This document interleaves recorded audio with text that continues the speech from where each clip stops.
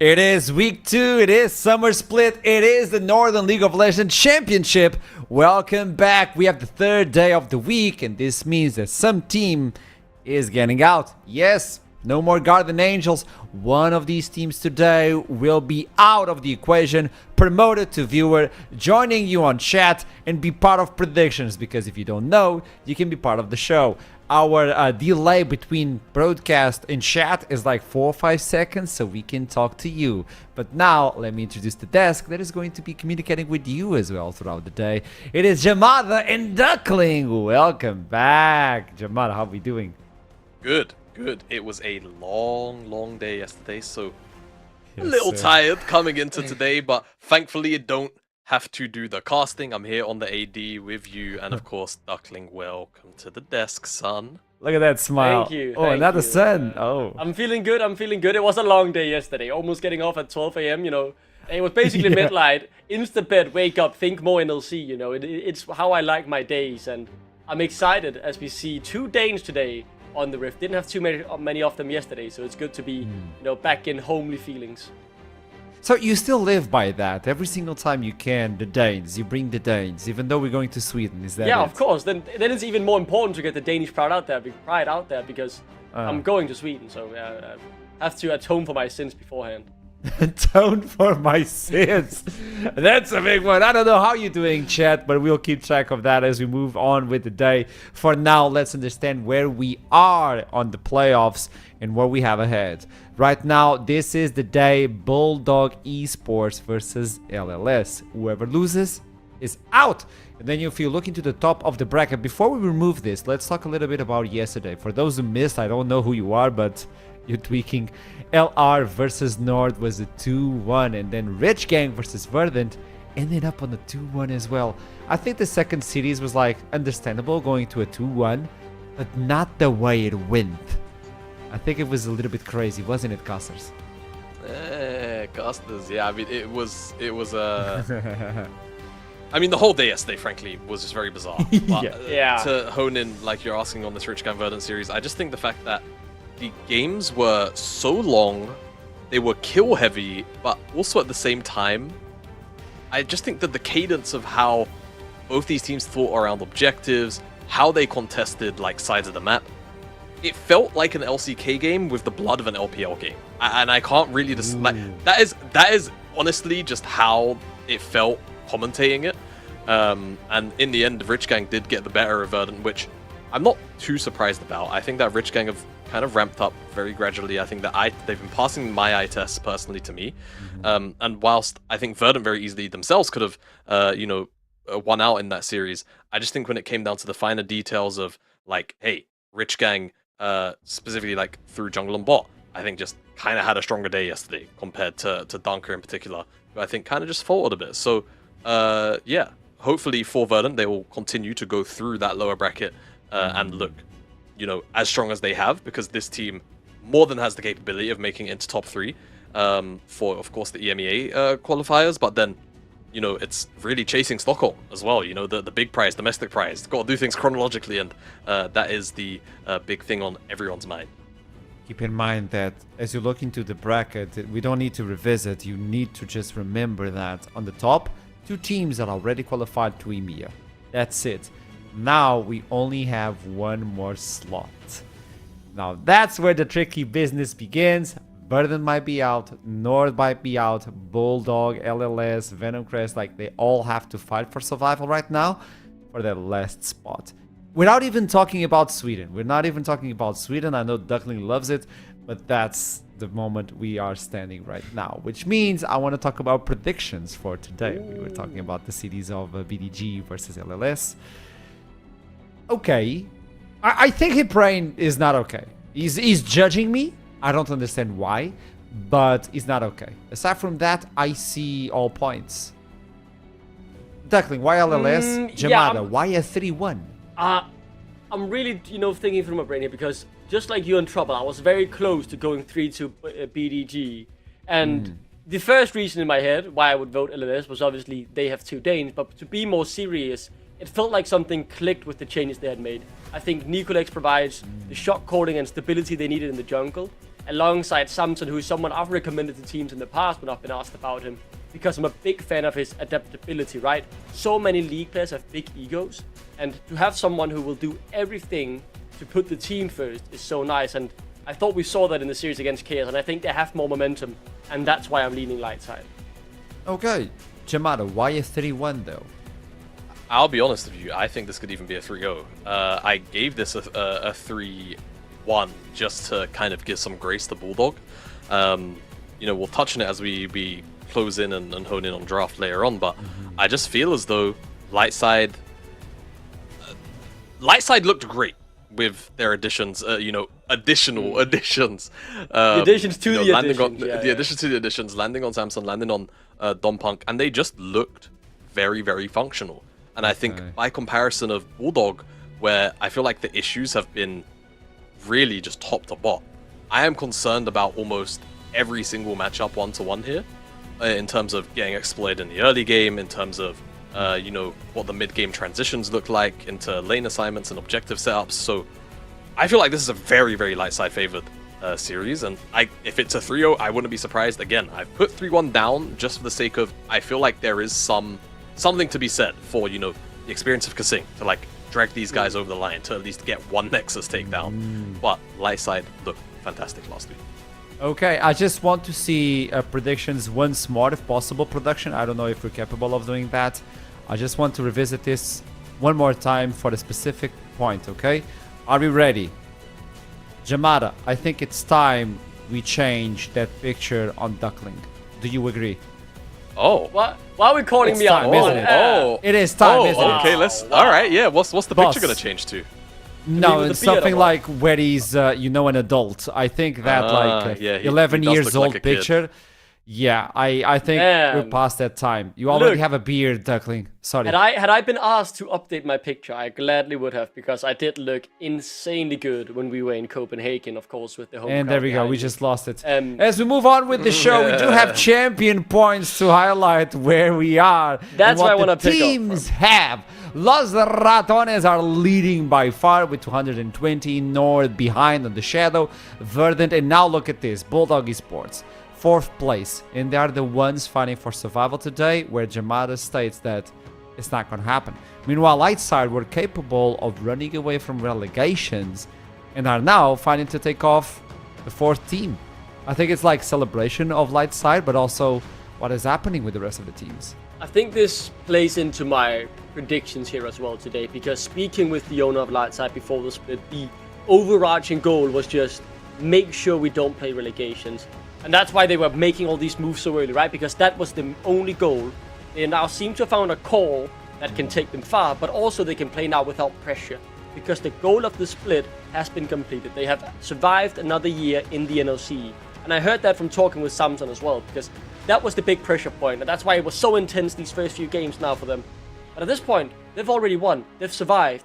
They can play with cool heads, they can look to improve, and they can see how far they can go. And I feel like playing without the pressure could elevate this team even further. As long as you don't throw the towel and say, hey, we at least got what we came for, so yeah, we're good. I think it's more of a different That's weight what I off wanna your see shoulders, it. right? The fact that the now this pressure, relegation pressure is not weighing on us anymore. We can play freely, and we don't feel, like we are held back by, if we fail down to NLC Div 2. Because there's always an opportunity for you to go to Sweden. I know Duckling, he keeps announcing it that he's going to Sweden, but so can you. Join us at Leagues Disrupt. This is going to be a festival. It's not only the NLC. We also have K-pop. It has been announced. I don't know if you guys were capable of watching or hearing the music already. I know Trouble is also sleeping. She hasn't said anything about this, and she's a massive K-pop fan, so I want to get her opinion, because she's the master of that on the league. So this is your opportunity to join us at Stockholm by the end of the month. 2 teams will go, 1 will raise a trophy, and you can be part of that celebration as well. And we also have after party. Just letting you know, you can actually meet Duckling and prove that he's an Tell adult. me my beard looks good. Like, well, I think that'd be great. You're pushing too far, man. This desk is I mean, not the beard will be now. gone for Sweden. I can tell you that. I'll go back to looking like a child. Really? Yeah, I'm not keeping it, man. It's too much work. He doesn't know, Jamada. Jamada looks so doesn't know. disappointed. Let's move on doesn't know. before Dad becomes too mad. Look at him, man. It looks like I'm being judged. This is flashbacks. I don't like Okay, this. you know what? Let's raise the stakes. Let's raise the stakes. We're about to do something, which is the game show. I don't like this.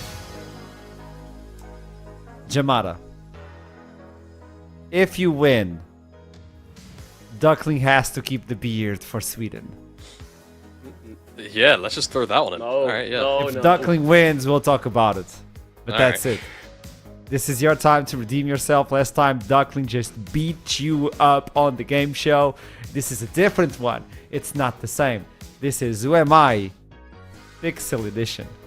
So, Oh, okay. I'm going to present the champion. It's pixelated, it's zoomed in, it might be even inverted, you don't know. The first few champions are classic skin. The last few- Skins. All right. We go into skins, but it's well-known skins, okay? I actually didn't pick the skins. It was the Didn't take like graphic. the newest one or something. Like No, Yeah, it's a alright. well-known skin. Okay. Let's throw in the first one. Guys, chat, are you ready? Who's this champion? I hate this already, man. I hate this already. Why? Because you're not getting it straight instantly. Tell me. I mean, Yeah. I'll just throw this one out there because the color palette is pretty identical and it could be flipped. It might be Draven, but I actually don't think it is. But I'll throw it out there just so we can. Oh no! This is Akali. I'm locking it in. Lock in Akali. I just want to state that someone on the chat instantly got it up as well. I'm just giving that point to the chat. 1 point for Jamad as well. This is Akali. Straight up, doesn't even need to unpixelate it. Duckling. Trash. I will say I don't feel like you can get it and say 5 different champions and then choose the 6th option. But we move.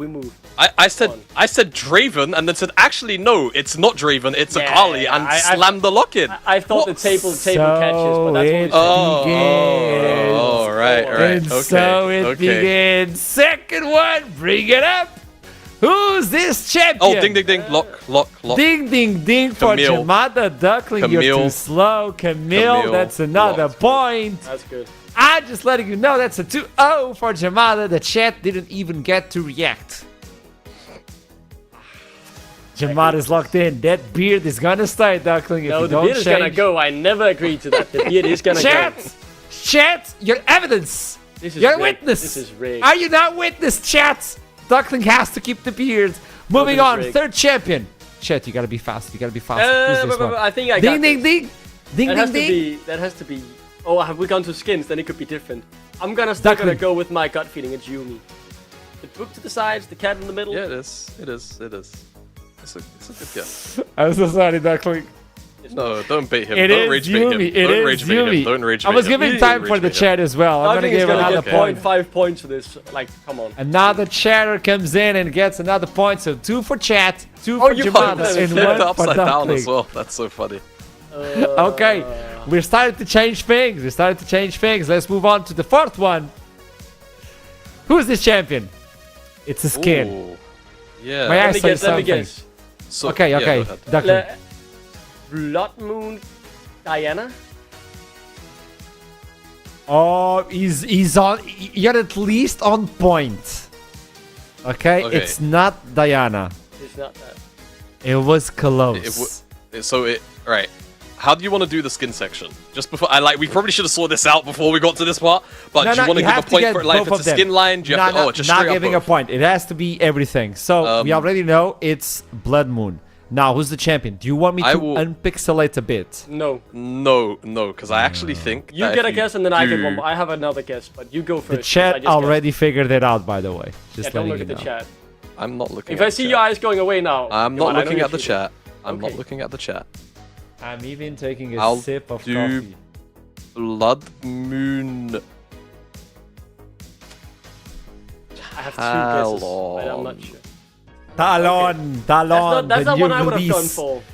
And it's not Talon. Okay, I have one more Unpixelate guess. a bit, unpixelate a Okay. bit. Unpixelate it. Okay, Yeah, there okay, you go. this I helps. don't This helps. Now it's my turn. I got this. I was Yeah. between Aatrox and Katarina, but now that you zoomed out, this feels like a way too big of a to be a Katarina decker, unless you're really So? zoomed in. I'm Yeah, going you- Aatrox. I'm go- going go Aatrox. Aatrox. I'm Yeah, going go Aatrox. You Aatrox. lock it? Go Aatrox. Yeah, lock it in. Lock it Yeah. in. Lock it in. My Lock it in. boy! Lock it Is in. it? Let me tell you, it's not! You fool. Nah! Is it the other one? Jamada knows. Well, I don't know what it is. I know it wasn't Aatrox. that's it. Gosh, this. The chat got I it think we right need again. One more unpixelation. I think. One more 'cause- unpixelation. Then I can guess again, Let's then I'm bring it guessing in. again. You I'm don't guessing get to again, I'm just guessing go- again. Oh, I'm guessing again. Cannon, I'm cannon, guessing cannon, again. cannon, Blood Moon, cannon, lock it in. Wait, no, Why it's not lock save it in, it! Jamada? Blood Moon, save it! No, No, no, no, no, Blood Moon, no, you locked no, it. no, Too you late, locked, too no, late. no, Now Jamada, it's my no, turn. Jamada, no, You no, locked it in. no, My turn. no, You locked no, it in. no, Hey. no, no, no, Let no, the adult no, speak. no, You no, locked in. Hey, You locked in. hey, Let me hey, speak. VAR, VAR, VAR, let me look, let me look, VAR. Yo, Let me look, VAR, let me look, VAR, let me look at the VAR. Yo, like, come on, like, let's VAR this. You don't VAR get a this. point for that. VAR The this. VR comes Yo, in. Jamada said, I'm locking it in.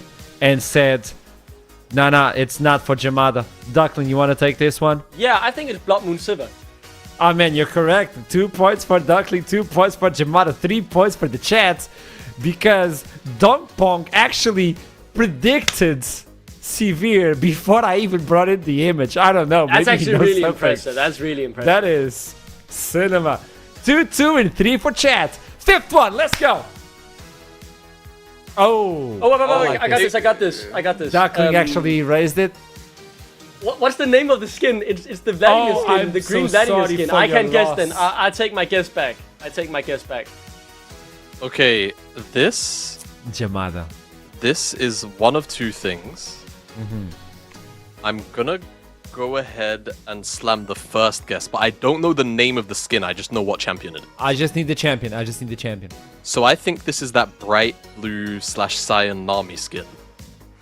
I can't remember its name. I think it might even be a one-off. I don't think it's So that. wait, is it Cyan or is it Nami? You're Oh, trying no, to... sorry. I said like cyan the color, Nami the champion. Yeah, Nami. So it's the Nami. champion. I'm letting you know that chat got another point. Straight up. Is They it Nami? straight up got the point. It's not Nami. No, I didn't think so. That would have been splendid stuff, Nami. Good job, chat. You're on point today. Let me guess. Is it Spirit Blossom Orn? Like the hammer, the thing in the middle? Spirit. He stands like He this. doesn't- doesn't have What's the Spirit name of the Blossom. skin? He doesn't have Spirit Blossom. It's the one with the nature. Well, I It's mean, an if nature he wants to talk about Orn, if he wants to lock Orn, so just let him lock Orn. Let me lock I on. think... Do you want to lock in on? No, He wants to lock it I'm on. not locking in anything then. Why are you talking? Why are you talking? Because surely that's the skin name, no? He has a nature know. skin. I don't know. It has Let to me be. know. What do you think? What else would it be? Oh, I got it. It's Elderwood Orn. It's Elderwood Orn. Oh. Yeah. It is, Oh right? boy. If it's Oh not, I'm very boy. embarrassed. This means Duckling is leading by 1 point. He's running Yeah. away with it. Yeah, Don't yeah, show yeah, the next yeah. one. Don't show the next one. Okay. The final one is harder, as always. It's worth 3 points. No, this is when I was behind and won the last question. You only gave me 1 point, so I couldn't come back. When I'm If in you the have lead, any make it 3 complaints, points. you can send them I'm to messaging HR. acharom@gmail.com/spam. That's Absolutely rigged. HR email, by the way, /spam. This is rigged. Show me the last image. This is harder. Okay, this is way harder. I didn't expect this. Ding ding. I was told it was hard. Ding ding. I'll just do this to probably get it a little bit more unpixelated. I'll slam Janna here. Jana, not even close. I'll slam Elementalist Lock. Okay, Yeah, hey, that good was try. good try. That was my second. That is a good try. Yeah. Not Let's really. unpixelate not a bit because Let's I mean, what are we looking unpixelate at? a bit. Man, wow. Ding. I understand what he did. I understand. Oh, this is a rough one. I think we need to go for another level of unpixelate. I don't have a guess, Jimaro, right now. I don't know if you have. I'm thinking You don't like, have a guess. Nah. So Chat, you're not getting it. I'm giving you a No, clue, chat, and the casters will listen. you can unpixelate it again. I Chat. don't even want to. Look at this. He not only picked the skin, but also inverted the colors. What? Wow. This is a bait. If someone gets this on chat, I was like thinking Cinema. Guardian of the Sand skins, but if it's inverted colors, Like, how much of a loser do you guys think we are? Like, I'll start giving you ideas. Ready? I'll start giving you ideas as we move forward. Okay. This champion is supposed to be played jungle, but is being played on NLC at top. Vi. No. Another one. But you landed on the correct individual. Duckling. Caitlyn, look it. I don't care what he was about to say. Caitlyn? Yeah. What? No. What does that have to do with anything? You said the right individual. Chat got it right. Is it a Trundle skin? We've seen Trundle in the top lane. No. Wait, why Caitlyn? Yeah, Who plays You Vi said the right top? individual. You said the right individual. You said Yes. Well, I know. I What are you on ignored about, the mate? previous point. You're waffling. Can we unpixelate? Yeah, can we unpixelate this? Can we do another one? I don't think we have another one. This is the I don't hardest think we have mode. another one. Can we? Yeah, then This is the 0 last one. points. Then we Hey! both F5. We both F5. Ready. Get ready. Get ready. Get ready. No, This champion goes through walls. Kane. Kane Duckling was faster somehow. Can we see the image? It's hard. Wow. Kane. No, he was. Nah. What was he zoomed Nah. into? Wasn't inverted. That is a lie. That was. It wasn't inverted. Yeah.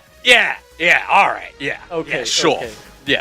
Yeah. I think we were all robbed somehow. It Chet wasn't got it right. inverted.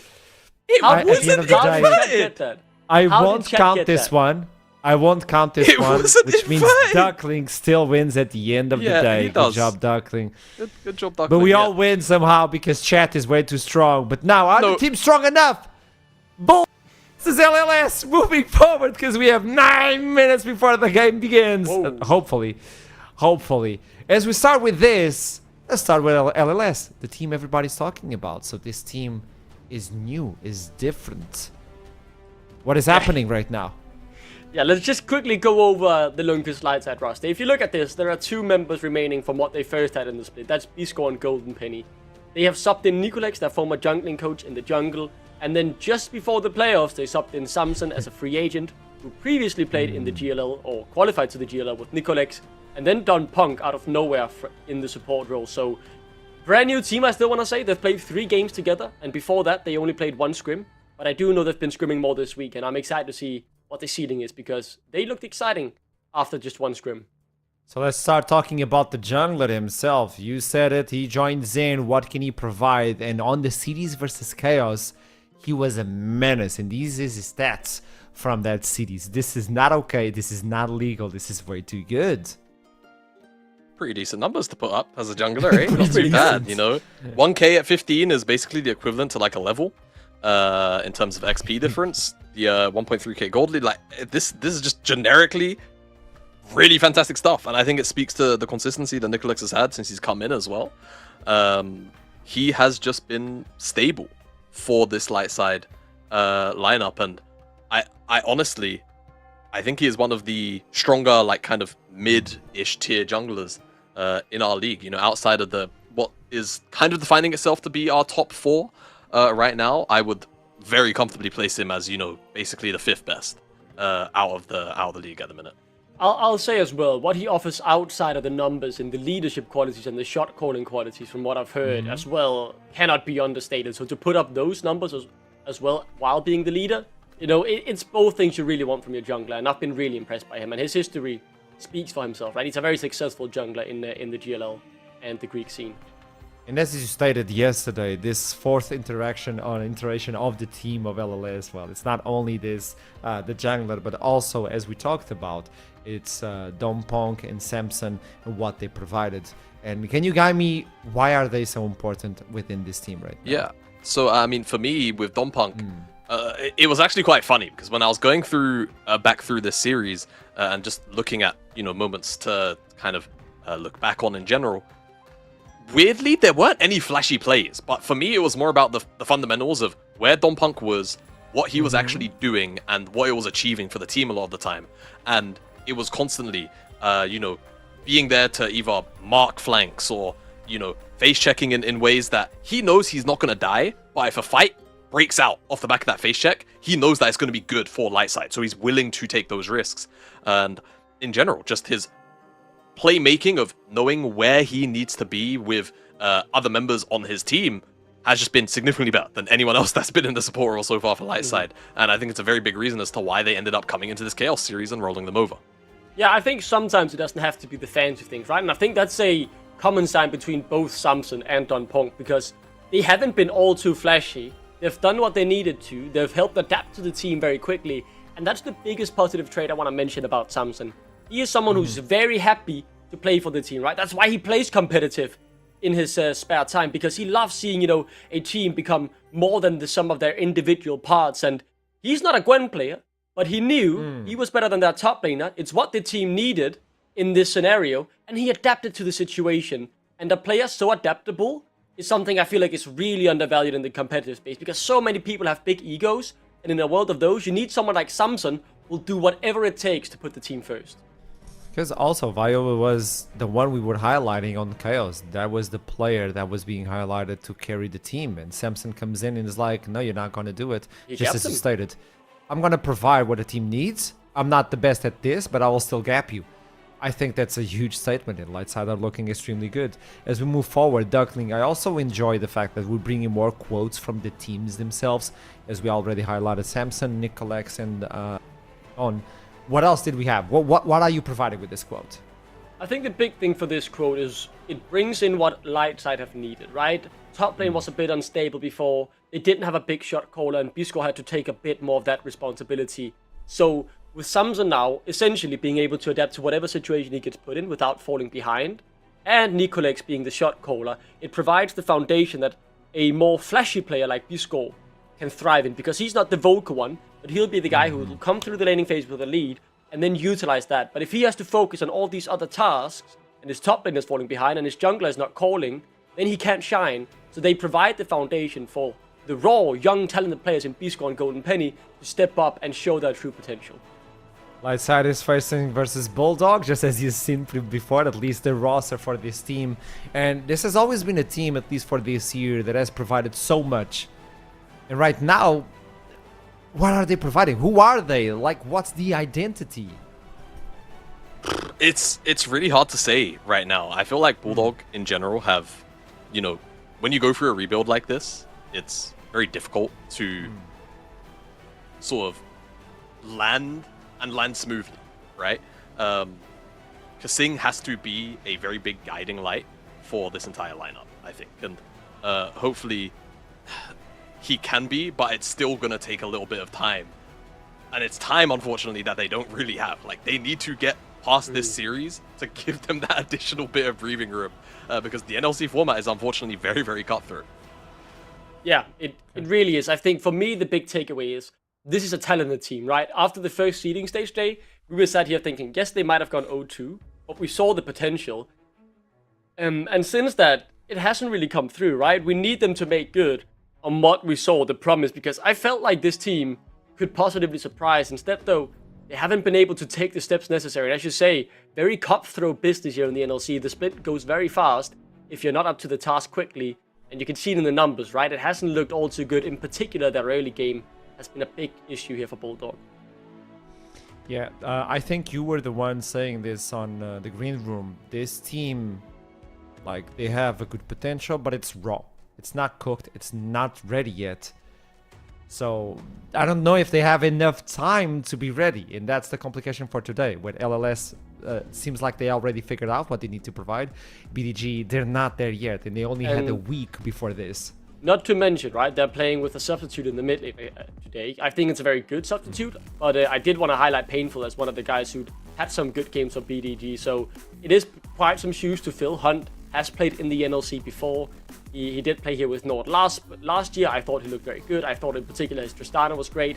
But he has taken a step back. He went down to the UKL 2nd Division, comfortably won that, and he was playing on the side, right? He has retired this split as well, so he was getting himself out of League of Legends, so we'll see what level he is up to. But last time we saw him, he was dominant in the 2nd Division of UK. Jamada, we were trying to talk about this team and analyzing how they are playing and the identity as well. So that's why we fetched the draft versus Nord. And if you can talk to us a little bit about this. I mean, I feel like what's at least been kind of okay with Bulldog's drafts is that they are, at the very least, in uniform, right? Like, they all kind of want to do the same things for the most part. And I definitely do have some grievances in terms of, like, you know, draft and priority, as an example, or just overall how you can pilot comps, like Game 2, where, hey, we have Smolder, we do have a fantastically strong top side, but Smolder is always going to be the center of attention, right? And if you want to draft Smolder, you kind of almost always need to do a front-to-back draft in that kind of setting. So whilst the composition could play front-to-back, and they tried to play front-to-back, a lot of the time it wasn't like super optimized. So I think you kind of get your devil and your angel draft is kind of what I'm trying to allude to here with Bulldog, where sometimes you will get drafts which make perfect sense top to bottom. They're all in sync. They all want to do the same thing. And then other times you get kind of two minds and maybe a couple too many cooks in the kitchen where it happens. Maybe a coach is giving a little bit too much freedom to players on those drafts. But speaking of, we are here in pick ban for game number 1. My first main note I just want to bring out there, if you're wondering why the Sejuani is banned, well, it's a perma-ban against Samson. He is known in solo queue for his Sejuani top lane. I also associate him with the Shen. It was picked away from him last time, but he did tell me, why would you do that? I know how to counter it. I'm an OTP. As that Varys is the insta-lock in here, and we'll obviously likely see an AD carry come through from light side. Yeah, we almost certainly will. I mean, you could also, one thing that we've kind of seen a lot, if it isn't the Varys priority, is just like full topside lock-ins, right? So there are worlds where we just end up with, you know, strong early jungle and mid, or a strong early jungle and then maybe an AD answer, and it kind of flexes from there. There's the Wukong for Nicolette, so whilst it isn't like the earliest amount of agency with the likes of perhaps something like the Trundle, the skirmishing once you hit level 6 is obviously going to be very, very potent. And Syndra going to get immediately locked in besides Bisgard, which when we was talking about him last week, this was one of the champs where we were saying, like, get Bisgard on comfort and just keep him there. So happy to see him return to that. And we'll see how Hunt decides to answer, and how, of course, Artenas wants to match up in this jungle with the Trundle still up and available as well. That quote is going to reflect on this champion select, on this draft, the idea of Bisgard being comfortable playing on their mid lane right now and being enabled. How do they stop it? Well, Hunt is joining in for today and getting the Akali. It's kind of a flex if you want to, but I think he's aiming this for the mid lane. Yeah, I want to say former Rengar OTP back in his days when he broke through as a jungler in Denmark. He obviously knows how to play these assassins, and it will be fun to see him on one of those. I think the Trundle is the optimal lock-in. I just think he's giga broken right now, but regardless, the Vi currently the Hovet. Let's see if they do change their minds, and Sao also very much in the meta. My last note here is the fact that wouldn't surprise me if you blind a top laner here, just because Samson would be that kind of guy to say, I blind a weak side top lane, and my bot lane can then get the counter picks. Yeah, I mean, I think there's plenty of angles for it, right? I mean, that's the Shen. You do potentially risk losing out on the AD carries for this second rotation, but you are totally right. There is the Shen, and then you get 2 cover bands, right? Rumble's still up. Probably take that one away from Acero. Gwen's already out, which is one of the kind of other sometimes rough matchups for Shen, or very rough matchups for Shen. And at that point, then maybe you're thinking about champions like the Aatrox, right, as a potential ban away where Aatrox can have a very, very fine time. It looks okay here into double melee topside, and what you'll imagine will be a melee support as well out of Dompunk. So something like that could definitely be in consideration for a ban. Bulldog likely to just focus down Golden Penny, because at this point, why wouldn't you? In terms of supports, maybe hit the table now, as Kesing is also one of those that wants to engage. He really likes that one. How will we be protecting Dream right now?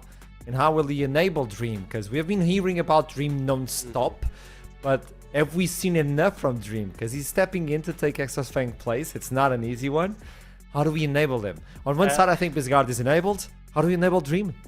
There's still more to see from this guy, right? Obviously, you want to get some protection for him, and I think the good thing with the neutralizer in the AD carry position is that you can pair this with both an engage or enchanter support. It is obviously going to be an engage because look at how the pool, right? 0 supports have been banned. It's essentially free picking of all the broken ones. I do think the AD carry has to be the priority though, for the side of Lightside, with that pool being trimmed a bit as Golden Penny falls back to the safe Jhin. Okay, I mean, whilst I don't mind the Jhin in terms of setup with the Wukong, what I am concerned about is the overall like damage potential when it comes to dealing with objectives. So like, for example, obviously killing off Baron later on in the game, even Ataclan, but in terms of picks, in terms of like randomly overloading sides, it's going to look great when you've got the Shen there and present. And it also covers for a bit of a weakness in Syndra's inability, or very weak ability, to side lane, as Zero's just going to match this with a Scion. So going, hey, look, you guys don't have, derived very along the same lines of you don't have the damage to like kill objectives. I don't think they necessarily have the damage to get through a Scion either, so we'll see how they get on. With enough dive, though, if they lock in this Rakan, between the Akali, between like the overhead from Varus, they can definitely find their targets, but I think it's really going to be difficult, especially if you see something like maybe an Alistar, like just straight up like trade here from Dompunk, where the early laning phase is going to be okay at best, right? But then in terms of self-peel, in terms of getting Akali off of your backline, it's going to be really potent. Can also go towards this rail. It does kind of do similar things. I just feel like Alistar is maybe a slightly more optimized pick, but if he locks it in, it provides a little bit more aggression, wombo combo potential, and that's what he's going to go for. Yeah, the Wukong and the Rel, when you have four melees, when you look into BDG, I'm putting Rakan on that department. It looks good if you can lock them all in, especially with the Wukong just spinning in the middle. LLS versus BDG, first game, this is the best of 5, Duckling Jamada. On the first draft, who do you think took the lead?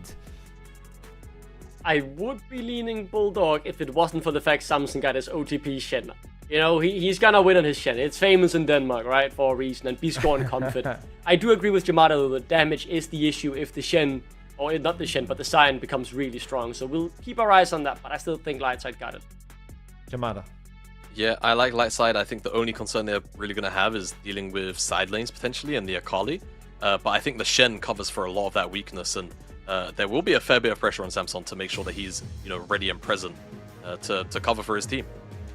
Okay, so this is what the desk has to say, but I want you back at home on the chat to tell me who do you think is gonna win. So use BDG or LLS on the chat, spam as much as you want, and we'll count your votes. You don't need to press anything or command, just type in on the chat who do you think is gonna win. Put in the team name and we'll count those votes as we're counting on the casters to bring the best match over. It is Hiprain and Troubling. Take it away. Thank you very much, Archer. Hello and welcome to the caster desk. Getting ready to go into our first of this best of 5 here today. We're quite excited by the mid lane, I think, to be honest. Hunt on the Akali versus the Syndra. We both have our concerns that, this is a miserable laning phase for Hunt, but it's a bold pick from him to open up on. I mean, especially if you think about it, usually Akali's traditionally picked into those control mages that are kind of, helpless after a little bit. You can dive in Orianna, you can dive in Azir kind of deal and possibly assassinate them. That's the whole, scary bit about level 6 Akali. But I feel like right here, Syndra, Biscard, if he actually stacks the bolts and then ults and E's, it'll be really difficult for Hunt to actually advance forward on that movement, right? By that time, you have made it onto your tower. So I would love to see the interaction after 6. However, it's really exciting. The guy just came in for Bulldog, and he's just slammed Akali in the first game. It's such a bold pick to lock in as your first pick, but I do have worries because even if Biscard doesn't play this, maybe Biscard plays this a little bit wrong and Hunt's given opportunities to kill. Post 6, there's a Shenar. There's a Wukong who can come in and knock you up. It's gonna be hard to find that 1v1 assassination versus Biscard. So Akali, typically a champion who you keep your eye on for their kind of late game flanking angles and if they can find those one-shots. And the other question that you asked me while we were watching Chap Select, very rightfully so, who kills Sion here? Who on light side is actually going to handle that? Yeah, it's going to be really tough, right? So we have Dream, who's playing the poke iteration of the Devourer, so he's going to be pretty remote from the fight, right? Jhin, Syndra should definitely not have access onto these Devourers, and I feel like Hestera on this Sion is going to be pretty much unkillable, so also your access to the Devourers gets pretty minimized if you can go through the front line so easily, right? That's going to be something that we have to keep a track on onto these team fights. I feel very hot and cold. I don't know how you feel about Shen. I always feel very hot and cold. I'm like, oh, it's really cool. In laning phase, early on, he does so much, especially versus champions that want to auto-attack. But I feel like later on, his whole thing is kind of like Lee Sin, right? You're a kick, you're an ult, and that's about it. I mean, he's like a tanky Lee Sin in that sense, where his ult is the most important thing he can bring. And that's it. He doesn't have the displacement like a Lee. But yeah, if he can find a good target to either follow up on the Wukong engage, or if Golden Penny finds himself getting caught out, you'll be able to find a fair amount of value into that. The problem is Dream's going Lethality Varus. This is one of the few times where I'm like, I really really like a Serpent's Fang here. I think that's going to be an incredibly high value item for them. Samson, though, forced to flash there in the top lane away from his hero. I didn't think that was going to get that dicey, but almost did for him. Was able to break away. As junglers both now on the bottom side of the map, so we may see something happen over here. Right now, the pressure of the lane is actually pretty equal between the bot laners here. Bizgard, as you would expect early versus an Akali, has been able to build up some level of pressure in mid lane, so I feel think like this crab goes to Nicolex. if you look on the minimap, he's also hovering both side of the map, right? So he's like ready to move down if the Zinza appears, which he will right now on the ramp ward. Artanis knows that he has to have the Walk of Shame, go from the bot side all the way to the top and forfeit that bot lane Scuttle Crab towards the Wukong, which also delays a little bit the reset of Artanis, right? He has to go all the way from the bot side of the map to the top of the map to claim his Scuttle Crab, which means that by that time, Wukong's already on the map with an extra crystal and a longsword. Well, it actually looks like Artanis was looking just to get some vision down and see if that Raptor camp had respawned yet, but Nicolex actually went from red to Krugs, so that camp's not going to be up anytime soon, so it doesn't get the opportunity to steal that. And yep, Hunt is having a really fun time. He needs to be careful here. Shuriken flips out from Bizgard. Is going to be okay and get that reset off, but playing with fire there on the Akali in the mid lane. Yeah. Nice little poke here. And from what I saw, his lane is not at the best spot possible either. No. However, the good part here is that Bizgard has run out of mana, doesn't have too much on him. So he's going to be trying to reset right here, teleport back onto this lane himself, and Hunt. This is your time to get the best possible trade possible. I said possible way too many times here. I apologize for that. Just so you can make sure that the lane gets into a state that is pretty playable for Akali. And right here with the counter minion sort of pressuring towards Hunt, I'm pretty sure that if he drags it to the side, kills the minion, he can pretty much just delay the push and the lane will be a little bit more in a neutral state. Yeah, I think he's literally just getting into a pretty neutral there you spot. go. That's perfect. Teleport comes in. Yeah, really nice there. Dragged it to the side, waited for the wave, another lane is pushing towards him. He's playing on a more safe territory, much closer under his tower, but this is what Syndrak does, right? You call Don Ponk over to the mid lane. This is the support reset coming through, knowing that the support is obviously over there. Hunt can't play too aggressively, which means that the wave gets crushed. Yeah, he's just going to crush that, and again, my eyes are on the jungle because it's been a relatively chill 5 minutes to open this game up. Gold lead completely equal at this point. Artanis, though, is setting up to come here in the bot lane and maybe find a gank angle. I don't think he revealed himself there, as Nicolex also aware that there's potential for something to go down. That ward will spot Artanis out, though, as Nicolex also seen. You see a potential for a play here. They get the Wind Become Lightning onto Golden Penny, forces him to flash away. Deadly Flourish goes a little bit wide, forcing the Summoner spell out, and that is where the fight comes to an end. Yeah, and I'm pretty sure Nicolex was also spotted on the control ward inside the pit. So Bulldog knew exactly where he was. That's why Hunt started walking. Good Sing. Sing's a little bit low there, but no level 6 for Nicolex. So Wukong not really able to offer too much yet. Just going to have to back off. Remember, Wukong really needs that Cyclone to actually have any impact in skirmishes. Yeah, that top-lane Scuttle Crab, though, means level 6. And I feel like Nicolex is actually on his way to get past this guard over in the mid lane, go to the topside Crab, get his level 6, and then he's gonna be a terror, right? The second that this Wukong disappears into Fog of War, suddenly it gets really, really scary. Nicolex, one of the more aggressive junglers that we have in the league overall, and I feel like ever since he actually joined the team, one of their coaches, but then joined the team, LLS have seemed to have found more of an aggressive early game approach through him, where he actually sets the team up with his engages and then the team follows. So a lot more structure for them. If he's going to be called in from Kasing from that spellbook, and Nicolex with his level 6, he wants to look for an angle right here. They're going to wrap around, but Don Ponk is quite low. I don't really feel like Bulldog had the pressure there with the fact that mid lane just gives them the numbers advantage. So Dragon just going to get started by Bulldog, but finished by Lightside. That'll be the first major objective given over here. The question is now, with the grubs spawning in 30 seconds and resets coming out and potential lane swaps coming out, how is that going to fare for Bulldog on the objective game? Or are they just going to have to potentially look to give up another one? Because right now, this Akali pick isn't offering enough pressure to give Bulldog any real threat on the map. I mean, there's not much setup unless Kasing really roams. I feel like we saw this very early on in spring for Bulldog, where he would always roam for Cayman, play around Cayman, set up Cayman. But I don't think in this iteration of Bulldog we've seen Kasing mid lane too much. And obviously Xin Zhao is not the best pairing for Akali. You don't necessarily have setup for each other. You kind of chase and picks. And it's just so difficult to pin down things like a Wukong, right? And right there, what we saw with the Dragon was pretty much the butterfly effect, like a domino. You saw Nicolex was faster on the clear, got the second Scuttle Crab, which gave him that level 6, therefore Bulldog had to FF the Dragon, but now they are playing for the Void Grubs over on the top side of the map, as Hess0 has the first move in the river. Yeah, he does, but remember, Samson's got that ultimate, so he can just jump into the play. Nicolex able to secure the first of the 3 grubs.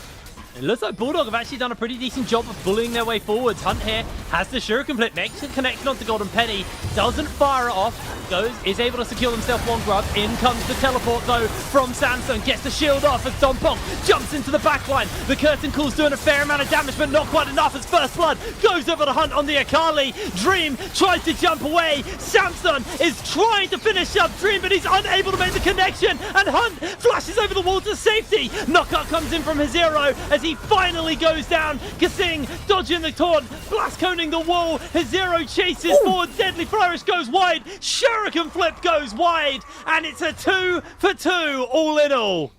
Yeah, and so many health bars blinking for Bulldog, but they got what they came in for. They grabbed the 2 Void Grabs, plus 1 take on the Fates of Strength right there. And let's watch this fight one more time. Hunt gets a pretty good connection to Golden Penny right here, which then forces Jin super far back.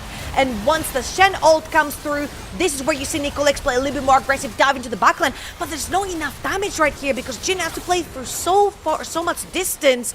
And by that time, the front line of LLS has pretty much been reduced to just the Shen here. And Bulldog, yes, they do limp away, but they managed to get out free. Yeah, they did get the 2 grubs as well, so they got that Feat of Warfare, or Feat of Monster Slaying for themselves. Feat of Warfare is still anybody's game. The next gank could really decide who starts to take a little bit more pressure on that potential feats upgrades. So you're not, game winning, but it is always a nice little bonus that you can get early. Just gives yourself a little advantage on the map. Right now, again, just having a look at the lane state with that kill onto Hunt and that assist, doing nice early there. Nice little power spike for him, finishes up his Hextech Alternator, gets an extra Amp Tome off the back of that as well. Maybe some roam from Hunt. However, Blackfire Torch already completed for Biscard, right? So the item has been completed. He keeps harassing Hunt in lane. But right now, at least Hunt, with the extra alternator that he has in his inventory and the extra Amp Tome that you mentioned, can actually clear the wave pretty quickly, right? You put the Shroud down on the W, you actually push out the wave, and this is where Akali gets really terrifying. The second you dip into Fog of War, Akali starts getting really, really scary. And you can see how aggressively right now on your minimap, Hunt is moving to actually shoving that wave really quickly so he can join his team in that bot side river. Well, again, slinking off into Fog of War. Pops the Squire as well, just to get, vision removal on the side of light side, although Nicolex not going to play Interrupt on this reset, just going to do his chicken camp. And I believe that's going to be ever closer to his item. He's waiting on base. Maybe he's got enough gold, actually. He's just waiting for the last little bit to tick over. There it is, Protobelt. So Protobelt now finished up for Hunt, teleports back into lane. Okay, Grandpa, it's Rocket Belt now. Is now caught up. Is it Rocket? Oh! He's just immediately all in Biscard. Stand United's on cooldown. There's no backup. He finds the solo kill. The newbie here to show what he's got as his hero gets ganked. Cyclone pins him in place. Samson's low, but he ain't going down today. His hero can't find anything other than a few minions. It's a 1-for-1 overall on the map, but it was so much more cool to see Hunt. The second he locks in that Rocket Belt, TP's mid, instantly engages onto Biscard. There is no backup, no Dompong, no Shen ult. Ends up going down, and this is why Akali is so terrifying. The second you overextend onto this mid lane, this is where you die. I thought we were going to get a replay of that mid lane 1v1 because it was really cool. But hey, let's look at the top lane as well. Hess0 doesn't necessarily overextend, gets caught up by the taunt right there, and the knock-up from the Wukong ends up going down. I love seeing... Oh, there we go. We get that one too. Replay. I thought we were getting the same play twice. There it is. I mean, I love this. Hunt, new kid out, just rocks up, buys his first item, and solo kills Bizguard straight off the bat. Beautiful to see. Dragon number 2, though, does look like it's going to be light side. No real contest available of Artanis, only just getting back into his jungle. So, second feat of monster slaying goes over to light side. All right, and second dragon as well. Yeah. Yep. I feel like that's the bigger point. You're in my head. To be honest. All right, then. 2 dragons is really important here. I feel like LLS might need some time, especially with how Hunt is playing right now. I feel like having the extra 2 dragons as like a, I like to call it like a little pillow, if you will, or at least that's what we call it in safety Greek. net. Right? There you go. But for some reason, I don't know why we call it a pillow in Greek. No okay? one calls it a pillow but you, Georgia. Literally, I've never heard anyone call it a Other Greek pillow. people call it a pillow. What? Oh, it's a Greek thing. Okay. Yeah, it's a Greek thing. Yeah. Well, basically, yeah, a safety net of 10 minutes, right? If you don't want to fight objectives, if you don't necessarily have the correct setup, you can actually bail back out. But I feel like if LLS don't go really fast in this early game, I feel like this Sion will be completely out of control. Now, saying this is of course going to be a bunch of lethality onto the Jhin. However, what makes Jhin not that great of a tank killer is that he only has 4 bullets in this gun. You can't continuously hit the Sion and chip him off, right? It's just very little bits that you take off his HP and very slow as well. Not as fast as other hyper carries. This is why, even though there's a bunch of lethality that can pierce through the armor, it's just not enough autos to make it count as much as a hyper carry. He is very much like a squishy annihilator, not a tank buster. So, I mean, the Blackfire Torch is your kind of like burn, but that's not even like a Leandry 12% burn. I do worry, but yeah, his hero, even though he's 1 and 2, he's going to get more and more tanky. What has he got? 611 HP from his W already? Like, he is getting harder and harder to kill the later this game goes.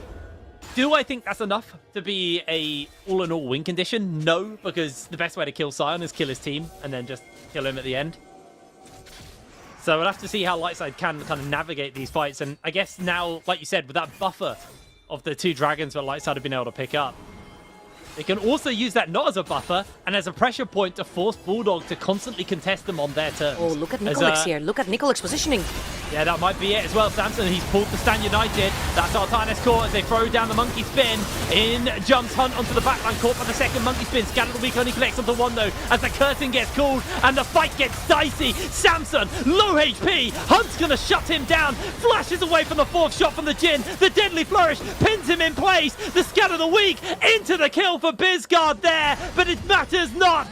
Bizguard on the run, interrupted. His Zero unable to find the kill, and there's the arrow from Dream. It doesn't make the kill, and somehow it is still 5 for 5 on the kills. Let's see that once again. I mean, if you think about it, that was the perfect flank from Nicolix. The fact that they weren't able to win this fight shows you that they're lacking damage to take down Hezero, and it's so early in the game. Look at this flank from Nicolix on the Wukong right here. Dives in, gets the 2-man knockup onto Artanis as well, then gets into the backline with a triple-man knockup, including the Akali on that one, and there's just not enough damage. Bizguard has been zoned out by the Akali. Dompok is super low, cannot participate, and Golden Penny has already opened the curtain, right? So he cannot get anywhere closer. So Bizguard will trade that one kill onto Hunt in the end, but Hezero was barely scratched. And I think this is what's going to make it really, really hard for LLS to play further into this game. Dream, again, will play from super far away. The distance on the poke Varus is pretty big, right? And Hezero standing in front of him. There's no way you can bypass and get into the backline unless Nicolix gets a pretty good flank. And I mean, how much better does he get than what he just got? Yeah, absolutely. And I mean, Hunt 4-1 on the Akali. First game with this roster, and he is popping it off right now. Really, really nice stuff from him. I'm impressed. He had the stones to lock in the Akali and just makes it work really, really convincingly. Looks like the Rift Herald will go to the side of Bulldog as well, so maybe a pressure point for them. Hunt needs to be careful. Bit caught here. Has to throw down the Shroud just to break away. Could have found himself super dead there, but luckily for him, he is A-okay. However, 2 members of LS showed both sides of the map, which means there's a pretty uncontested Rift Herald right here. for Bulldog. Now LLS are going to take that time to pressure mid lane, but Hezir is going in. Yeah, he's just going to immediately jump in. Teleport's coming out as well. They're going to find the lockdown onto Zero, but he can kill him. He's so tanky. He's eating shots after shot from the Jhin. Forces to flash away. And that is the teleport's burnt. That is the escape for Lightside. And I think the big issue with Lightside is they're so ult dependent. You need the Stand United from the Shen. You need the Monkey Spin to be able to fight. Yeah, now it's really difficult, right? Golden Penny just lost his flash, going into another skirmish, into an Akali with Rocket plus an extra needless large rod in the inventory of Hunt. You're pretty much just standing still food right there for the Akali. Let's spot this as a Bulldog are looking for him. Dragon half HP, Hunt on that flank angle, looking for the opportunity, gets the Shuriken flip onto Nicolex. Smash goes down there, just getting a little bit of damage onto Dom Punk. Chains of Corruption go out, and immediately the taunt lands onto Hunt. He's pinned in place. The Scan of the Weak has locked him out. He has to dash away with the perfect execution. They are able to secure themselves. Dragon number 3 as well. Lightside walk away, trading their support, but one away from that soul. I am so confused as to how no one else died right here from the side of LLS. Hezir walks in. Yes, sure, he doesn't have ult, but he can very easily guard the banana bush that leads into this dragon, right? And I feel like Hunt dived in and he got instantly shot down. Everybody just dropped on him, so he cannot get an execution onto Golden Penny, who had just lost his flash on here. So yeah, big W right here. If you're an LLS fan, they are on Soul Point with that Infernal Dragon. Nicolex got the 50-50 on that one, and in 4 minutes time. Look at Samson's taunt, man. He just stops Hunt. Jumps in immediately. It's such a good taunt. Yeah, Hunt tries to find the angle right here, and instantly on the R1, he gets taunted mid-air and stuck in his shroud, right? If he walks out of his shroud, he's literally dead. But what we really talked about earlier on is how Biscard can actually stack the bolts, press R, and then E, and then stuns you instantly in your shroud if you're Akali, because it's just too many spheres and you cannot navigate around those, right? And that's exactly what happened right there from Biscard into Hunt. Yeah, really, really nice layering of CC and just making the kind of like death zone for Hunt. And I think that was because, honestly, I think Hunt's flank angle was probably a little bit lackluster, to be honest. He was... I will say that wasn't very much of a flank angle. No, it was... I think he took the frontal approach. He was kind of It was very much, I see you, you see me. He wasn't sneaking in through the back door. He was just standing in the smoking area. Like, he was so close to his team. He needed to come in just from walk around through the the back. gate. Yeah, exactly. He needed to come around the back and try and see if he could find Golden Penny exposed. Because Golden Penny will always be right at the rear of the fight. So it's kind of on Hunt to find a good angle to sneak in. Has got a sweeper, so he's going to be able to do somewhat of a job. And right now, I feel like Samson is actually the best tank killer they've got with all that health percent damage he's going to be doing from his Q. And his Zero, not too much armor to speak of yet. Does now have his plated steel caps and his Warden's mail, but other than that, not stacking too much on the resistance front. 892 additional health on the W though, so it's not like he's not scaling. He is a tanky Sile. Okay, so got our doms completed right here for Golden Penny, and you'd be very surprised if this is like a Black Cleaver completed for Nick Collection, the Wukong. Wukong is one of the fastest champions that can actually fully stack a Black Cleaver, so he could end up being a tank healer later on as well once this is completed too. As we're talking about him, he's gonna sneak in, steal some chickens away, and possibly put some vision down, gain some control. He is actually looking to see if anyone overextends for the wave or if anyone's actually exposed. But Dream was over towards the top side of the map, hanging around in Fog of War.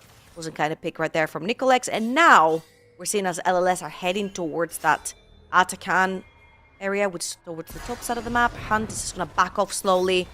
More vision is going to start slowly but surely being put down by LLS, preparing for the neutral. I want to see where this Rift Arrow gets thrown down. Altanis has still got it in his inventory. They picked it up quite a while ago. They've only just, on the side of Bulldog, taken their first tower of this game with that one in top lane, which Hunt picked up. He's now got Shadow Flame. This Akali is in one-shot area for the likes of Bisgard and Golden Penny, providing Samson isn't the one that comes in and backs him up for the Stand United. It's going to be really, really hard to see how Hunt can navigate these fights, but opening up the map and giving him the ability to find deeper flanks is going to be their best avenue to do that. Second item starting to come through as well. We had the Lorn Domes, as we said, for Golden Penny. Now Sundered Sky for Nicolex.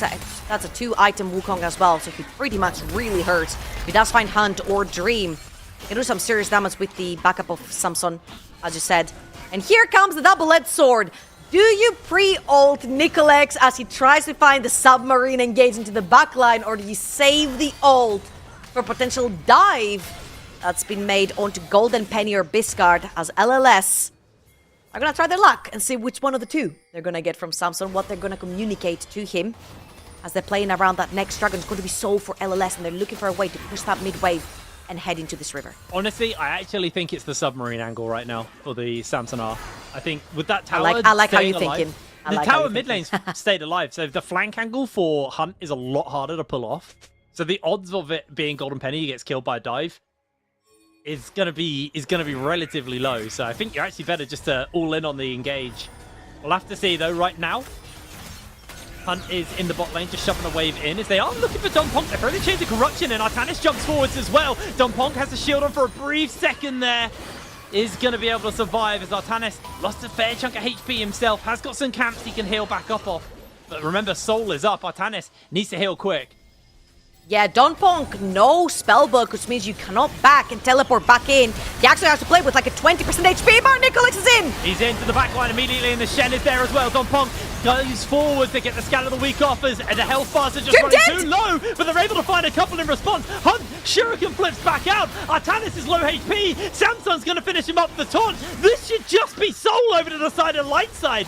Bulldog, they're trading evenly in all of these fights, but they are not finding the objectives. Soul to light side. Look on the top side of your screen. Hess0 forgets what he's there for. He's there to protect his two carries. He will isolate Golden Penny, but Golden Penny's not the one doing damage right now. It's the Syndra plus the Wukong. And with the combo, Samson doing the submarine together with the monkey, they were able to slide into that backline and eliminate Dream. It's getting dicey. Zero making a major mistake there. Hunt still having an amazing game. 5-1 on this Akali. He has the potential to one-shot the squishies, but they just don't have the lane state for it. They're not set up for these fights. A couple of mistakes starting to cost them heavily here. Atakan up, and it looks like the attention will be shifting towards that fairly soon. I just worry that Samson's going to be able to solo kill Hunt here. Yeah, I think he's dead. He throws down the Spirit Shroud. Shuriken flips out. He can just taxi back if he needs to. Yeah, that's exactly what he's going to do. His Hero gets called in. Protobelt available just to buy some extra space. Flash. There he is. He's okay. Ooh, this Shen is getting scary, man. We said that we're both a little bit lukewarm on the Shen train. 4, 1, and 3. He's been doing great in the lane with Sion. He's been doing fantastic with his ult usages. And usually when it goes to late game, a lot of the plays are getting forced because you'd have that extra Shen kind of submarine dive potential. So you do see a lot of Shens losing a lot of the farm, not necessarily pushing out the lanes. Samson has done fantastically well as LLS. They're gonna use that shiny toy and Hunt! There's the unleashed power. The chains of corruption have come forwards there. Monkey has been caught. They're looking for Nicolex. He's going to get caught by the knockup. Artanis is able to find the kills. The curtain gets caught in the middle of the fight. It's 1 kill already for Bulldog. A huge magnet storm from Don Ponk into the deadly flourish. They're answering out, but Dream's been able to find a kill as the teleport comes back, and Hunt rejoins the fray. Protobelt's forward, tries to find the R1 off onto Samson, gets the shutdown. His health bar is obliterated as Biscard finds the double in response. They find the scatter. They find the lockdown. Lightside will take the fight. What a fantastic fight, and it starts from Biscard finding Hunt with an incredible scatter of the week. You take out the Akali, they force a 4 versus 5, and then they take out Bulldog 1 by 1. That was an absolutely beautiful fight. I can't wait to see it again because Hunt gets chunked, comes back, and immediately gets chunked again. Look at this. Ooh, damn, that scatter of the week was literally on the tip of that sphere that Biscard threw in. And Nicolex gets a little bit too deep. He gets taken out, becomes a 4 versus 4, but Jin is untouched this entire time. He gets to throw bullets. But you see how much damage Biscard has been able to do throughout all this fight. Biscard has been someone that's completely untouched these fights, and if you let Syndra DPS, he'll take out your entire team, plus the soul that they're having right now, the Infernal Soul and the Syndra, yeah, he'll take that one. Yeah, that was rough there. Big shot from Golden Penny as well, critting onto Hunt, just chunking him too much. Even though The fight did go light side favor, and the gold is in their favor. They are paying respect to Bulldog. They still know that there's a 6-2 Akali. Jumping in onto Don Punk, just going to get a nice chunk out of him. Cool it off as Nicolex jumps towards Altanis, able to dodge away for a brief second there. Samson actually jumps in. They throw everything out there. The Chains of Corruption made the connection, but Hunt's being zoned out of the fight. Dream's trying to DPS over the wall. Don Punk is going to go down, though, in the middle of the fight. As Samsung's still trying to fly that front line. They can't finish his Zero up. He's too damn tanky. He has 0. Okay, they are able to finish him up at the end. I thought the fight was done, but his Zero... I'm so frustrated. I'm so frustrated. Drop the replay right now, DJ, because I'm so frustrated.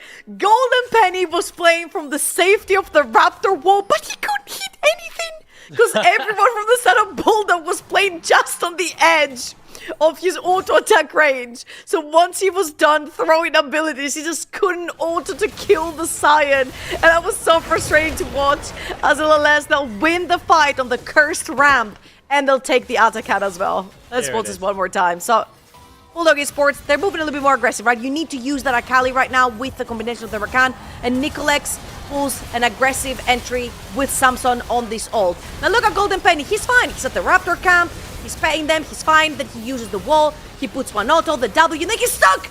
He keeps going back, he cannot hit the Saiyan! It's too far away, it doesn't have enough range on the gym. I did not expect Zero to go down. I stopped casting the fight because it just felt like his Zero was going to walk away, and that scatter comes down from Bizguard, makes a good enough connection, and there it is, the kill picked up. Zonya's Hourglass now finished up onto Hunt, so both the mid laners, 3 items in, although there is a Blighting Jewel onto Bizguard, so he has a little bit of extra pen to work with. 3 items onto the Jhin, 3 items onto the Varus. The gold lead is big, but it's not massive where it counts, right? Like, there's a 1,000 gold lead to Bizguard, which is that Blighting Jewel. There's a 1,000 gold lead to Golden Penny, which is going to be that BF sword in his inventory. But other than that, like, the biggest gold lead is actually just these top laners, and ultimately, his Zero's still damn tanky. He's still 3 items in. Yep, and he's gonna get tankier and tankier, right? He's an ever-scaling champion. More HP means that all those defensive stats are gonna mean that much more. It's gonna take longer to take him down. Now, very importantly, Nicolex completed that Black Cleaver we're talking about. His actual threat right now to the side, but most importantly, to that backline for Bulldog that he's been trying to find. Submarine up and ready. Shen pushing on a side lane. Someone has to go and respond from the side of Bulldog, but they really want this Elder.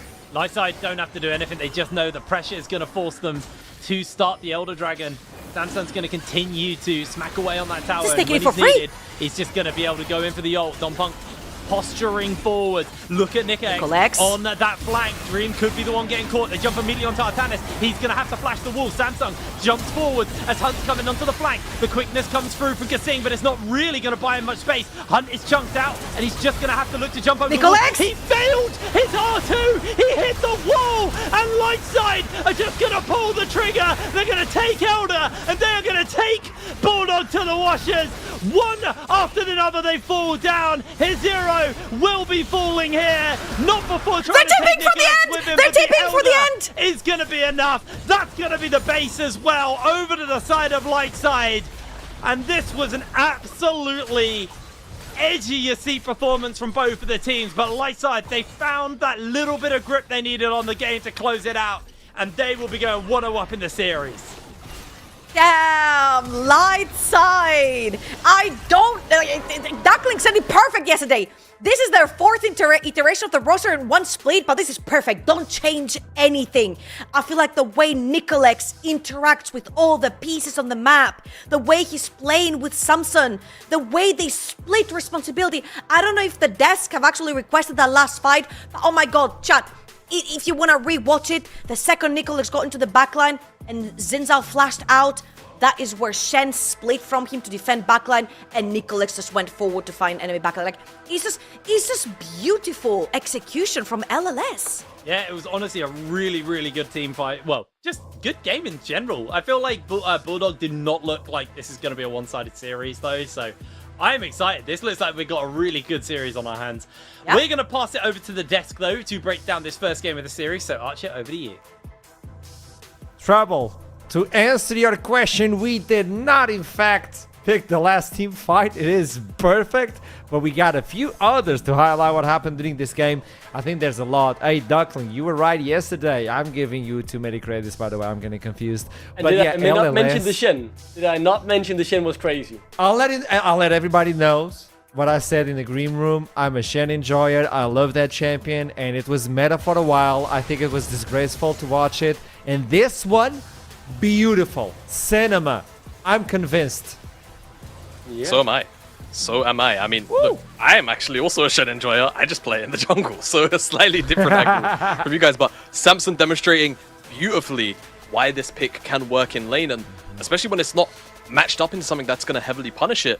Samson had so much freedom in the early game that he was able to basically always have his ult up for anything useful, right? There was no early random skirmishes where he had to pull the trigger like you would in solo queue. The Stand Uniteds were always available in these team fights, and the execution on the targets he's picking for the Stand United, the taunts that he was able to find throughout all of these very, very pivotal team fights was just consistently stellar. And you could really feel the pre-existing synergy right here between both Nicolex and Samson, because every time Nicolex was calling for the play, Samson was ready with the ultimate to join in.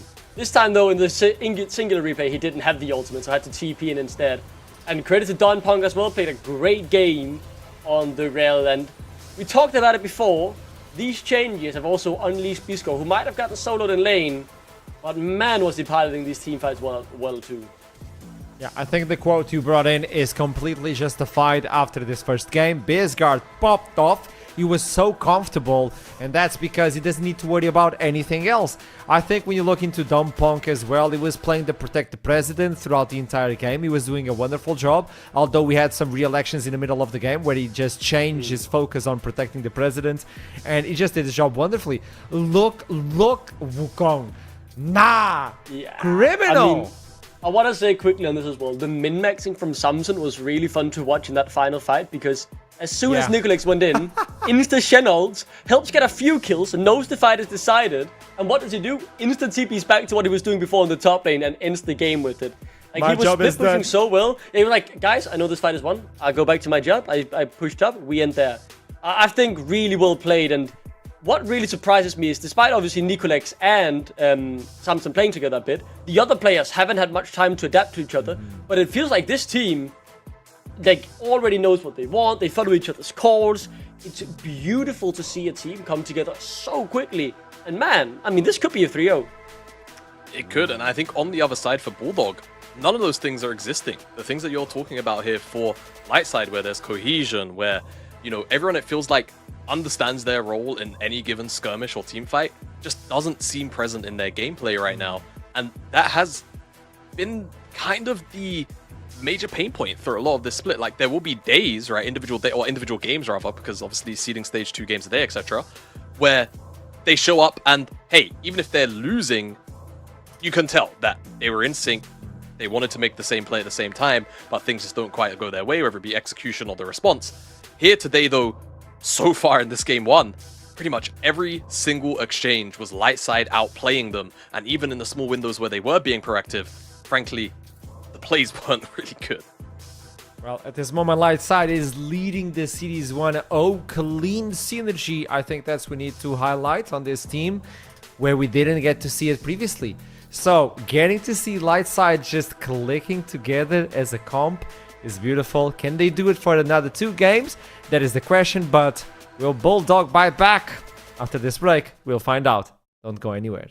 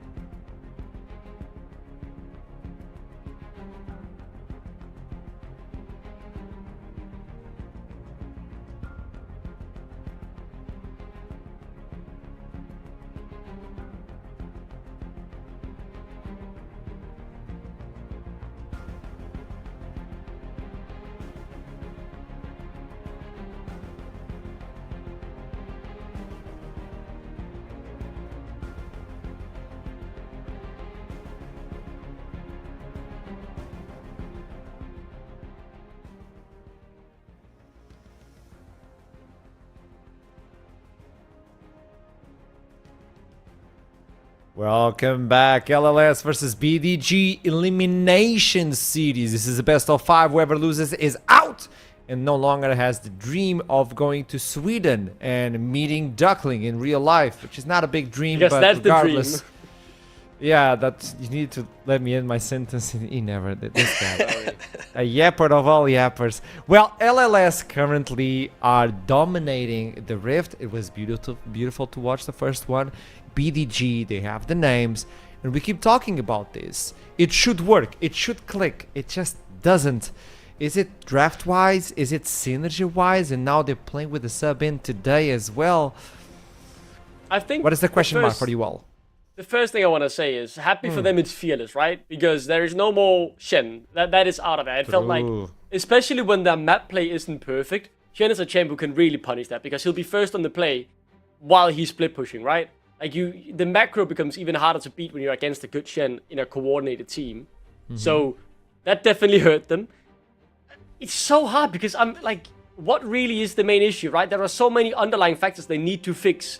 I'm seeing individual mistakes. Obviously, we saw one solo kill from Hunt, but that's really the only outplay I remember from this game. Now they're playing with a substitute as well, so there will be some team issues because they haven't scrimped much together, and it's hard for me to really know where to start with this because there is so much that needs to be fixed, and I think maybe Jamada seems like he has an idea ready. Or am I misinterpreting your face? You're misinterpreting it, but like I'll always say the easy bread and butter is just going back to easy to execute compositions, whether it be front to backs, whether it be pick. And just not overcomplicating things from top to bottom, right? Keep everyone in as much comfort as possible. Try to make the drafts as cohesive as you can get them without, losing any agency anywhere or making people lose agency off of each other, right? So if it's like, as an example, you've got a strong jungler who wants strong lanes, but your solo laners, for example, are players that tend to pick very hyperscaly-esque picks. You kind of have to make a sacrifice there somewhere. And that's the kind of trade that we're going to have to look to try and make as we load in to picks and bans for game number 2, and we'll see exactly where that prio is going to end up landing for them, because I think they need something. As last game, it was about the Akali trying to get, Hunt off, out of the races and trying to accelerate him so that he was strong on side lanes. Didn't quite work out, though he had some pretty strong individual performances in some small sequences. We'll see exactly what he can get done in this game number 2. Look at the ban yet again. Sejuani out. Gwen the same as before. Nothing will change. And BDG actually picked yet again the blue side. Light side are comfortable on the red. If they can get the counter pick for a few of their lanes when they're clicking like this, yeah, good. Yep, Pantheon banned as well. Maybe we'll see something like the Orianna. I know that's something that Bisco likes to play as well, right? We're looking to take those control mages away. You want to try and make him a bit more uncomfortable. For light side, they continue to ban out the top side. They're banning these aggro champs. That's also what I remember his 0-4 playing, right? The sets, your Gwens, your Ambessas. So seeing on the Shen wasn't really back to comfort, as Yamada said he wants to see this game. Exactly. Kind of wondering what the next port of call is here. There's been a very big drop-off in terms of Talia priority, which has been very, very surprising to me. I think that champion is still very, very strong. I think, off the top of my head, it was only nerfed once. So it's not like it's had a massive amount of power taken away out of the pick. So we'll see if Bisgard or Hunt want to pilot either one of some of those strong mid laners still up and available. Last one to wrap this up and see what the priority is. Azir is so popular within the NLC, and just as you stated, the Talia is available. Previously, it was Avaros to be the first pick in favor of Dream. Now, do you go for the same? Okay. Well, what I will say is I feel like the Talia isn't much in the comfort of any of these two mid laners, which is probably why it hasn't been prioritized too highly. We've seen Bisco, I don't want to say make the mistake, but because Lights was struggling so much, but make the mistake of going off comfort to follow the meta, right? We saw the Annie early in the split, which didn't work out either. Like, while these champions are still strong, I would rather see him play something that isn't as broken, but more in his comfort, because we need him to be comfortable if you want to see Lightside win, as the Galio is the first pick here for the side of Lightside. Okay, I don't mind this. We'll see where they go with the mid-jungle pairing, because that's really going to be the big question. If I was them, I suppose I would probably lean into AD here. I feel like you want to hold on to Samson's counter pick. And the same kind of applies for the support role, where the support tends to have so much agency inside of that 2v2 that you don't really want to give up the game there. So Corki, technically like flexible between mid and AD, and then the Galio could end up support, so no cards are necessarily shown here, but when you see Galio slammed into an Ahri, you would expect it is going to end up being in the mid lane. Now for Bulldog, you know, the question is, do you want to pick up something like the Trundle? It's not like super high value here. Zin's off the board, Wukong's off the board. Vi, the other seemingly more and more shunned jungler of all of the skirmishers, is going to be locked in. So you've got, you know, to me already, that ease of execution factor starting to be lined up here between the Vi, between the Ahri. Obviously, press the ult with the Vi, follow up with the charm, try and blow up on target. That is the main goal here between this mid-jungle duo. You ask for it and it's being provided. They're easy to execute. In this Galio, I know the Rumble is still open and available, something that was not available in the previous game. So Galio might even make a switch if needed, but picking your 80 carry like this, okay, it has been revealed. Dream, he's supposed to be the hyper carry. Let's see what happens. Yeah, I mean, sure, hyper carry, but Jinx just feels very bold, right? The overall amount of follow-up that you can get done when you're running Vi Ahri is really limited, and Jinx wants to operate in front of backs, right? So there is a chance for a potential conflict of interest in what they want to do as Nicolex locks in Kindred. Yeah, that is very interesting. The Kindred really kind of flips the script on what we were expecting. Bold. And it could be the Galio mid lane, it could also be top, it could also be support at the end of the day.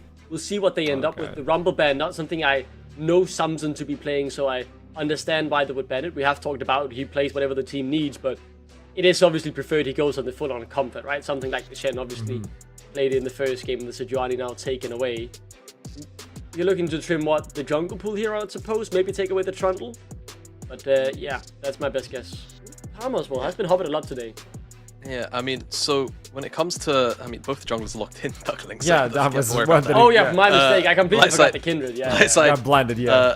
focusing on dealing with top laners. So I suppose there's a chance that they go go top on 4.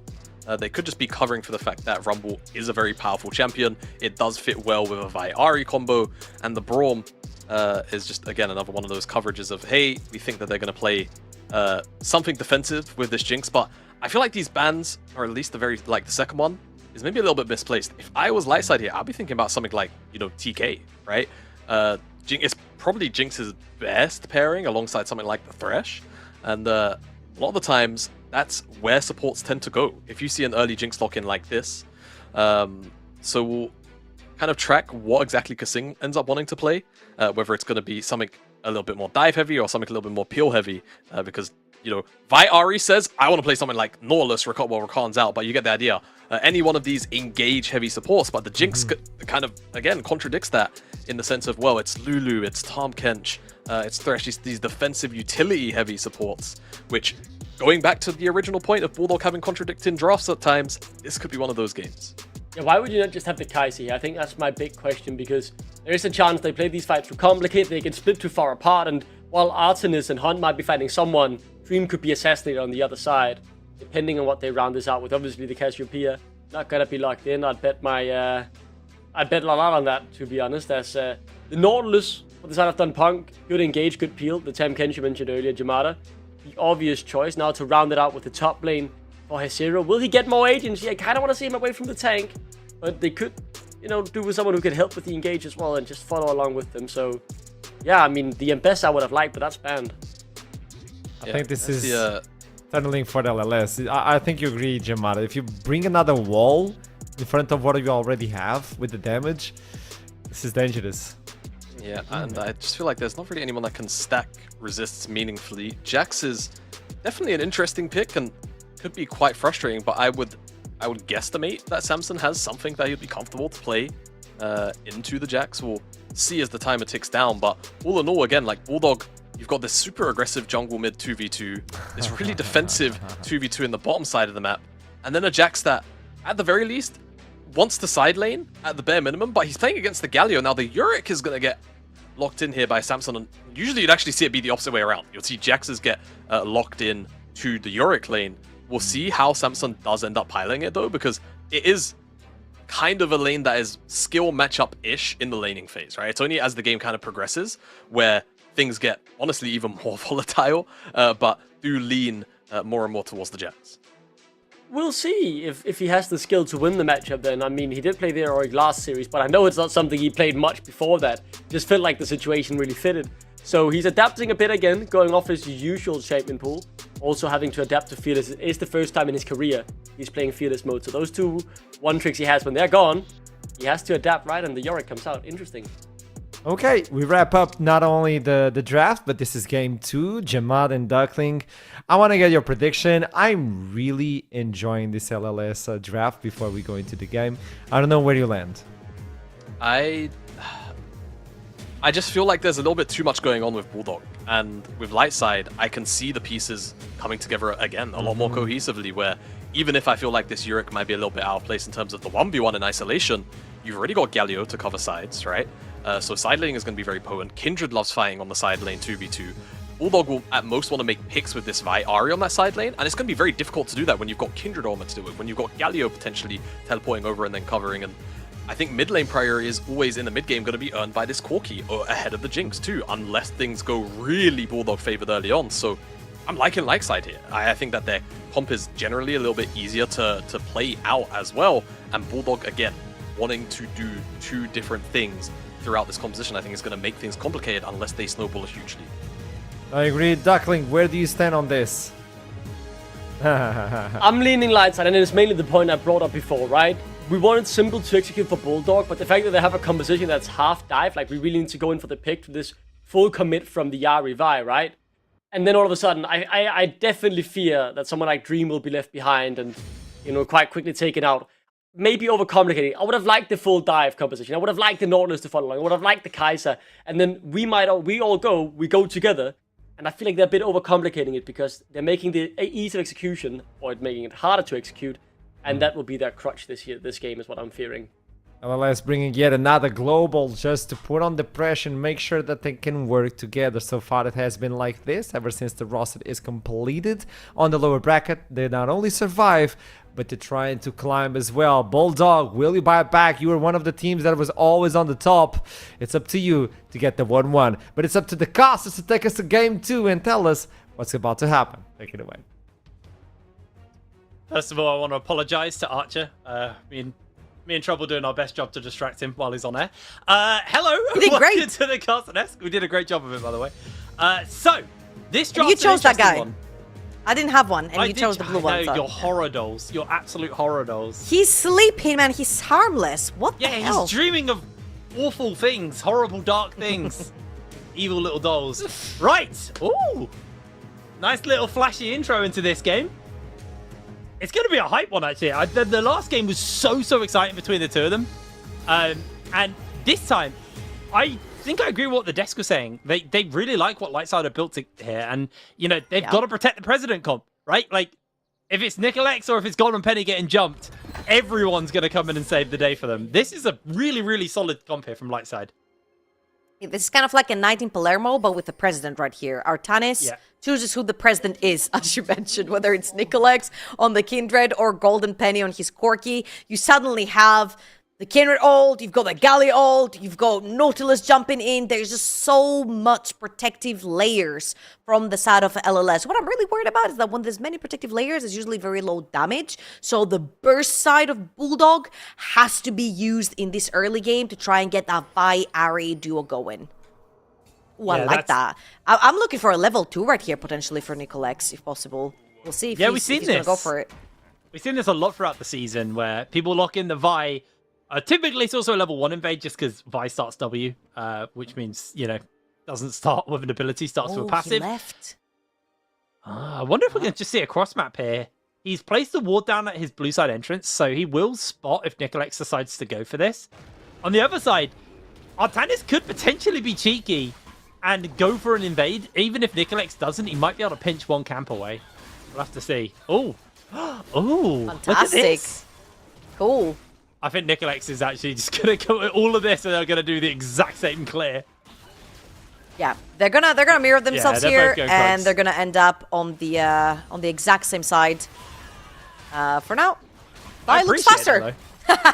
Vi looks faster for now on this one. It might be for like just a second, but faster is faster, right? We talked about the domino effect in the first one, where Artenis had to take the 180. He was slower on the map, which meant he lost the second Skull Crab eventually. And LLS and Nicholas snowballed through those small leads. Golden Penny is going to take a big chunk of his HP taken away here. Oh, Rocket's doing some work here. Kasing getting that tongue lash to force the flash out from Don Ponk. I was about to talk about this bot lane. The time Kench lock in for Kasing. Making it work early, in lane at least. They got that level 2 early, and I feel like Golden Penny and Don Ponk were a bit too overextended right there until they hit their own level 2s. Yeah. Then they go out-traded through that. Now, the problem is, when you're Kindred, you can get your first stack nice and easy, but other than this, you kind of need priority lanes, and so far, Bulldog have got all 3 on lockdown. Top pushing, mid pushing, bot pushing. So Nicolex right here will be more than happy with no invades, since he has no priority anywhere to follow him up with that one. And he's just gonna just perma-clear, grab his Scuttle Crab towards the bot side of the map, and then play the 50-50 game for his first one. Yeah, I was about to say the coin flip on which Scuttle Crab's going to be the friendly one. We'll have to find out. Blue buff getting... He's actually a little bit ahead of Artanis on the clear. It's only, like, minute right now, though. But it's somewhat quicker. Seeing the crab spawning up. This is going to be the real question. Is Nicolex going to be a happy boy? Or is he going to be very sad? Right now, though. He's going to sad. He's sad. Artanis gets the mark. Oh, he's actually going top lane. He's actually going top lane. This is genius. Because look where the wave is right here. Samson has to actually overextend. Has no mana. So he delayed the crab. Which now Nicolex is mid lane. Bizguard, he's going to flash. He's going to taunt. Hunt's just going to flash away to safety. Flash for flash traded out there. 3-6 Ari, though, is potentially a gank angle here as Nicolex is going to try and jump forwards. They've brought in Samson as well. He's a little bit low on mana. Hunt has no flash to work with, so it's first blood for Nicolex. Nicolex right there was kind of hunting Artenis, right? You don't get the Skull Crab, but he does have his own mark onto Vi. So potentially he was looking for Hunt to back, and maybe he could get a jump onto Artenis. He gets the first blood anyway, so that's pretty big. Gets that extra gold influx in the early game. Again, Kindred into Vi, a very, very favorable matchup right here for Kindred. Vi can never kill Kindred in this matchup, so a very, very good start for LLS again. Yeah, really, really solid start for them. Doesn't really give them a massive gold lead, but, you know, when you're playing the Kindred, you can, you could just... You want some time. You want to kind of get yourself going. So it's about stacking up and kind of... Well, getting that Triforce. I'm just waffling randomly here for no reason. Basically, you need a bit of time. You need your stacks. Is it your bedtime, Grandpa? No, it's not. I just my brain just turned off for a brief second there. That's all that was. It's back. Oh, right. I did a reset. Okay. Little reset. You rebooted the brain.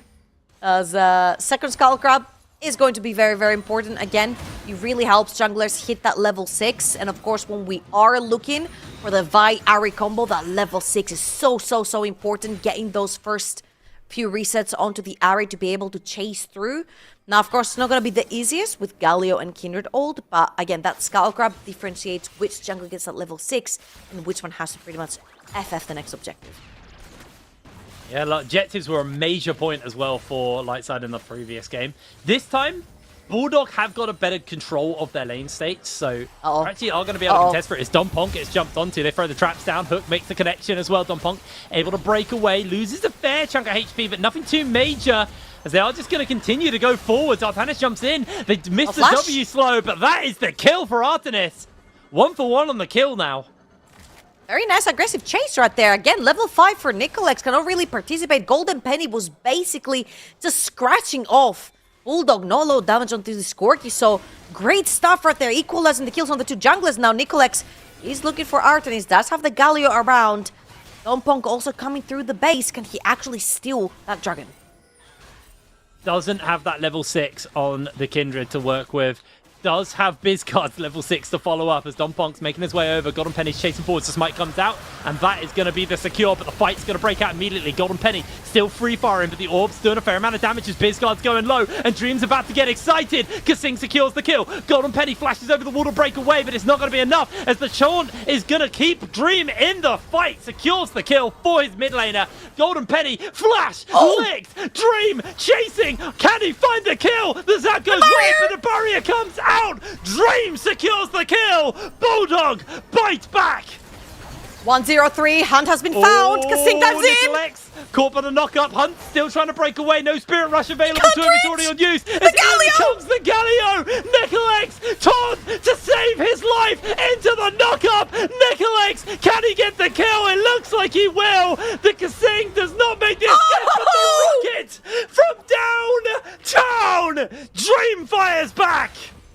That was a 4-0 Kindred that just got shut down by a Jinx. So much gold. Something that we didn't get to see that was very clever from Bulldog is like a Sync had smite as well that just double smited that dragon so they can instantly turn. And unless we're not expecting this, Nicolex will chase off the Vi. Whilst on the other side, they get those resets for the Jinx and for the Ari to be able to chase through. Flash Q from Kasing as well to slow down Golden Penny. The barrier coming through clutch.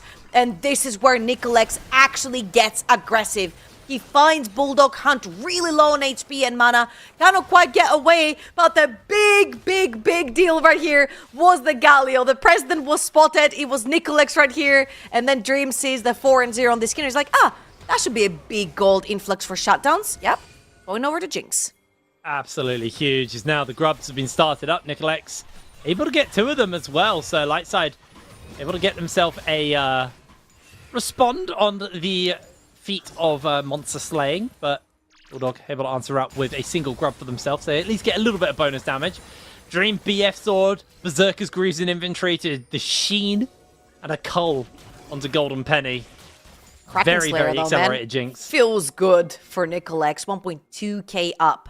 Now, you guys know how I feel about Vi, but I feel like Vi here is not the worst, right? You're paired up with an Ari. This is pretty much your combo. You press R, everyone else jumps in with you. The Jax, the Ari, you try to get those resets. Whoever you pin down should technically die, and this is a very successful Vi game. However, right here, Artanis has been shut down quite a bit in the early game with 1,000 gold difference already between the two junglers, and Javi is such a scaling menace of a jungler in terms of the Kindred as well.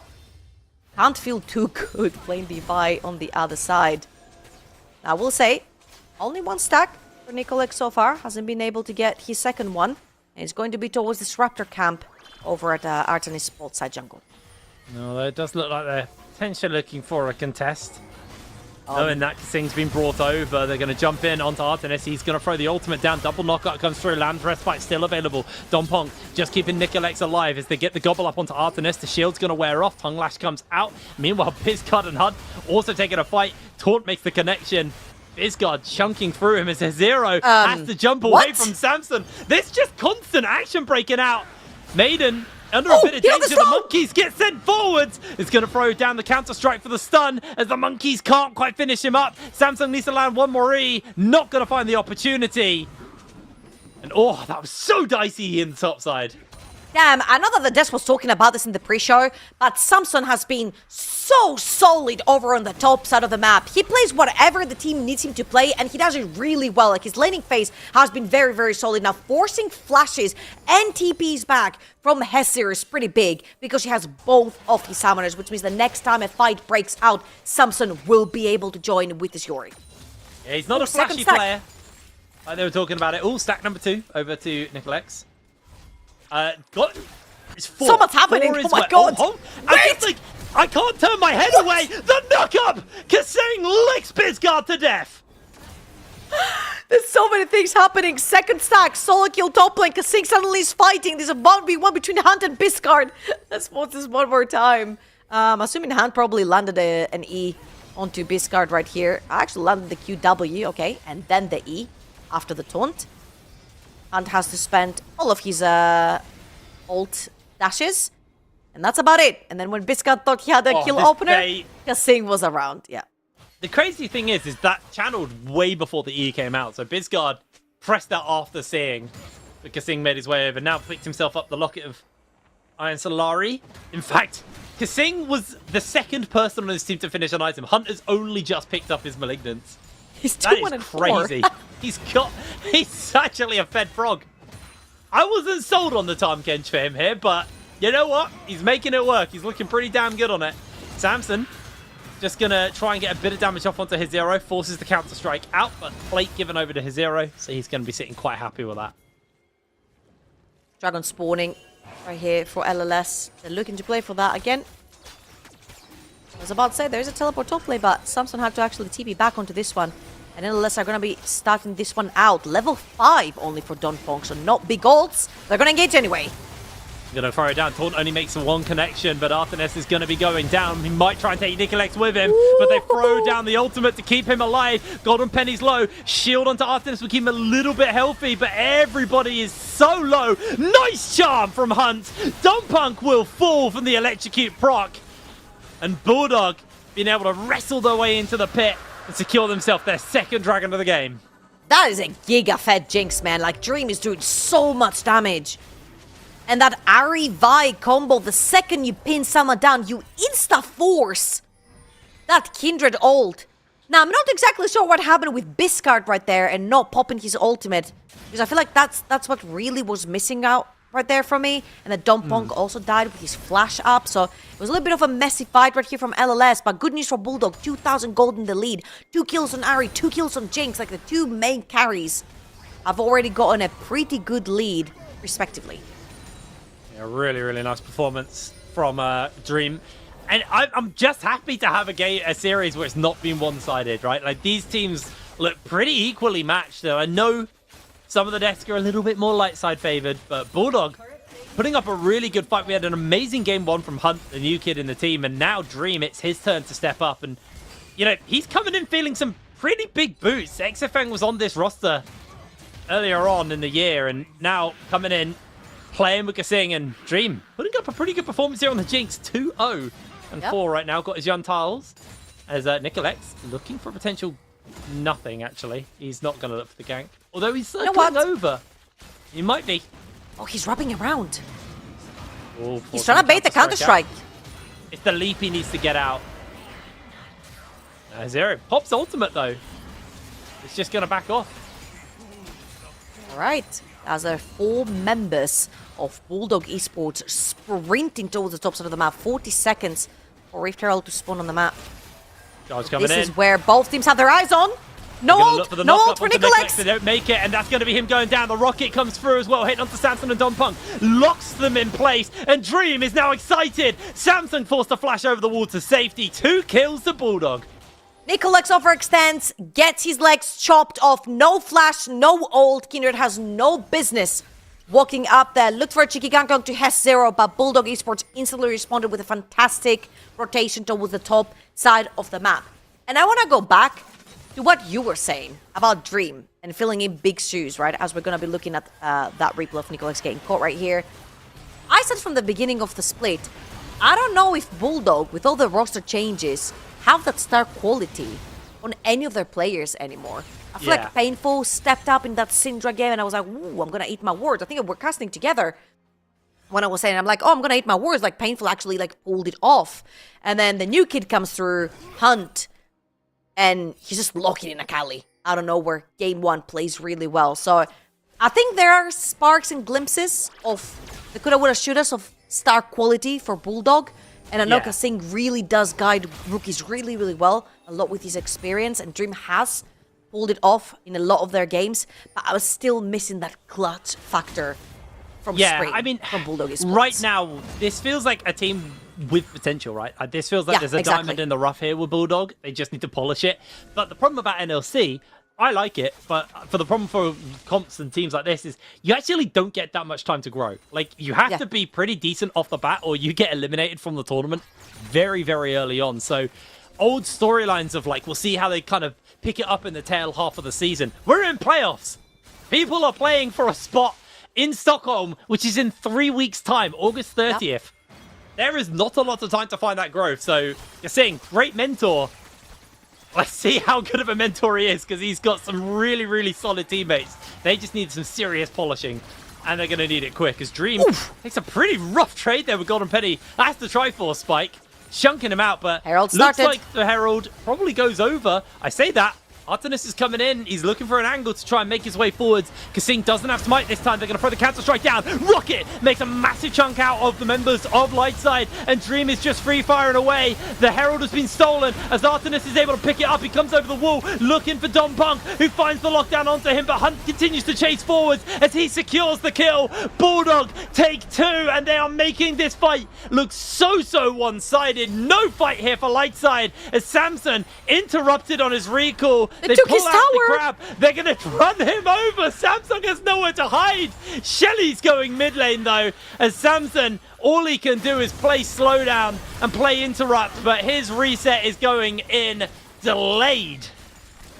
Bulldog are playing really well around their pick potential right here. You see Galio, Galio should never be there. Galio's the guy who's flying in to save the president, but the overextension, they run into Hess Zero, the double counter strike comes through, big Jinx ult, and then the numbers from the health pass go really low, really fast. Add insult to injury right there. The Herald gets secured away for the side of Bulldog, and LLS is just running for the heals. Now, something that I wanted to congratulate LLS on is that the fact that this Corki has actually kept up in terms of gold. That's a 208 Jinx. And it's pretty much even gold Yeah. for Golden Penny, which is actually crazy. But you look at mid and top lane, the solo lanes for Bulldog Esports are making all the difference in this game. It's mostly through farm. Golden Penny's been able to get a little bit of extra farm. Obviously got that 1 assist in his pocket, but just been able to keep ahead as Dream, with the Zeal now in inventory, building towards that Hurricane. This is, I want a team fight all the time. Get excited, get those big AoE rocket crits off. You know I what? think Dream, once this Hurricane's finished up, it's going to be absolutely terrifying. And, Galio and Kindred are going to be able to buy you some time with their ultimates, but it's going to really have to be a nice play from them as they're looking for Dream. They're able to find the lockdown. Kasing just gobbles him. He's A-okay. Spits him out, aggressively spits him out. I was about to say, it just drops him right from everyone. Flash Fire, of course, available for Dream. Screw that, man. Look right above Dream what's happening. Hunt comes in, game 1, locks in an Akali, comes in, game 2, completes his Malignance, second item, Magi's. 9 stacks. Like, this man came in and he's confident. I love it. You got to prove yourself. You just got to pop off from the start. It's how the season works now. Little pause, obviously, for you guys. We didn't just randomly stop the game for no reason. But yeah, I'm liking this Bulldog. They obviously haven't had that kind of that star factor like we've seen in previous seasons from them. They made it to the first finals of the year, didn't quite make the cut for the second as Ruddy took that spot. And, we haven't got 2 days of live show this time. It's purely finals, so only 2 teams are going to play at LAN. So, the side of Bulldog, if they want to make it to LAN, they've got to make it to finals. And it's a tall ask from them. And to be fair, I think Lightside are looking equally matched to them right now. This is looking like a really, really close series. And I think it was Jamada who said 5 games today. I think it might be on the money. I genuinely feel like we're going to get a 5-game series. I feel like even if we get a 5-game series, you have to look decisive, right? You have to look super competitive. You look at all the competitors ahead of you. There's Verdants, Rich Gangs, Los Ratones, Nord, all the usual suspects, plus some this season. Because, with Verdant and Rich Gang really stepping up this season, it has become really tricky through the lower bracket. So I feel like these are the best of 5s that you really need to start building that team synergy. And I feel like Bulldog Esports, they've woken up in game 2. Yeah. They're playing their front to back fantastically. They're using the Vi Ari combo to engage a lot of their fights, since that is where most of the damage is for them in the early to mid game. And then they're letting Dream pretty much just clean up the fights, right? But they're never letting Dream off of their sides. They're protecting their own president with their own means, having the Tam Kench and everything. And I feel like for LLS, I mean, man, I guess I'm just gonna have to wait for the Corki and the Kindred to scale. It's just looking really rough for them now. I mean, we got a little taster of the Corki damage there. Once that Triforce spike came through, got a Q auto off onto Dream, and it took a third of his HP off. It was a pretty big hit. So it eventually does get scary from this Corki. He's able to do a lot of damage. I believe that Jamada is still in game for us. So Jamada, if you can hear me, can you tell me how many stacks the Kindred's got? I don't know where we're at on that. I think it's and 4. that's something I think we it's should be 4. Watching. 4's obviously It's the 4. first big one. Then it's 7. It's every 3 after that. Yeah. It's 5. Lovely. It's Thank you 5. very Okay, much. very close. So he's on 5. So hit the first of the major spikes. 7's your next one as well. Every after that, every 3 after the 4. Yeah. It's a range increase and an AD increase. So nice pick for him. Yeah. Well, I'm hearing Jamada's just told me he has 7 stacks, and production just told me he has 5. Okay. Fight. Someone's lying to me. No. Don't listen to Jamada. Don't listen to Jamada. I'll tell you He's why later. trolling Don't me. listen to Jamada. He's trolling you. So Aw. we have don't fine. mention it at all. We have some PC issues for the side of Bulldog. We'll keep you guys posted as soon as the players are on the clear and they start up again. So all good. Again, 5 stacks, very, very important, of course, for the Kindred right now. And I feel like, again, for LLS, it's just very important that Nicolex actually steps up, and he has stepped up. That's the whole point we've been making. Yeah. Like, this guy moves LLS with him as a wave. Talking about a wave, this is a BDG wave. Dream is absolutely chipping away. Don Pong throws the rocket down. It's not going to be quite enough as in comes the Galio to keep Samson alive. Kasing goes for the lick onto Nicolex. Hunt on that flank, though, has still got the Spirit Rush. One available for him to escape as the flash comes out. But Nicolex, don't think you're going to be able to chase down that Ari. They slide away to safety as now Bizgard is going to get jumped onto. Oh, They just dogpile him. Bye-bye. Beautiful knock-up, beautiful kill, and down goes the tower. Kasing, what a beautiful knock-up right there to interrupt the dash from Biscard's Galio. 3-0-10 for the Jinx. 5-2-6 for the Ari. 17 Magi stacks. And let's pause this one more time. You cannot be standing under towers that are under siege and super low on HP. Golden Penny learned that the hard way. Hunt jumped him right there. Does Nicolex get the kill right here on Ari? No, I feel like Hunt was way too far away. I'm looking on the side of my screen right here. I don't think you can catch that Ari anymore. Not gonna be the case. However, Biscard right there really tries his hardest. Get out, and then a Kasing knockout. It was so beautiful to stop him dead in his tracks. Really, really nice from him. That's an 8,000 gold lead. That's so big. But actually, when you look at where the individual gold lead, the vast majority of that is actually on Hunt. Again, this new mid laner for Bulldog And is Kasing. performing so well. And Kasing. How has Kasing got a Support bigger gap. lead? He's got it's a 3-0 Jinx versus a 0-2 Corki, and somehow the gold lead between the supports is bigger. That is absolutely bonkers. Atkan going over as well to the side of Bulldog. Only going to get bigger. 17 stacks on Hunt, by the way. Yep. On his Megis. Let him book. See, this is the funny thing, Keeprain. If you listen to me from now and then, you'd probably know I mentioned it. But hey, we can't be doing everything, right? Yeah. I mean, did he have 17 Yes. when you brought it up? Don't worry. Yep. Well, we might have to hold that. Okay. My brain just turned off entirely there for a brief second. All right. Bulldog, they're looking to take their lead. Obviously, I'm joking here. Artanis is finding Nicolex over there. Doesn't want to necessarily jump him. Knows that Biscard is around. Nicolex has his own ult as well. That is 6 stacks now for the Kindred. And Bulldog are waiting for the wave to push that one out. Samson is going to get interrupted by Hunt. Just about gets that one. Would have been a bounty also for LLS, so a little bit more of a Don protection of gold. Punk! Rocket coming in! Bizgard's going to play block, gets the taunt off, but Zero just finishes him up with a lockdown, and Don Punk has been left exposed. Dream gets another excitement onto him as the teleport's coming in. Samsung's going to join into the fray, but so is Hunt, and he's going to be second to the fray. They find the damage onto Samsung, and Dream is excited. Golden Penny being liquefied. They throw down the Lamb's Respite, and it's going to buy them a bit of safety. Nicolex finds the shutdown. 800 gold into his pocket. Hunt jumps forward, takes a tower shot as they are so low. Kasing also low, potentially worth a shutdown off the back of this as well. Golden Penny gets that one. Hunt shut down as well, and it was just a perfect fight there for Lightside. Shutdown into shutdown. That is actually a crazy turnaround. Remember how this was an 800 gold lead for Jinx? After this fight, that's a 2,000 gold lead for Corki.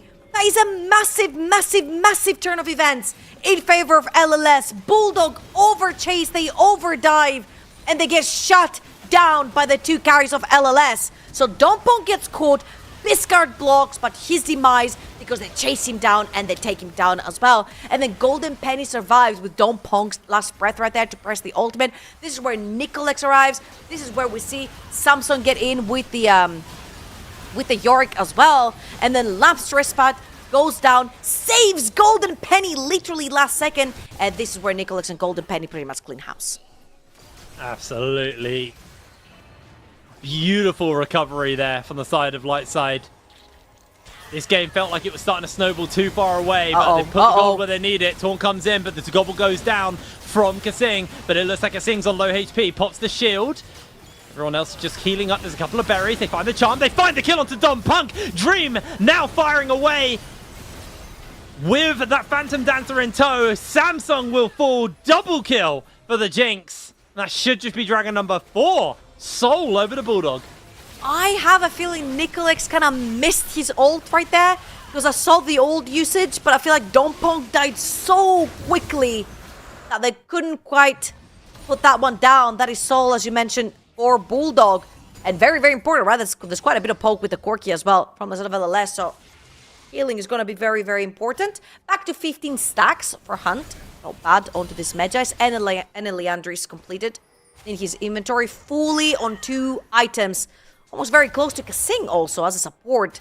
Completing the second item is kind of crazy, but he has 2,000 gold up. Nicolex caught. Oh, you're going to throw down the Galio. Hunt gets caught by the knockup. The rocket goes through the goalpost, but the taunt is going to save Nicolex's life, at least for a brief second. But Dream has joined in, and the rockets are going to start to shred. Artemis finds the kill on the backline. Dompong goes down. Dream's excited, and 3 fall. A double kill for the Jinx.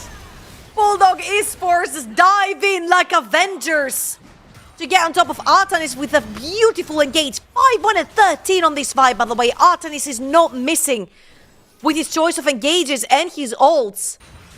As much as a Vi hater, I do love me a good Vi. And Artanis is doing just that as Bulldog are trying to pressure 2 lanes at once. But Baron being up, I feel like it's time to clean the jungle pretty much here.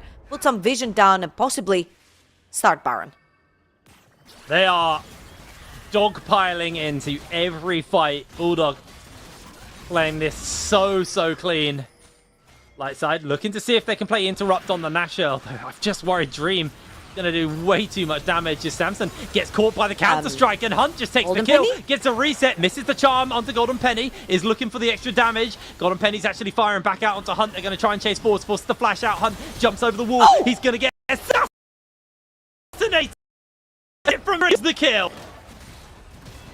Wow, okay, so I believe this Baron was not a great call from Bulldog Esports. They had just played 2 fights on 2 different sides of the map. They took the entire jungle. It was a bit too late and greedy to just turn around with super low HP and mana bars and start Baron, because the LLS members were spawning back up on the map. Biscard even had TP into this if you wanted to, and Golden Penny really salvaged that one in the end. Takes out mid lane tower, takes the kill onto Hunt as well. Pretty big stuff right here from the LLS AD carry. As Bulldog Esports, they had one thing on their sides, that was Baron. Right now, they came fresh off the base. They're waiting for Hunt. Come back alive. Does have the teleport to join. And Artanis is going to start the Baron. Dream goes to base, picks up the Infinity Edge and an additional crit cloak as well, so it is going to be absolutely monster damage as they immediately pull the trigger, go for the fight. Hunt slides in onto the sideline as Dream takes the first kill, forces the flash out. Big taunt coming in from the Galio, but Leskin make that a kill onto him. Down he goes. His Zero secures the kill. Golden Penny and Samsung have to defend as Artemis looks to chase forward. No ultimate available to him. They might just try and chase for the kills. The wave's going to make its way forward. No need for Baron if they can just take the kills and force their way into the base. Golden Penny's going to have to do a monster job defending here as tower number 1 is going to go down. They've got a couple of people coming up fairly soon, but that's going to be the end of Samson, as that's going to be the end of Golden Penny as well. Another double kill going to Dream. 12-1 on the Jinx. That was pretty much a flawless game coming through from Bulldog Esports. And even though their draft looked like it wanted to do 2 different things, you've got Jinx, Thump, Kent, Thump, Bowling wants to play the front to back, and then suddenly you've got Vi, Ari, Jax on the top of the bottom want to dive into the backline and assassinate. I feel like they played that flawlessly. Big props to Artenis on this Vi. He made it work fantastically well, and the follow-up was also great from Hunt. Hey, Bulldog Esports may have found their new star, the new star quality player. Yeah, well, I mean, Dream and Hunt had an absolutely stellar performance in that game too, equalizing the series out. We're basically at a best of 3 now at this point. Yep. Looking really solid. Very, very exciting game. We should pass it over to Des, though, to break down this game number 2. So, Archer, over to you. Thank you, boss. I totally agree. We finally get to see Bulldog in action. We finally get to see the easy to execute, front to back, get Dream the hyper carry. No poke. Just right click, the good old League of Legends, how Tryndamere was born.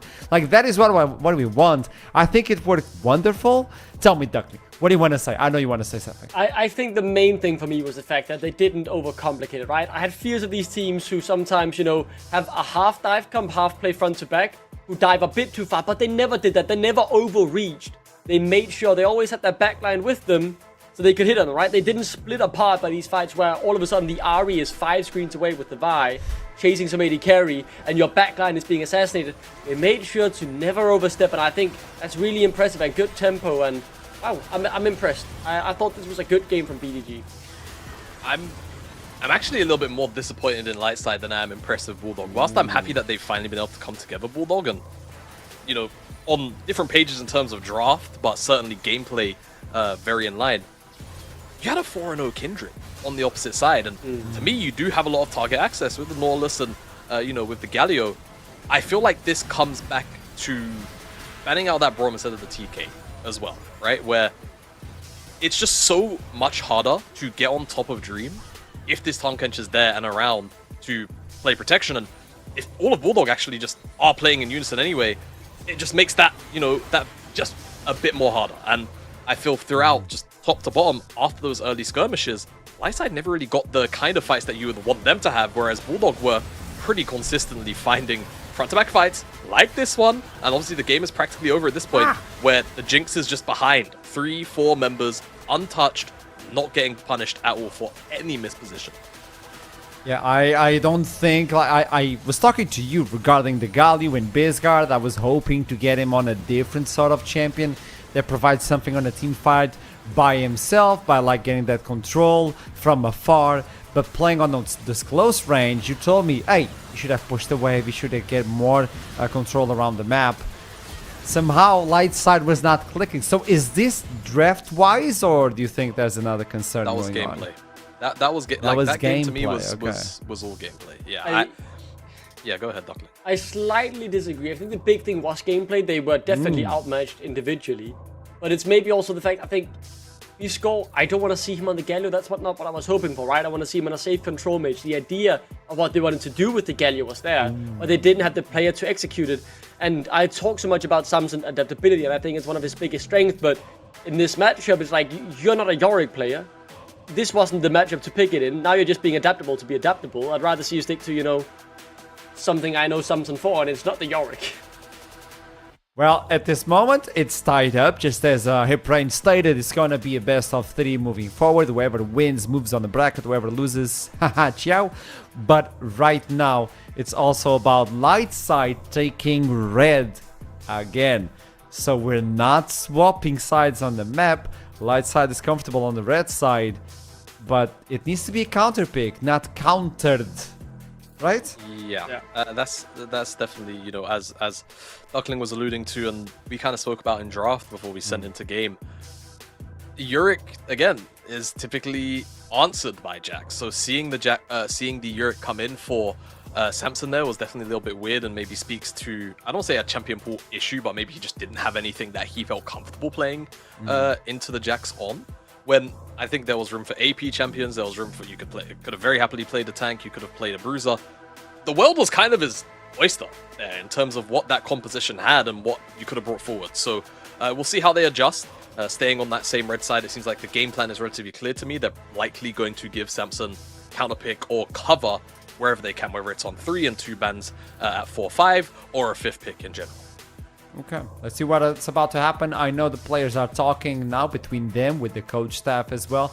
Try to understand what happened bad on the draft, what happened in game as well, as we toss it to a break, and then we'll jump into the third game of the series. Don't go anywhere.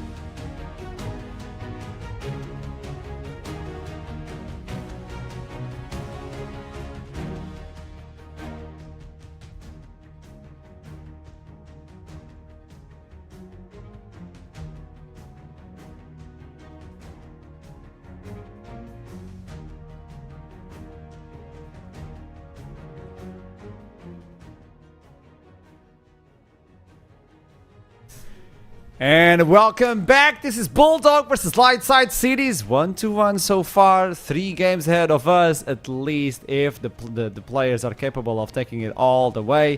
Jamada, your 3-0. Was it 3-0 that you put in? 3-1. I said 3-1. He's on track. He's on track. Hip Rain was the... Hip Rain did 3-0 Bulldog, which was very insane. Thank you, production, for pulling this up very quickly. I did verbally say, however, I wouldn't be surprised if Lightside 3-0'd them. But I was willing to give Bulldog a little bit of benefit of doubt.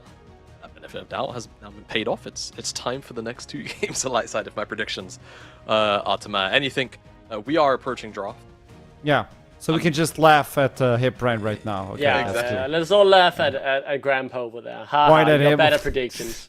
Why do you always go for age? But continue. I think, though, that it could still be 3-2. That's where I'm leaning, and obviously I'm leaning light side. The thing is, as we talked about before, it's very much... I thought Bulldog did step up. They didn't make many mistakes, or as obvious mistakes, and they played more together as a team, as a unit, as we needed to see. And I thought Hunt in particular also had very good individual performances on the RE. But at the same time, Lightside just made uncharacteristic mistakes, right? So I feel like the game would be closer if Bulldog continued this level, but Lightside rise back to what we saw in Game 1. Then all of a sudden, the games will be really tight.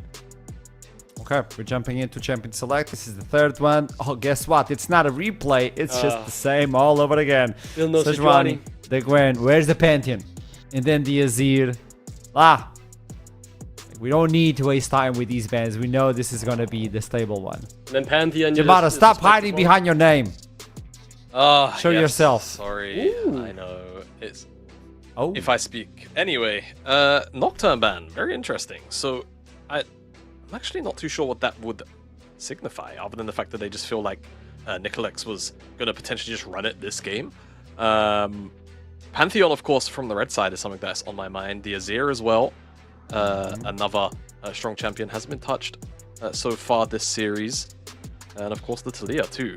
So those are the picks that are really on my mind. The Trundle as well. This the mid-jungle pool which is really sticking out. Yeah, the Trundle has gone through both pick and ban phases, but I'm really thinking about that Pantheon. They banned the Taliyah instead.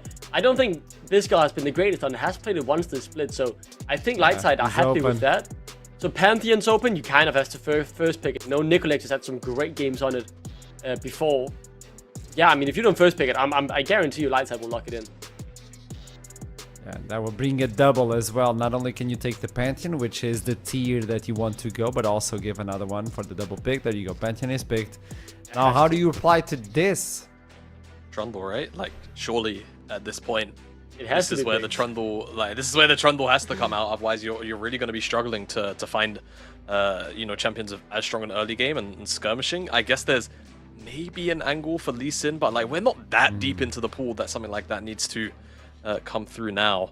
And there it is rather our confirmation, and I'd suppose probably a mid lane pick would be my best bet. Something like the Orianna, still up for Bizguard if you'd like it. A couple of the other control mages still there and available as well. A pick that would definitely be on my mind is something like the Hui. Whilst it's not necessarily something that you would like to blind, it's certainly something that I think Bizguard is particularly proficient at, and we'll see whether or not he decides to go in that direction.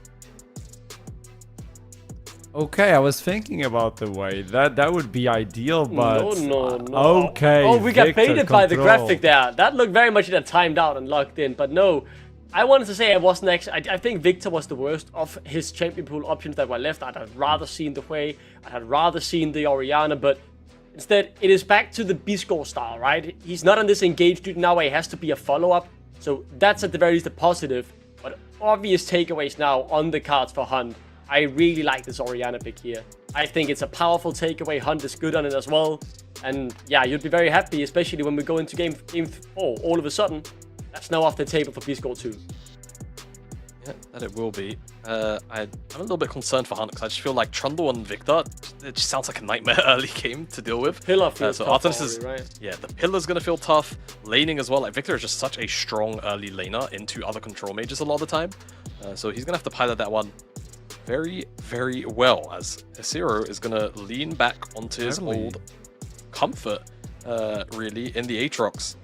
So Samson, I criticized his Jax angle, or rather the Yorick angle into the Jax in game number 2. I hope that he has something a little bit more stock standard. Renekton's perfectly fine for this matchup, and they can just go back and forth in trading.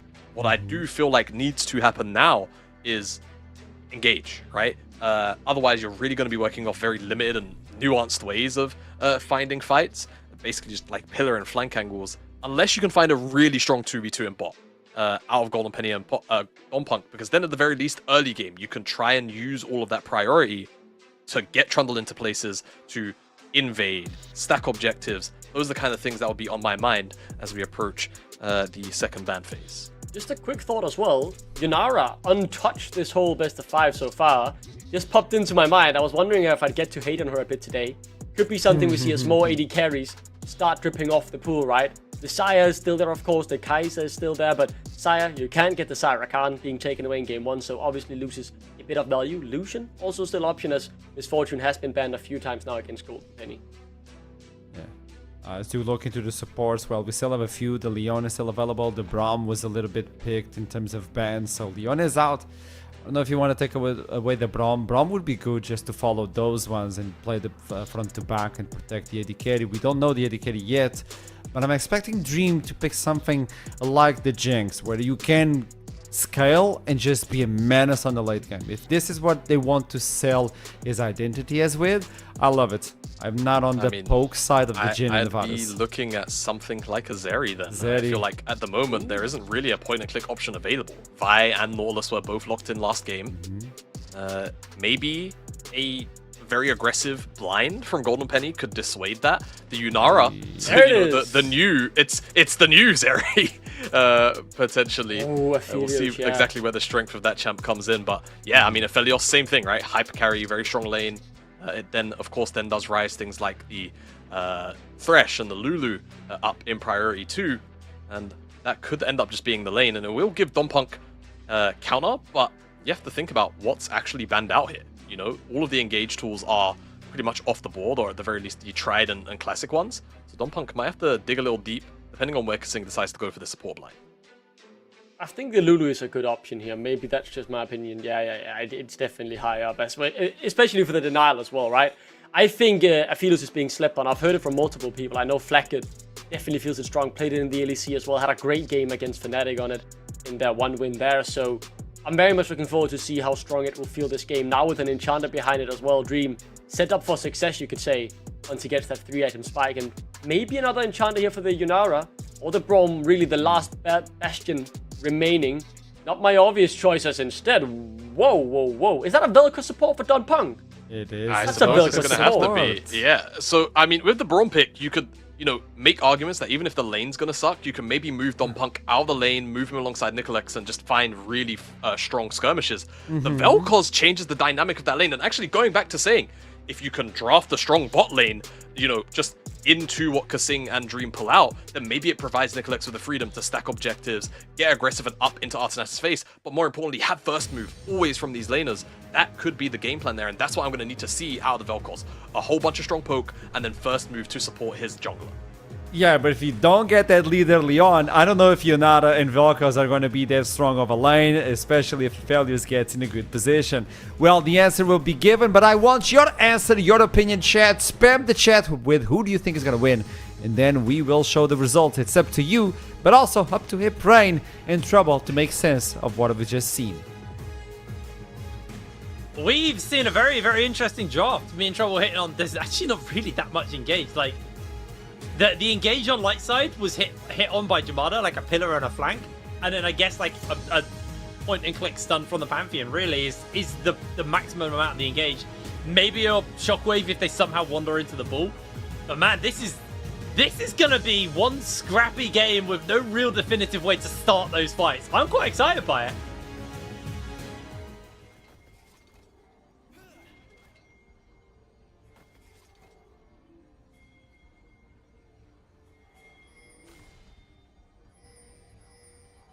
Trouble's muted. Oh dear me. Okay, I wanted to echo Crowny right here. She did it. Yesterday he said that. Oh, I'm gonna wait for that. I'm gonna wait for that. It's a 5v5. We might be getting that 5v5. Oh, no, what? One commits. Bulldog decided not to fire.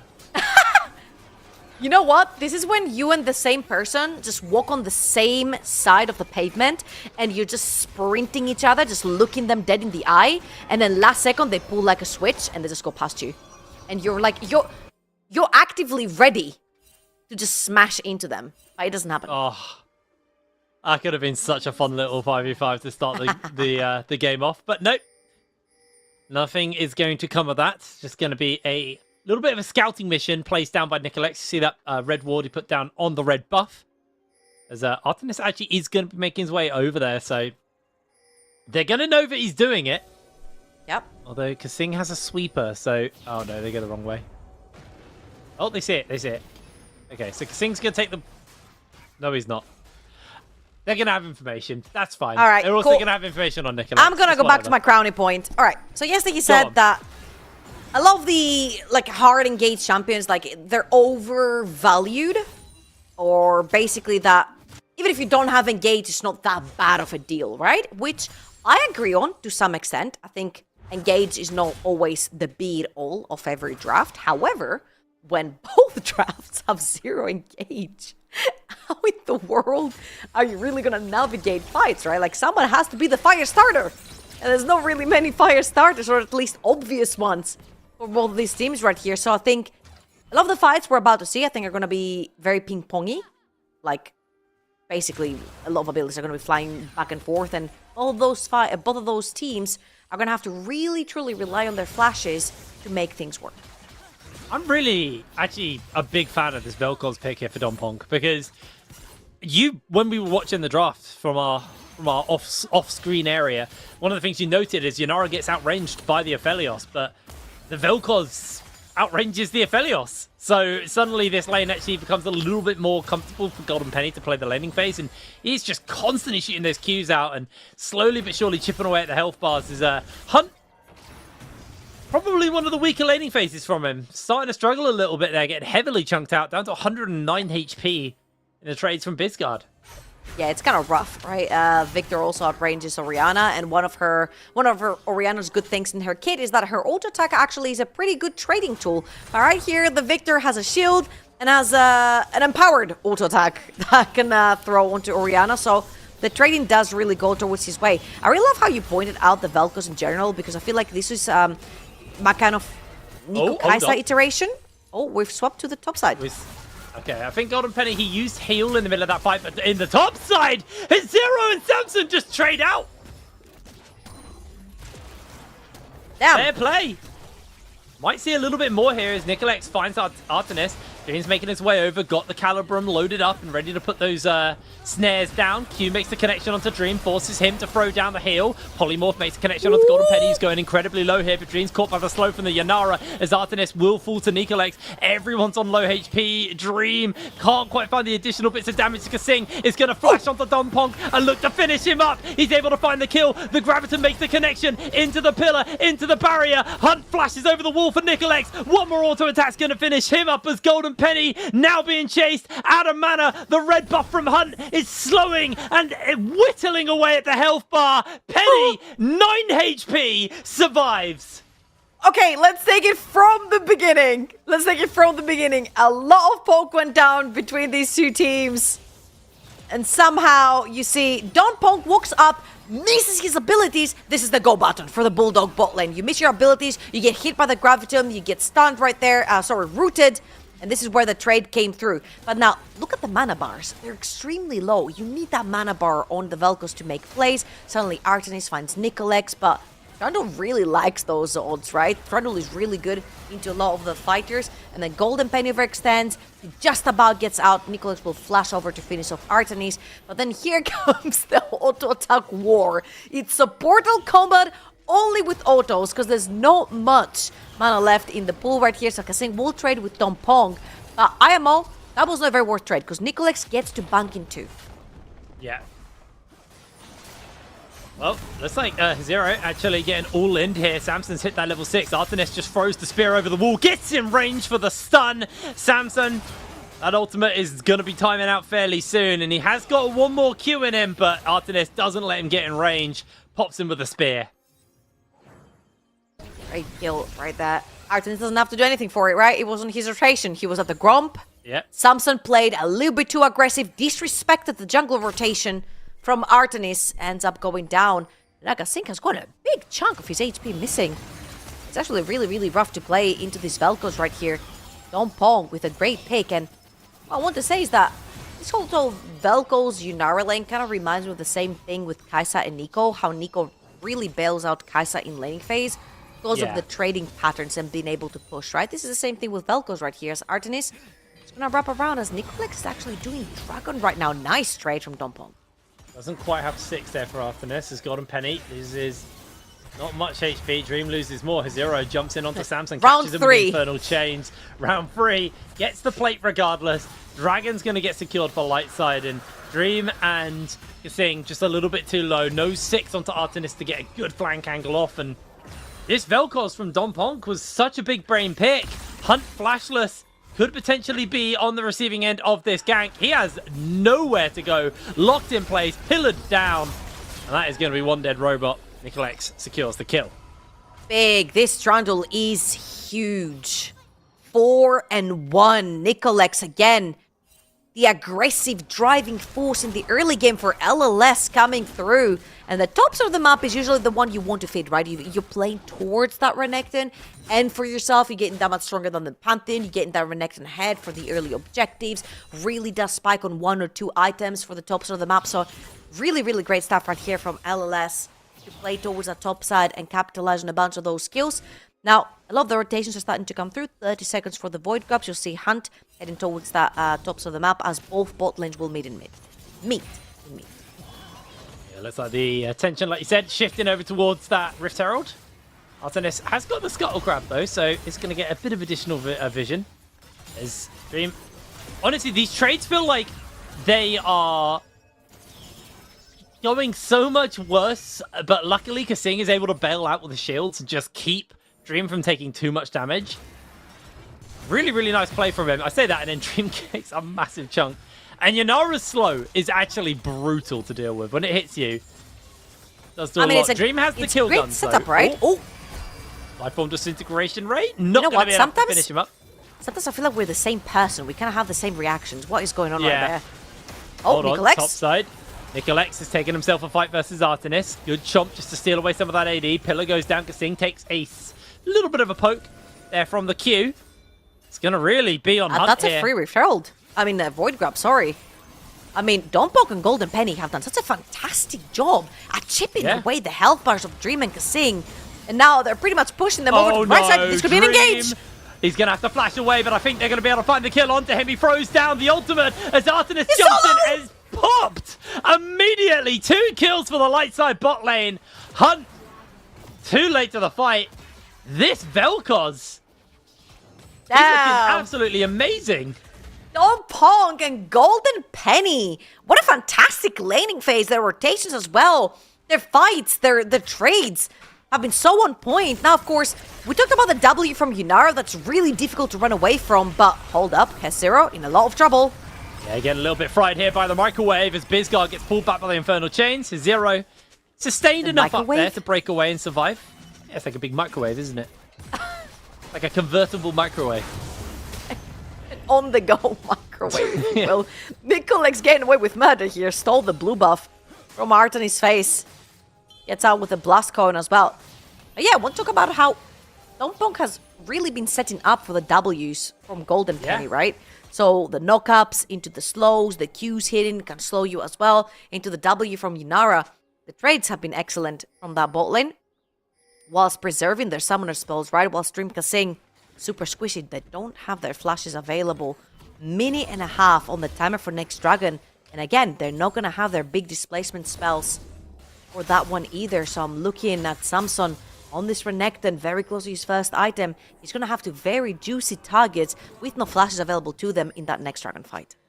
And I think the lack of engage on the side of Bulldog is scary because Dompong kind of just gets to free fire. One of the best ways to shut down the Lifeform disintegration ray is to CC him, is to jump in, is to, you know, make sure that he doesn't just get the full channel off. But who actually is stopping that? Who is going to stop Dompong from melting people? You have the wild growth from Kasing, so you have a little bit of survivability. But Dream, he might be going to sleep soon. Donponk and Golden Penny looking for him. Remember, the Q big connects. power from the slow. They've seen Yeah, Penny, so they know he's showed there. up. Yeah. That slow is so impressive. Oh, look at Samson. They might be looking for a dive here. However, Bulldog have fantastic vision behind enemy lines. They've got a ward in river. They've covered both exits or entries of Nicolex's topside jungle. However, Samson is still looking. The wave is coming through. One creep is going to die, but there's more waves coming through, and Samson is looking to dive. Looks like on the bot side, we're also getting some action. Dream going to throw down the ultimate, makes the connection onto 2. That's going to be the life form disintegration ray. Dream actually might have found the damage to kill Samson. They trade out across the map, but Hunt flashes forward. Shockwave goes wide. Make a connection with the knock up onto Hunt, and it looks like Lightside are going to be able to break away, but in comes the spear. In comes Artemis to fire back. Golden Penny just watches his support crumble. I was absolutely gonna say that should never be allowed to dive both sides of the map. That means you're undernumbered somewhere. And Bulldog Esports again as a 4-man unit running towards the top side. This is going to be Nicolex plus Biscard taking a full turret-plated tower towards the bot side of the map as Bulldog are chipping away turret platings over on the top side, trading gold. Yeah, they don't even get that second tower plate onto Hunt while Samson's going to start up on to this mid-tier 1, sorry. Dream does make his way over and clear this, but Dragon number 2 going over the light side. We had a very, very tight game between our first 2 games, but it feels this time, even with it just being a 2,000 gold lead, light side are so much more in control, and Hunt is being hunted by a crocodile. I'll just have to say, man, I love the movement right here from LLS. Samson dives top lane, bot lane coming through there as well. Then suddenly you've got Victor roaming bot side. They're trying to pressure through there. Then they're taking the whole tower. Nicolex does Dragon TP coming through. That's a 4-man unit towards the top side again. Dream going to make his way over. Got himself the ray gun lined up. Donponk's getting a bit of damage off. Finds the knock up onto 1, but the man advantage is in favor of Bulldog, so they're able to take down the crocodile. Golden Penny? Keeping them nice and pincered here. Donponk has nowhere to go. Golden Penny, he's going to need a great escape off this one. The life form disintegration ray is not enough as Golden Penny caught by the knock-up. He's still putting a bit of extra damage out as in comes Nicolex, and somehow they found a little bit of extra damage. Golden Penny just throwing out the damage. He might just be their golden ticket back into this fight. Hunt finds the slow, but Nicolex continues to chase forward. Laser beams going wide, and Lightside turn a dire situation back around. Lightside walked in 3 versus 5. That was crazy. I said that was a 4-man unit. It was top side of the map. It was all 5 members of Bulldog trying to pincher LLS's triple man. They'll take Samson down, and Golden Penny realizes, hold up, that's an Orianna, not our tower. So he has to walk into enemy territory. He takes towards the tri-bush as they're busy with Donponk, and then he buys enough time for Nicolex and Biscard to come through and clean up. By that time, majority of the abilities and ultimates were burned from the side of Bulldog, and I'm gonna be honest here, I think Bulldog are lucky to get away with just 1 more death. Yeah, I think Bulldog were very, very lucky. And the crazy thing is, it felt like that was just an easy kill. Into absolutely nothing else. There was no real drama or consequence. And somehow, with the teleport from Hunt, with the turnaround, and with Golden Penny holding on, that fight turned back around. Gold lead now 4,000 in favor of Lightside. Items starting to come in, and second items also in the making here. For a lot of these players, Golden Penny got his Kraken Slayer working towards his Zeal item. All right, and we have Rift Herald in 10 seconds as well. I'm looking at rotations. Second item didn't quite come through. Chain Vest purchase right here from Nicolex on this Trundle. And I'm looking to see if LLS are really going to try to play for that one. There's no flashes on Golden Penny or Donponk. Luckily for Bulldog side, Dream does have both his summons available, which are going to be really, really big for him. Has a big trade coming through. Yeah, Samson jumps in onto Hunt. The stun comes through from the Pantheon, keeps him alive. His knight in shining armor secures the kill, but the teleport's coming in. I think Biscard is going to be too slow to the play. Hunt's able to walk away. Meanwhile, there's actually a fight breaking out. Dream misses R, but he gets the Calibrum shot. There's the shot down. Lightside falling apart as Bulldog find their opening into this one. Hunt putting a little bit of extra damage in, but Nicolex is going to That's maybe what we find the find! kill. He can't get him. Dream gets another shutdown. That's pretty big from Bulldog right here. They find 4 members. Biscard just about gets out. And again, LLS are getting greedy with their leads. Samson pushes over again as Hesero gets caught by Biscard right here. That's a flash. That's a backup in the river as well. Oh, he just can't hurt him. The healing from his zero was too much. No one's going for the dive though, so Biscard is going to be safe underneath his tower.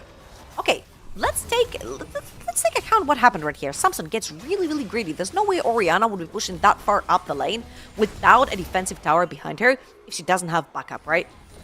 And we have seen how Bulldog really like to group up. Now, right here, what did they do again? They pinchered LLS. I love this ult from Artemis because the second he lands, the sync pops the R. So it was him landing into the knock-up, into the double kill right there instantly for Bulldog. And we had just mentioned that the bot lane from LLS had no flashes prior to that skirmish. So they ended up going down instantly. Now we're back to the next objective. It's Dragon time in 40 seconds. Deadman's completed for Nicolex right here. Second item, the first actually person to complete a second item, and gold is almost back to dead even. I really like this Grand Starfall Wild Growth combo. It's like a Timu Alistair. They slide in, they get the knock up. It's a good team We've fight. got Alistair at home. It's well played. You know, the lack of engage, they just make it. But the pillar's there, and Kasing is being melted. But Don Punk is being melted in response. They both survived the play. Blinking health bars across the board, though. However, look at whatever was burnt right here. We've got 1 Lulu ult for an exchange. Well, of 1 Velko's ult, so it was supports exchanging their ults right there. Fantastic move from Dream. He played more aggressive. Know that Don Punk is pretty much stuck on the floor, right? Rooted while he ults. He hadn't played aggressive right there. While this is going on, though, S0 will take another tower over towards tops of the map as he is joined by 3 more members of Bulldog to try and threaten top lane tier 2, popping the Rift Herald too. I feel like LLS are really slow to the rotation. Nice stuff from Bulldog. Realizing that Trundle is not going to be around the play at all. Biscard stuck on the bottom of the map as well with no teleport. They take the numbers advantage and grab 2 towers. It was one of those plays where it was support for support trading out, but what it resulted in was a Dragon number 3 over the light side. Good heads-up play, though, from Bulldog to be able to answer back with 2 towers topside for themselves and then big injection of cash. But the problem is now is light side every 5 minutes have a pressure point on the map. They're going to be able to look to grab this Dragon. Soul over to them. Now, it is a Mountain Soul, so it's one of the... is it Mountain? Yeah, it is, yeah. Complete brain fart there on the map. It's a Mountain Soul, so it's one of the ones which, you know, thank you, Observer. Sometimes we miss things. I think this was like the most sarcastic Observer I've ever seen, but it was so worth it, man. I mean, we used to have it was kind of like, here, you idiot, of course it's Mountain. Oh! Artemis? They're going to look for the fight. Artemis has lost a lot of HP. Does keep himself up for the W. Polymorph makes his connection onto Samsung, but they find the lockdown onto Dream. Dream's got the kill guns, but that's the killer Croc taking him down, and the fight goes light side favor. Everyone is scattered on Bulldog. Kasing, the last man standing, as he flutters away, and Samsung just taunts him underneath his tower. That is a catastrophic loss for Bulldog. And what a fantastic fight for LLS. I want to point out Samson right here. Dream walks up. The pillar is a nightmare for immobile 80 carries. Artemis gets caught, but look at Samson sliding straight into this backline. I have called this the catwalk of dreams, because when carries walk it, then they die, and they both did. Hunt down, Dream down, and then the rest of Bulldog would just scatter around trying to get anything in return. It just quite didn't happen. Beautiful fight. Really, really beautiful fight. And, you know, the lack of engage apparently hasn't meant a lack of fights and a lack of action. I was really worried that both teams are just going to be too scared to pull that trigger. No. They're both happy just to fully go in and just start brawling. One trend I have noticed, though, is this mid lane tower does not fall. Bulldog are really, really rough at being able to open up the map with the mid tower tier 1. Look at it. 20 minutes in, still standing. It's a big problem, and they're gonna have to actually find fights Take that one down. As talking about fights, I'm assuming that Bulldog are not going to let this one go. Level 11 onto Dream. Bulldog are aware LLS are doing that Atakan and Hesser is tipping back in. They can drop the spear from Artemis, he can slide in, takes a little bit of damage there from Don Pong, but Hezero going to be first into the mix. I think that Atakan's too low, so it's an easy pickup. Bulldog too slow to the play as Hezero's getting jumped onto. Going to try and throw some damage out as Zero doing a fantastic job of just drain tanking on the front line while Bulldog try and close that gap. Dream does get clipped there. They find the stun onto Hezero. They try and throw a bit of additional damage out. The Wild Growth's there. The Microwave, a 4-man Shockwave, but there's no engage. There is no follow-up for Bulldog. Man, I saw the Moonlight Vigil on the Sniper Connect, and I'm like, you've got a white gun, surely. Dream is absolutely gonna drill that backline. Couldn't quite connect the shots there, however, and Hezero ends up going down. That's another neutral objective in favor of LLS. And I have to say, LLS again are playing the fights quite beautifully. Let's watch this one more time. The second they see Hezero's TP, which is on vision, obviously onto this wave, they isolate him. 4 members of Bulldog on one side, and when they start chasing, even less overextend, they could get sandwiched. However, Golden Penny, Don Pong, really holding the right side right here as LLS are chasing Hezero away. And when Hezero feels like, hey, I've got my team now backed up with me, I can actually overextend here and play. Again, another fantastic cue from the Velcos to stop them in their tracks as they were about to come out of the tri-bush, which meant that Aatrox was way too overextended and there was no damage follow-up.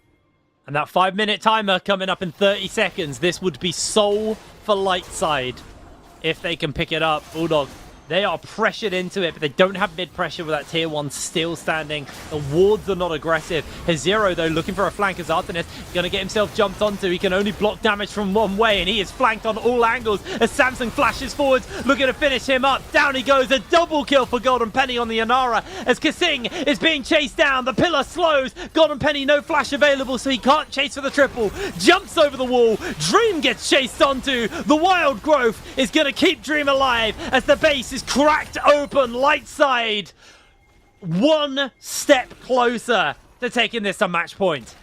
Again, another fantastic engage coming through from light side. They're also going to leave that mid lane inhibitor open. They're gonna take that soul. It was difficult from Bulldog to kill them once before. Now with the extra shield, it's gonna become that much harder to kill LLS. And the gap is becoming wider and wider in this particular game. Around a 6,000 gold lead, 5,000 gold lead, excuse me, for LLS. A bunch of extra items. Biscard has yet to die in this game. He's level 15 to level 13 for Hunt. Of course, the Road of Ages does add a level, so it would be that much of a disparity, but it is right now due to the item, right? So that is a very tanky Victor. Look at that HP bar. Yeah, he is going to be a real pain to kill. I hate this build, by the way. I hate Roa as a LeBlanc player. You know, everyone just getting a little bit of extra tankiness. It sucks. Okay, I would say it's the first time I'm saying this. Your champion is as irrelevant as mine right now.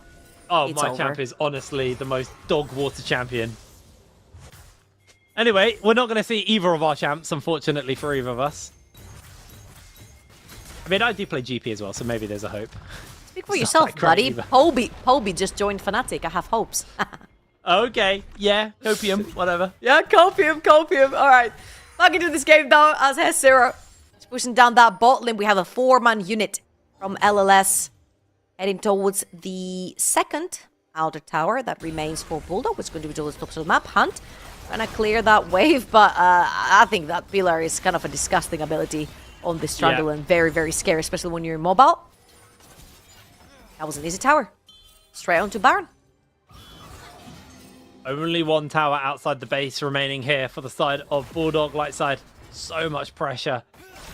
They can start Baron as soon as it spawns, or they can maybe even look for a little fight. Remember, both teams kind of lacking on the engage, but they're going to jump in onto Don Punk, catch him with the Infernal Chains, but they do find the slow. Artemis goes in for the flank onto Golden Penny. They're able to find a kill onto Don Punk already. Good pillar. Samsung slides into the back. He has no backup. No but way! He's absolutely 1v3ing. Finally falling. Dream secures the double kill. Hezero drain tanking away on that front line, and somehow Bulldog don't lose a single player. Take it out 2. Such an important fight for Bulldog to finally win here. Don Pong going down with his flash available. Kasing did a Hylissang right there. He engaged on Lulu. Not Polymorph, sorry. That's 3 years on the Vel'Koz. Now Bulldog have their sights on Baron. 3 members of LLS and they're getting engaged on. Polymorph hits onto the Trundle. Another W comes down. Good gravity field, but Artemis still finds the point flash. to click stun. Dream slowed by the pillars, slowed by the gravity field. Can't get in range for lethal. Nicolex able to survive, but this tower still standing. It just cuts Bulldog's advance so short. Yeah, and unfortunately not being able to get a pick right there, either on Nicolex or anyone else remaining, means that you don't have the numbers advantage. The smite is around from LLS, so you can't really 50-50 the Baron. It would be a big hit for Bulldog if they lose that straight after a really big fight. But now the tables have turned, so now LLS are starting the Baron, and Bulldog are asked to respond. There are no teleports available, no Pantheon ult, and Pantheon is all the way back in base. LLS are just taking the Baron under their noses. They're going to get it for free. Bulldog. Terrible reset timing, and that just bit them so hard. I mean, again, they stayed too long, right? Yeah. After the same fight, they stayed too long. They couldn't get the extra pick, and they got caught on resets. And the crazy thing is now Lightside, they can use this to pressure a point of the map, but realistically, they're not going for the win with this Baron. If you look in the top right of your screen, 2 minutes 30, Elder Dragon comes up, and that is the game-deciding fight. That decides who takes this to match point, and who is going to be looking for a potential recovery into game 4. Artemis, by pillar, hit by chomp. I don't think they've really got kill pressure on them right yet. They will lose the mid inhibitor though, so it's going to make a point of pressure. They're going to have to play around. Samson has another wave that he's pushing in towards that bot lane, last remaining outside defense. Bulldogs base. Gonna be a whole wave. They're waiting for the other one to arrive as well. However, this one has a cannon and a couple of casters. They're gonna have to wait for the mid lane wave to go through first. It's zero flag, they're going in. That's going to be the spear. Grand Starfall used. They find the lockdown onto Nicolex. He loses half his HP. Zero leaps dead. over the fray, but Golden Penny takes him down. Artemis is disintegrated as the microwave grows bigger and bigger. Dream with the Calirum trying to find the range off, but not one member of Lightside has fallen so far. And Dream is chunked. He hasn't got the health to keep this one going, as they are just going to try and take the towers down. It's going to have to be one hell of a defense here from the squishy members of Bulldog, but I don't think they've got enough in the tank. Hunt will fall as Bizguard takes him. Tower number 2 will fall as well, as the Nexus will crumble. Bulldog push back Lightside on match point. It was so difficult for Bulldog, man, to find those engages. Again, you don't have any tools to hard engage, and you're getting constantly outranged by the bot lane, by that Victor. It's just so difficult to get into this backline. And we go all the way back to that discussion we had in the beginning. Maybe engage is not the be-all, but when you get so heavily outranged, it's just very, very pivotal, and it was just lacking for Bulldog. Yeah, it was honestly, you know, probably the most egregious of the two drafts we've had in the 2 games we've had, where it just felt like Bulldog. There was one moment where I thought they could maybe have reeled it back, but every time it felt like they made a positive play. Unfortunately, it crumbled away from them, so I don't know. Anyway, I believe we're going to throw it over to the desk to break this game number 3 down, so over to you guys. Believe you will, and there you go. Welcome back. Hey, Duckling Jamada, Unara's first W at the NLC. Looking good, that champion, right? Had its moments. Hey, yeah, look, it does the thing that Zeri does. Uh-huh. It's got a couple of differences, of course. Slightly less mobility. Build paths right now are varying. This game, we got Kraken Slayer, followed up by Cryoms. We saw over in the LEC, Upset was saying that he felt like Bork was the strongest, Thrush, and then I think in that particular game we went Runans, but details. Point being, yeah, Unara is going to look strong when it gets to front-to-back team fight, which is what eventually started happening with Lightside, right? But before then, it was a lot messier, and things were actually going Bulldog's way because they were able to enable themselves in a whole bunch of skirmishes. Yeah, and we've talked about the Unara, but let's talk about the really important one. the surprise R5, think of the value they gained with this Vel'Koz compared to that Yorick last game. I just took the 2 kills before, but I want to highlight this as well. This was the pincer maneuver that Bulldog tried to do, and I thought Lightside worked themselves out of the situation pretty well, noticing there is only one way, and I think this led to a bit of a weakness here in Bulldog, where they, get a bit split off. Golden Penny, like, he knows he has his power right now. He plays this really well. Look at the flash here, waiting until they commit everything. And, with the early kills for Nicolex, he could step up. The confidence from Bisco as well, who was massive this game, knowing that they have the damage, and there is a lack of it with all the resources Bulldog had already burned. I actually thought that was almost in favor of Bulldog until, well, Bisgard appears. I gotta say, Bisgard with the Victor, I think it's a different machine. I agree with Hipren when he was saying the combo coming in from the Pantheon with the Lulu was looking good, but as soon as LLS clicks together, this is what we missed on game 2 now. Yeah, I just feel like the way that Golden Penny played out some of the initial fights, right? Where he was able to buy so much time to actually let Bisgard slip in and then get down a whole bunch of AoE damage on some very important targets was really the key difference maker. And beyond that, I feel like Samson, despite having a kind of back and forth / rough early to mid game, really bounced back, and we saw a handful of times where he was the one on the front line, diving in on the Aphelios, basically isolating him, well, like 1v2 with Kasing trying to peel him, but still burning through the wild growth, burning through the hill, and getting so much work done. And you can actually see the damage on the kills, the teamfights, everyone was pulling their weight that game. It's actually the Trundle. It's the Trundle that gets the most damage down, but everyone was really pulling their weight in that fight. Totally agree. Like, this is when Lightside clicks. I don't think we got to see this on the previous game. I want to give, like, hey, congratulations, Bulldog, on the second game. This one, I feel like the draft itself fits a little bit more on LLS. I know you kind of disagree, Jamada, but Duckling, you were on my side on the idea of this is a Bisgard, this is a Samson champion. Hey, wait, hold on. I'm jumping in. I didn't feel too bad about the light side comp at all. I feel like the way that they had to play the early game was going to be a lot more centered around Nicolex with all the lane prior that they should have had. And that wasn't necessarily how things ended up playing out, because everyone, it felt like, was playing their own game in isolation, right? Where you had the 2v2 winning in the bot lane by itself. Nicolex wasn't necessarily always down there, but they were stacking dragons whilst all of this nonsense is going on. So at the end of the day, that still went in their favor. It was once the game started to get messy and people weren't on the same page that Bulldog, that composition started to do its magic with the Pantheon skirmishing. Okay, I was talking about game 2 to game 3, yeah, but I agree on this one. Totally light side, the Renekton coming in, the Victor coming in as well. The champion pool is getting a little bit more thinner, so maybe we'll get to see some weird things coming over as BDG takes red side for what could possibly be their last game of the split. Well, no opinions, I'm tossing it to a break and I'll see you soon. I thought you were doing that already. Nah, gone! Too late!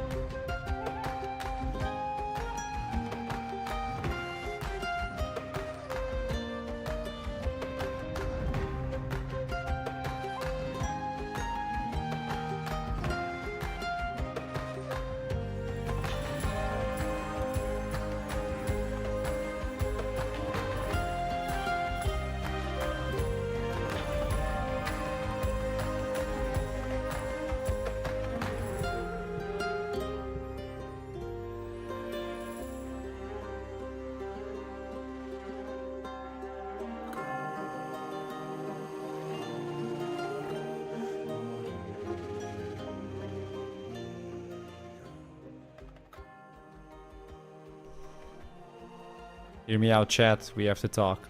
I know you saw the timer going up out of a sudden. We apologize for that.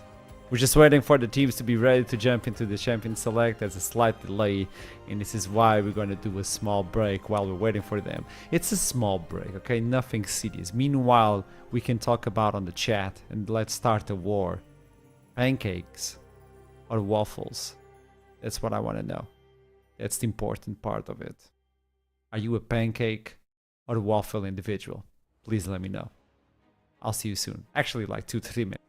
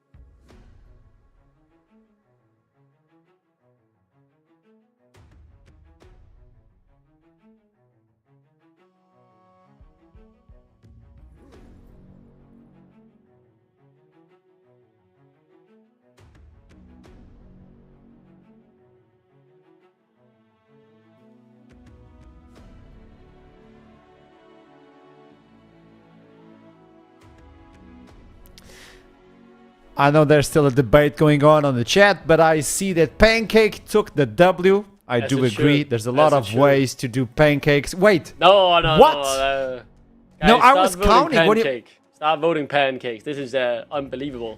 Disappointing, chat. Disappointed. I'll send up an angry message to you all if Chat. you don't want pancakes. What? Do you I have know no how many words. ways to do pancakes? You like what? Have you seen the Japanese pancakes, the French pancakes, the American pancakes? Okay, Yep. okay. Oh, respect it. Yeah, to me, pancakes is like goated, and then waffles is just like a copycat of it that thinks that they have abs. That's what I'm gonna say. You know, I think for I me, actually even though you took can a probably- course on doing pancakes. Do you by know? the way. Do you know what? What wins for me is just the fact that, well, you can probably have protein waffles. I have protein pancakes like all the time. Yeah, pancakes Like, with they're protein just- all the time. Generational pancakes. comeback See? here, by the way. Hey, chat, I knew I could trust Yeah. you. Chat, I knew it. So I did knew it. Like, The Archer, you know, pancakes like- comeback is incredible. Fair play. You know, like Archer, like 40 to 60 grams of a scoop, an egg. Maybe you make it with milk if And a you're crab. not on a cut. You know, like if you're not on a cut, you can whack some milk in there instead of water. Just incredible stuff. Calorie-less syrup as well. Like, You know, bro, Just That sounds sweet. Just as sweet as this draft that is being built, what could be the last game if Bulldogs are not capable of pulling it back and doing the reverse and then going for the BO1. Nar was banned previously and Samson goes B1 Nar. Yeah, okay. Huh. Okay. Okay. Alright, yeah, sure. B1 Na. They've been trying to keep this out of Hesiro's hands quite aggressively throughout this series, actually. So, whilst I'm surprised at an RB1, I'm also not surprised in the sense of they've really gone out of their way to do this. We'll see what the responses ended up being then, because, again, just really strange B1. Nico and I suppose a jungler would probably make the most sense, unless you want to just lock a full bot lane. Ezreal is what comes to mind as one of the champions that's still up and available. Misfortune obviously remains banned. Caitlyn maybe as well. He's for played something that that a he pulled out in the seeding stage. And whilst I don't necessarily think that, you know, he had high impact Caitlyn games, I don't think that he was the reason why he didn't have high impact Caitlyn games. For now though, it will just be the Nocturne. So lights off, Nico ultimate, a lot of potential wombo combo and playmaking to be had here in this game, number 4 for Bulldog. I mean, we've had this combo before in the NLC, right? Lights turn off, and then all of a sudden your team is, or you just don't know what happens because you can't see anything, and the whole opponent team is on you. I feel like that's a pretty strong rotation, to be honest. The Caitlyn something you mentioned could be a nice takeaway as Golden Penny. We are getting deep into the pools, and that's why we're thinking a little bit more, right? Now, traditional mid laners you could go for Bisco. So many of the good ones are taken away. Still a few ones remains. Talia still open and hasn't been played this series, but not the most Bisco champ in my eyes. Well, getting the range, getting some protection, and getting some space. Getting support, Leona has been like overt non-stop. There you go. Finally, this is turning out to be something heavy. Nevertheless. Yeah, I was wondering if Don Punk was willing to go something like the Lux, just because you know the likelihood is that Nico ends up bot, but of course, it can still be flexed mid. It's rare, but it does happen. And so I was kind of wondering whether or not that would be the case. Ezreal gets locked in, and the Ezreal lock just kind of part solidifies to me that this Nico is very likely to go mid, unless Bisgard picks something, again, that really opens up a Nico mid angle. And for the time being, I'd expect Bulldog to probably just ban away junglers, right? What little junglers there are still left.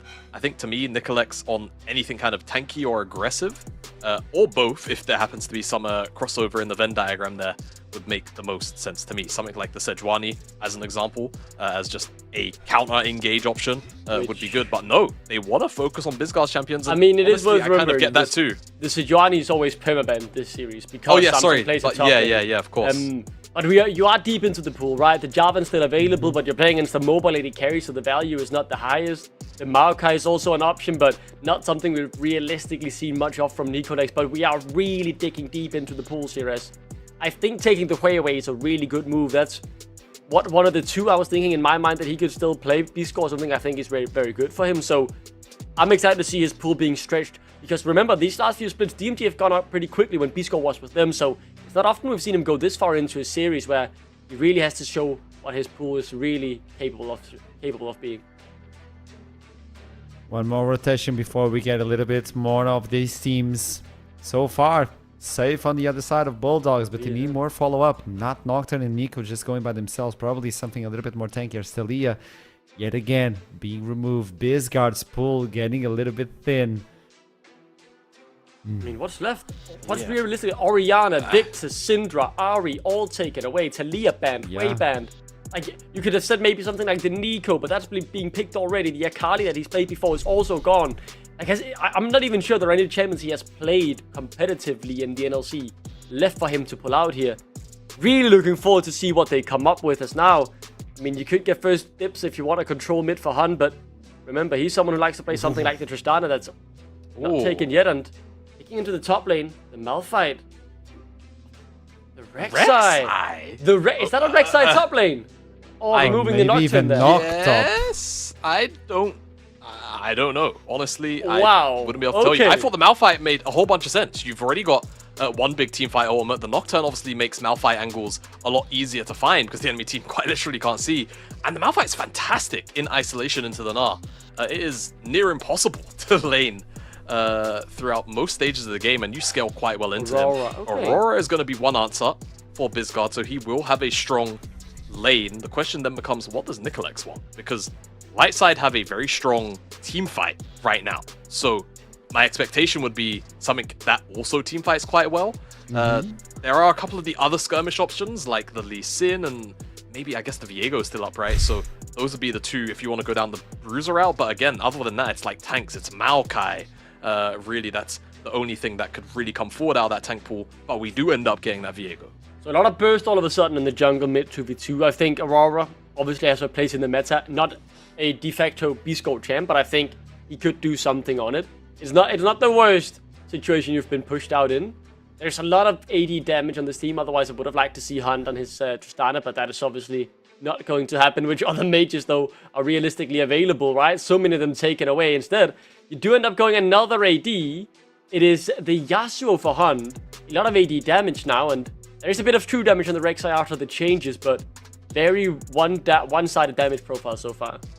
Okay, so I'm unsure how Yasuo is going to lane into the Aurora. That doesn't speak to being an easy lane, but I'd imagine if you are really proficient at the champion, you could definitely get away with some shenanigans. That said, massive knockup available for the Nico. Rek'Sai can obviously also give you knockups too.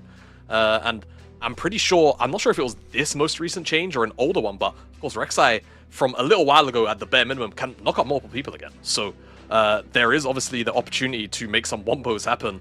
It's just all on the skirmishing though. It's full AD too, and that's another thing I'd like to point out. It's only Nico bringing forward magic damage in this profile here for Bulldog, and armor itemization is really easy for Lightside from top to bottom. So I'd be very concerned about that if I was a Bulldog supporter. Lightside, much easier comp to navigate in my opinion. I mean, I'm being fed information on the Rek'Sai, and I'm still a little bit lost, but it's up to, hey, let's see it. Let's just see it, how it works. No judging. We just have to see it. I can't remember the last time I've seen Rek'Sai in competitive play, to be honest. I think it's a bold move. I do like the principles that he has, right? In terms of you can follow up on the engage. You do have a bit of a knock-up as well to add. Let's say if Yasuo is able to push a wave and rotate up on a timer, you could be looking for something maybe. You have a lot of sustain with your W and your borrowed against the poke that the range will bring from Samson. So I do see some of the ideas here, but you can definitely feel this is Fearless Game 4, right? Because, like, seeing a Yasuo to round us out R5 feels so weird, except for the big engage ultimate. I'll be honest, I don't think they had to end up here. Like, I'm all for the Fearless hype, and I'll always, like, sell, you know, I'll sell Bibles if you pay me enough. This is not like full-blown Fearless. That said, I do agree. I think that clearly some champion pools of players have been pushed a little bit further than perhaps they are used to here. If we're seeing Rek'Sai top and Yasuo mid by game 4, again, we'll see how Bulldog navigate it. It's all about the wombo combo. It's a lot of shotgun, and I think that's really scary for Lightside. They're running the Viego. They want to get first kill, almost always. I do agree with the chat. There's another Void you could bring. The Shogath, a little bit more safe and a little more useful on these situations. But hey, we're ready for this game. It's the deciding one. I just have some sad news for everybody. I did get to see on the chat that Eragon was on the Waffle side, so we took a decision by the team. I'm so sorry, Eragon. It was lovely to have you on the team, but you're now let go. Good luck. Casters, take it away. I'm disowning my child, to be honest. I can't believe just ban him real quickly as well in the chat. Oh, yeah, the power. Just kick him off the Discord server. He's not invited to my birthday party. Screw him. Right, so Rek'Sai top for his 0 here. 1 and 2 is a 33% win rate on this champ. Yeah. What are you making of this, Trouble? Because I haven't seen a Rek'Sai in a minute. I'm very intrigued. I feel like, okay, there's the very obvious flash knock-up combo that can get Yasuo really quickly into the backline onto that Caitlyn, right? I'm not very sure how the interaction goes with the Gnar. I'm assuming when it's mid-Gnar, it's very Gnar-oriented, very Gnar-favored. However, when it is melee versus melee, because I know a couple of pro players that have played a lot of Rek'Sai, they used to favor that matchup, but Rek'Sai got banned like 4 times in a row after this when she was like a little bit prominent in the jungle, and Yike had played it a couple of times as well when he was on G2. We're talking like a few years back, right?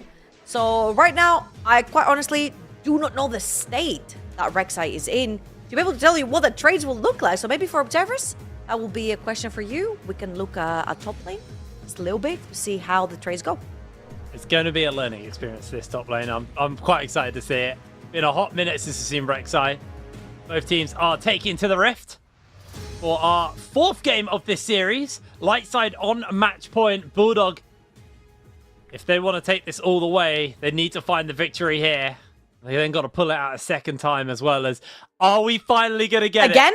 Are we going to get it? Yes, we are! Knockups coming in! Everybody is caught! Don Pong somehow limps out of the fight, but Lightside able to take that 1 kill. Hunt getting flashed onto. Golden Penny goes down in the middle of all of the action. Bizcard evading away from Kasing as Nicolex finds the knockup, finds the chomp, and Artemis goes down.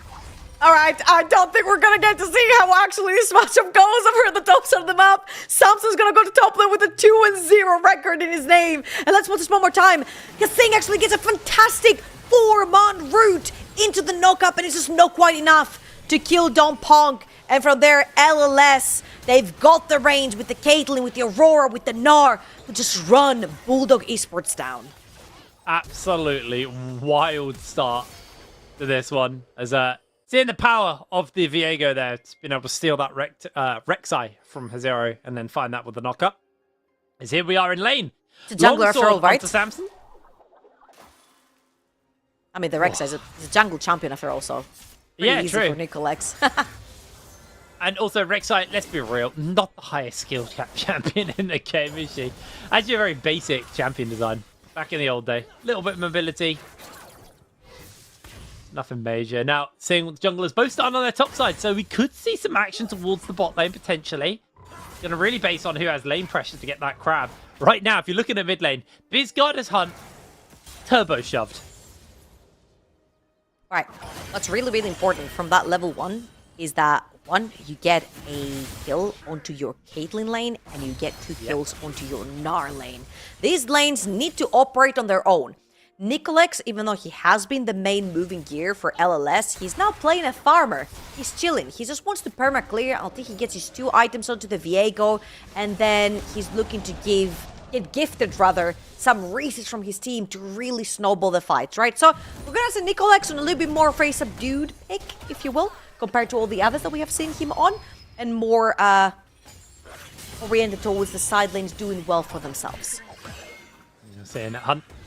Bizgard taking a couple of trades there, finds the knock-up. Steel Tempest, but Rabbit's not under any real threat yet. Hunt not quite hit that major Yasuo power spike of being 0-10. Nicolex now heading down towards the bot side.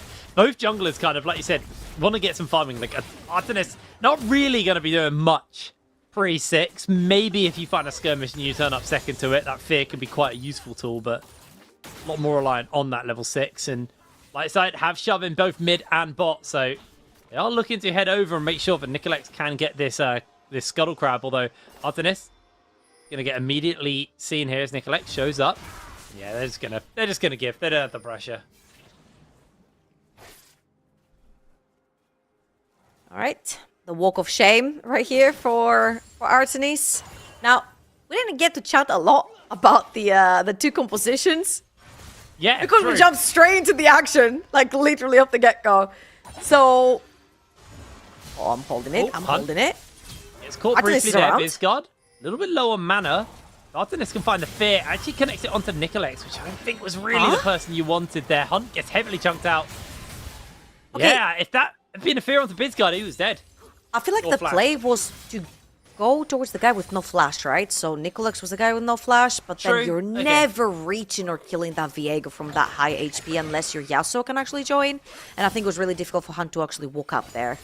So I'm not sure. Maybe a little bit of miscommunication. Now let's go back to the compositions. So Caitlyn bot lane, a very hard shove in, wants to win early kind of bot lane, wants to be touching turret platings way early in the game. At about 11 minutes in, you want that Caitlyn to have had at least 2 to 3 turret platings, and ideally before minute 15. Sorry, minute 14 now. I just exposed my age right there. Ideally at minute 14, you want her to have taken a whole tower, right, and then transitioned onto a different lane. Right now, with Leona, it's not the best pairing to do that. You usually want high pressure kind of enchanters that can really put down their foot in lane. Right here, you've kind of been countered with the Nico into the Leona, so we'll see how Golden Pen and Don Ponk are going to do on this one. However, with the extra kill, it does really favor them. Yeah, it really does. I'm just reeling at the Rek'Sai pick here for his Zero, because it's just one of those picks. I honestly forget this is even a champion in League of Legends nowadays. Like it was nerfed so bad, like 3 or 4 times in a row. So I'm gonna be honest with you. The second that I saw Yasuo getting locked in here, I'm like, oh, maybe they're swapping that Rek'Sai towards mid lane. I'm not sure how this is gonna do into a mage either. It doesn't look good by any way, shape, or form. But Yasuo's actually pretty good into Gnar, right? At least into the mini Gnar. But wasn't quite the case. So we're just gonna watch Rek'Sai into Gnar.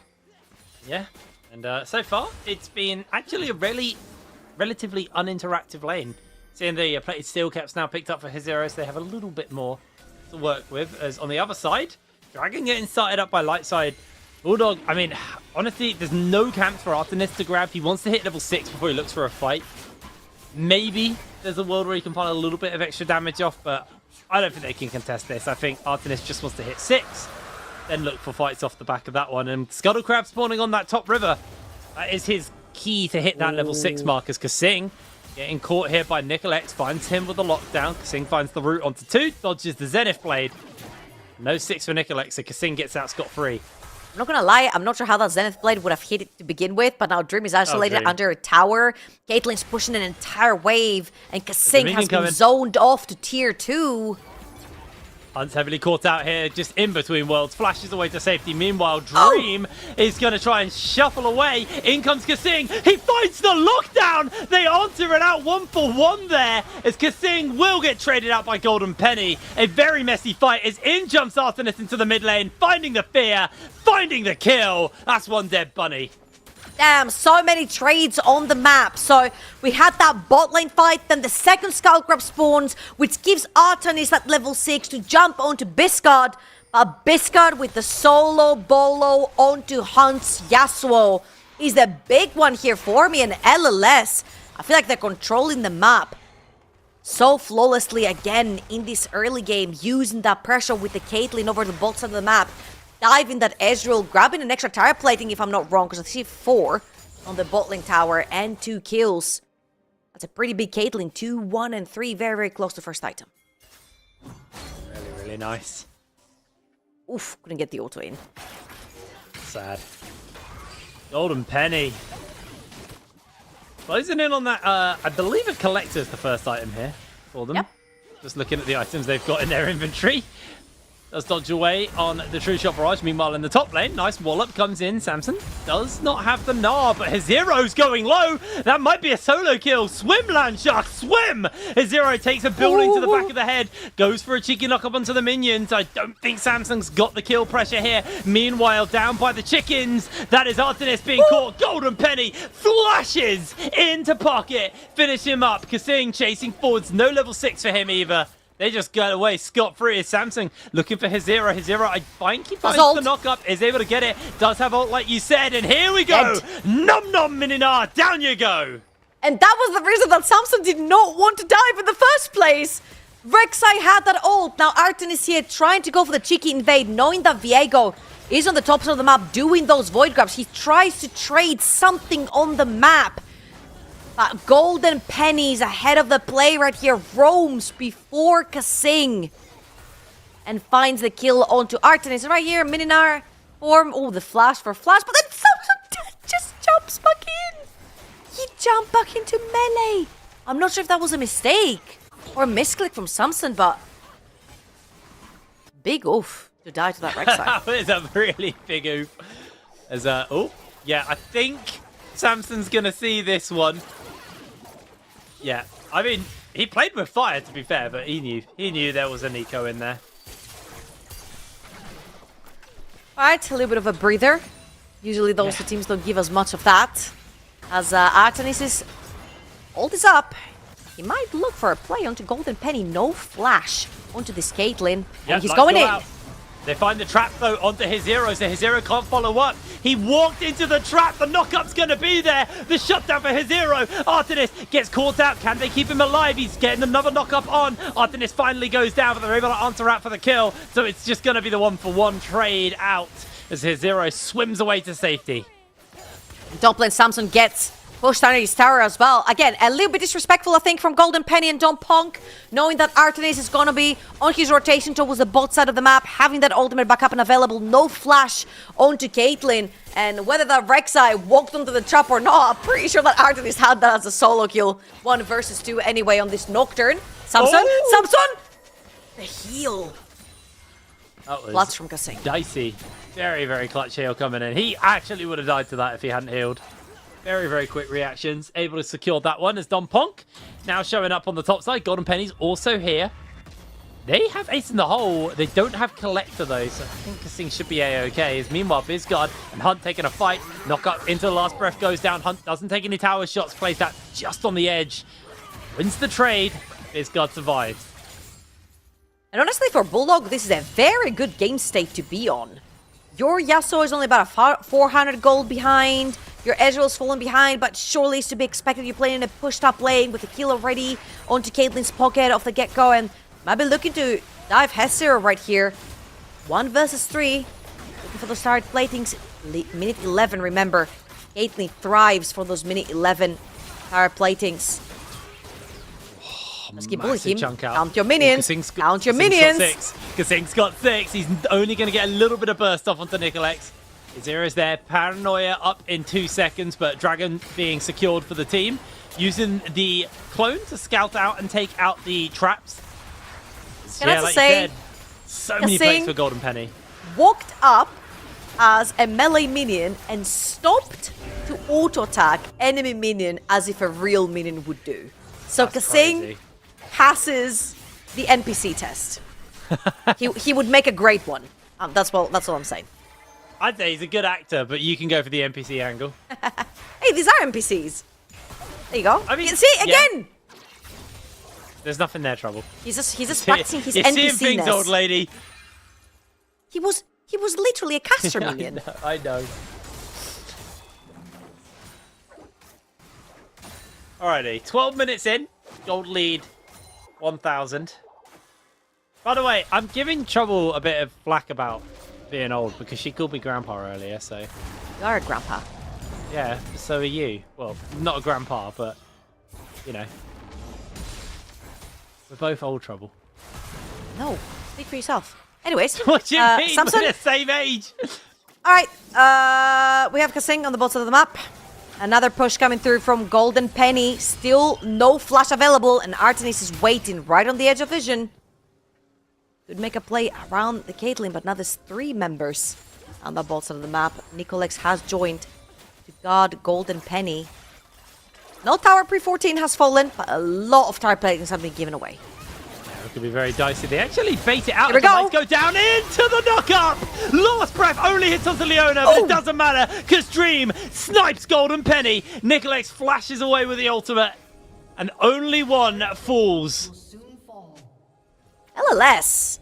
A lot of overextensions from their side. Again, Golden Penny's flash literally just came off of cooldown. They didn't have to play that aggressive towards the tri-bush, right? Bulldog, all they have to do is just wait for LLS to overextend. No summoners. Pull the trigger onto the Nocturne and just assassinate whoever he engages onto, right? Good stuff right there from Bulldog Esports to pretty much equalize a game that looked really doomed from level 1. Yeah, really, really nice neutralization from them. I will say, Lightside have still a lot of control. They've got the grubs, all 3. They've got the first dragon. Next dragon spawning up fairly soon. Second dragon did go to Bulldog, to be fair. Lightside still got the gold lead as Alex looking for Kasing, but Kasing just catches him with a root. And Hunt getting heavily chunked out here. There's a solar flare available to Don Punk in a few seconds, so Hunt actually could be under threat here. Will be seen by the ward. Has a bit of lifesteal thanks to that Vamp Scepter, so he's going to try and heal up as much as he can. Gets the Q3 charged up. Lights can get turned out from Arthur soon as well. Big one to get your eyes on. Yeah, really good stuff right here. Oh, they got Hunt. That was such a mistake from Kasing. Just going to try and find the lockdown onto them, but Don Punk gets caught by the fear. The tower goes regardless, and they're going to answer out for a 1-for-1, but this is quickly turned back around as down goes Kasing. Samsung secures the kill. Dream too late to the play. Hunt, he got chunked out for free. He should have known that was coming. Yeah, lovely Leon ult from Don Punk right there. On point. Hunt dies with his flash up and available, right? He gets hit by the Leona ult and dies. I was about to say that's a pretty good setup from LLS right here to actually take control of the river, set down their traps with the Caitlyn to play for the Rift Herald, but they got extra kills in the tower for free as the TP comes through. Hunt is back. Yeah, he's coming in. He's got 7 more to go until he hits the power spike. They find the fear. There's the ulti out. Should just be Rift Herald over to the side of Bulldog, although Nicolex is still making his way over, thinking about stepping forwards. Q3 now used there for Hunt. Don Punk coming over. Solar Flare no available to him. Kasing's making his way forwards. Golden Penny just killed Kasing. How did that happen? The Samson you mean the other way around? Zero's health bar is evaporating. Hunt jumps in. They find the knockback. They're able to get the kill on to the Rek'Sai. Artemis just diving around on the side of the fight as Don Punk goes down. His Zero flashes forwards, finds the knock up onto Nicolex as Dream secures the double kill. Nicolex is able to limp away from the fight. 4 members of Lightside fall. Yeah, Bulldog Esports catch LLS. They scatter them around the Tifa and they just pick them apart. Golden Penny getting caught at the very, very beginning. Watch him try to take trades onto Dream, but then Don Punk sells him! And once he dies, this is a 4 versus 5 in favor of Bulldog Esports, right? And let's watch this one more time. Hezero dives forward. Yes, he becomes Mega Gnar.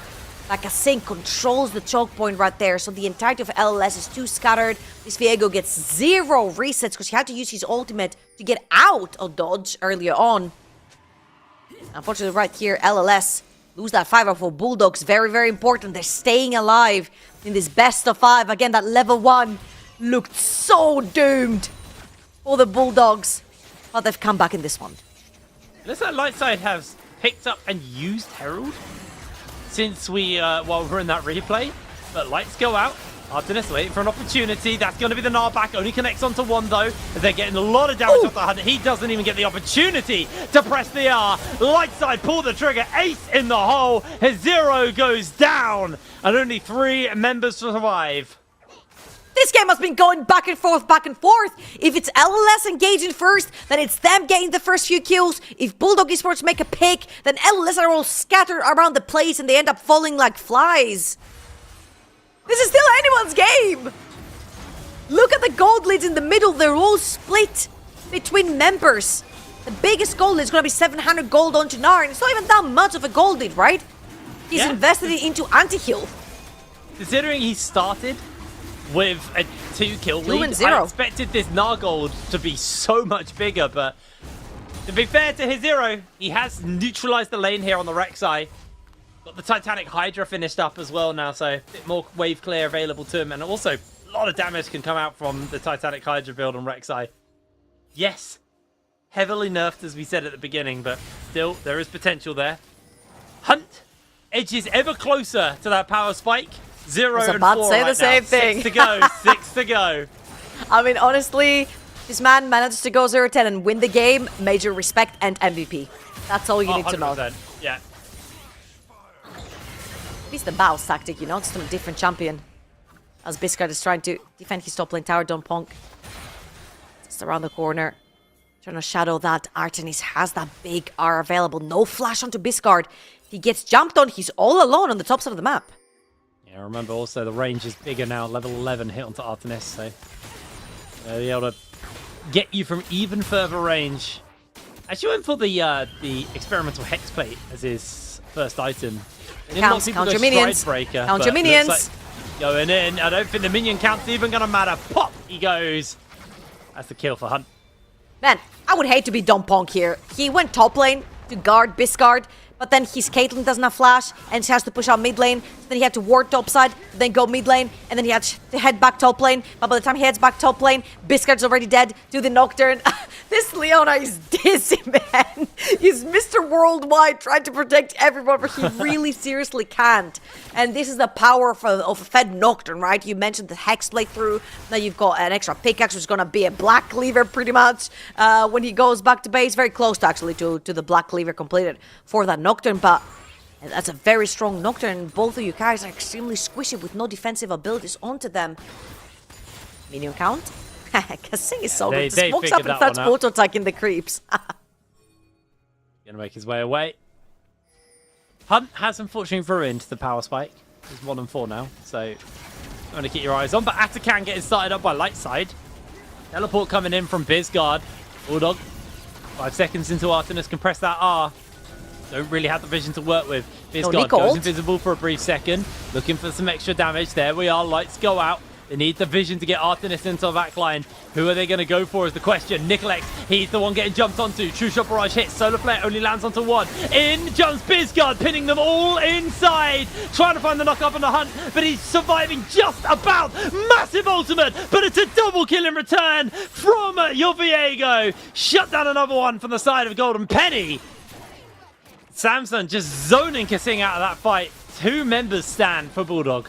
Nicolex has done it again. So many resets going towards the Yasuo, and no Kasing ult means really, really difficult to get those knockups to get your Yasuo into the backline. Right here, LLS are split into 2 members, and Artemis chooses to go towards support. He engages onto the Leona. Leona presses W, she's pretty tanky.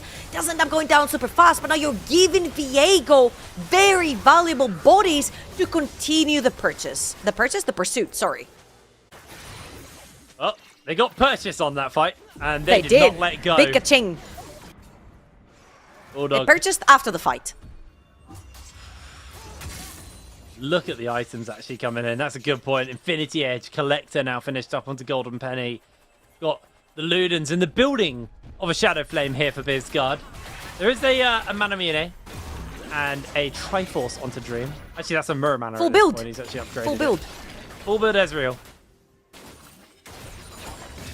Meanwhile, that Yasuo. Oh, it's so sad. He's in the buildings of his shield bow, but he's just struggling to put the gold together. Constantly sees every fight. 5 more, man. But he's got the kill, so it doesn't matter. It's gone. It's fine. If he gets 10 deaths, I think it still counts. It's fine. What is 0-10? Yeah, but that's solo queue. This is pro play. Come on. Let's be realistic. He's allowed a couple in pro play. Yeah, of course. Of course. All right. Now as LLS walk into that river, obviously they're that much stronger, right? 2.5k gold lead for them. 507 on Nicolex's Viego.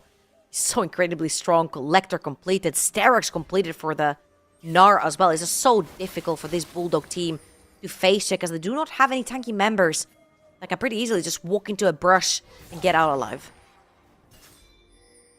Dragon up in 10 seconds. This is Soul Kasing. Point. The light side. Kasing jumps forward, finds himself the Pop Blossom. Lights go out. Yasuo jumps down. Golden Penny is eviscerated immediately. Bizguard's got to try and play tidy uppers. In comes Samson. He's doing huge damage. What a gnar! Kasing is caught. Bizguard chases forward, misses out on the Q. Dream being chased by Samson. Arcane shifts away. Kasing is popped by the lightning rod as light side turn the fight around. What a pick! How in the world did they turn this fight around? Kasing had a fantastic engage. Onto Nicolex, onto Golden Penny. They take out the immortal Viego. But they forgot about the Gnar. Count your minions, count your minions. Kasing finds Golden Penny. Takes him out instantly. And then Nicolex gets caught up in the mix. Gets dived on by Hes Zero. 2 of the main carries are out. But Samson, with an incredible performance, jumps to the backline, finds the big Gnar. And a Bizguard and him, the 2 solo lanes of LLS, clean up house. Oh, absolutely disgusting damage coming out from Bizguard there. Now he's got that Shadow Flame finished up. Immortal Shield Bow is finished onto Hunt. All to go. Ever closer the Yasuo etches towards the power spike. But ever closer the light side etch towards closing out this series. advancing their dreams here at the NLC. Dragon number 3 will fall here to light side. 1 away from that Kentek Soul. I will say, even though those fights have been won pretty convincingly from the side of LLS, the past few ones at least, that 2,000-ish gold lead mark has not really moved much. And that's because Bulldog are still finding some edges on the map. They're grabbing some towers, they're grabbing some of the jungle camps as well, as we're seeing here. Esser is going to get chased out. Nicolex, where did he come from? Turn the lights off. Oh, that might be one dead Gnar. There's no Gnar bar to work with. He's chunked out, taken down by his Zero. Fizzguard puts a whole chunk of damage out as they're just blinking around, able to answer out 1 for 1. Nicolex takes down Artanis. Yeah, but that's jungle for top lane. And Smite, a lot more important, especially when things like Baron are up. But Bulldog are going to use that time to their advantage, taking that mid lane tier 1 down, opening up the map just a little bit more to be able to get their vision, be deeper into the jungle. This Hunt is going to push another wave bot lane that needs to be responded. It's going to be responded by Biscard heading bot side. Here, Dom Ponk plus Golden Penny are going to be putting down a little bit more vision around that. Baron is going to be the next big objective, apart from that Soul that's coming up in 3 and 40. Soul is going to be such a major fight. It's all about those power spikes and items getting hit. You can see Golden Penny etching closer towards their items. Actually went for a Noon Quiver along with their Zeal. Obviously just looking for as much crit as possible at this point with that IE. He's probably going to be looking towards that Rapid Fire Cannon as their first finish up as a next full item. But with that kind of sidetracking their items, Dream now has got this Shroud's Grudge. So slows coming in from this Ezreal. Be a little bit of a nuisance as you've got 3 items on his Zero, and he is blitzing through Bizguard. Down he goes. Meanwhile, with the numbers advantage, Bulldog now can bring their Rek'Sai up, or they can use this just to pressure vision in the area. Baron very much on the cards. His Zero's got teleport. Solar Flare lands onto 2 members. They're going to go in for the Pop Blossom. And Yasuo follows up. Huge ultimate from Hunt. His Zero comes in. Fights the 3-man knock-up. And Bulldog take over the fight. Golden Penny flashed onto by Dream.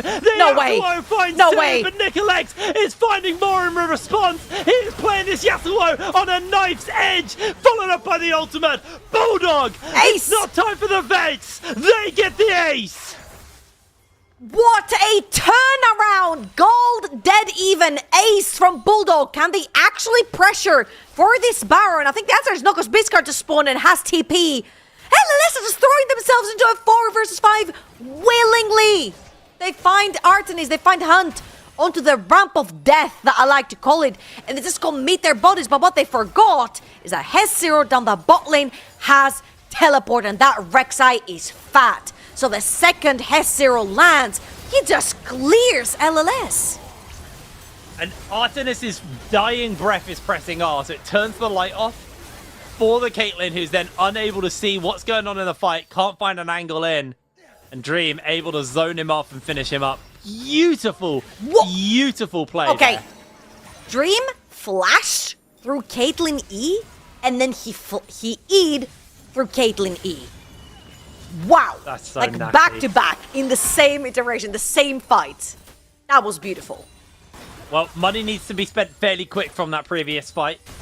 See, but there's a little bit more onto Hunt. They're just going to get Vision of Baron, Dragon in 1 minute 20. The Bulldog are actually not too fussed by that. They're going to try and blitz through this Baron. And when you got a Yasuo, you can be able to do it quick. Solar Flare's there, but the lights go down. And Samsung's finding a flank angle. Kasing jumps onto the backline, finds the 3-man knockup. Dom Pong is going to get killed in the middle of the fight, but so is Kasing. And this fight is on a knife's edge. Hunt is so low here. The wind wall keeps him alive, but not forever. Dream this time is the one soloed by Golden Penny, who gets the double kill.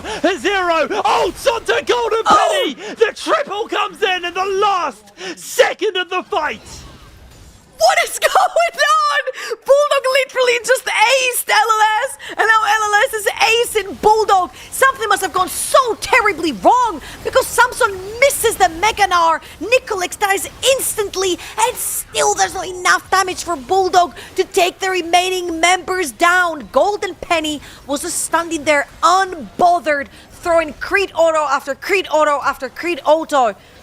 And here is why a multi-carry composition becomes so dangerous, right? Because the second you kill that Viego that has been undying the entire game, Caitlyn pops up. Aurora pops up. Suddenly there's a Gnar into your backline. They just have so many threats. It's so difficult to keep track of all of them.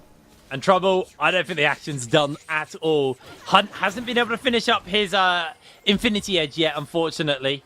Has got all of the components, just hasn't been able to put them together. Lane pressure getting brought up, Vision getting placed down. Bulldog, they cannot give up this soul. It'd be devastating for them. LLS trying to make their way into this river, and so do Bulldog. Vision, very, very important. Artenis, flash up, ult up, Golden Penny, no flash.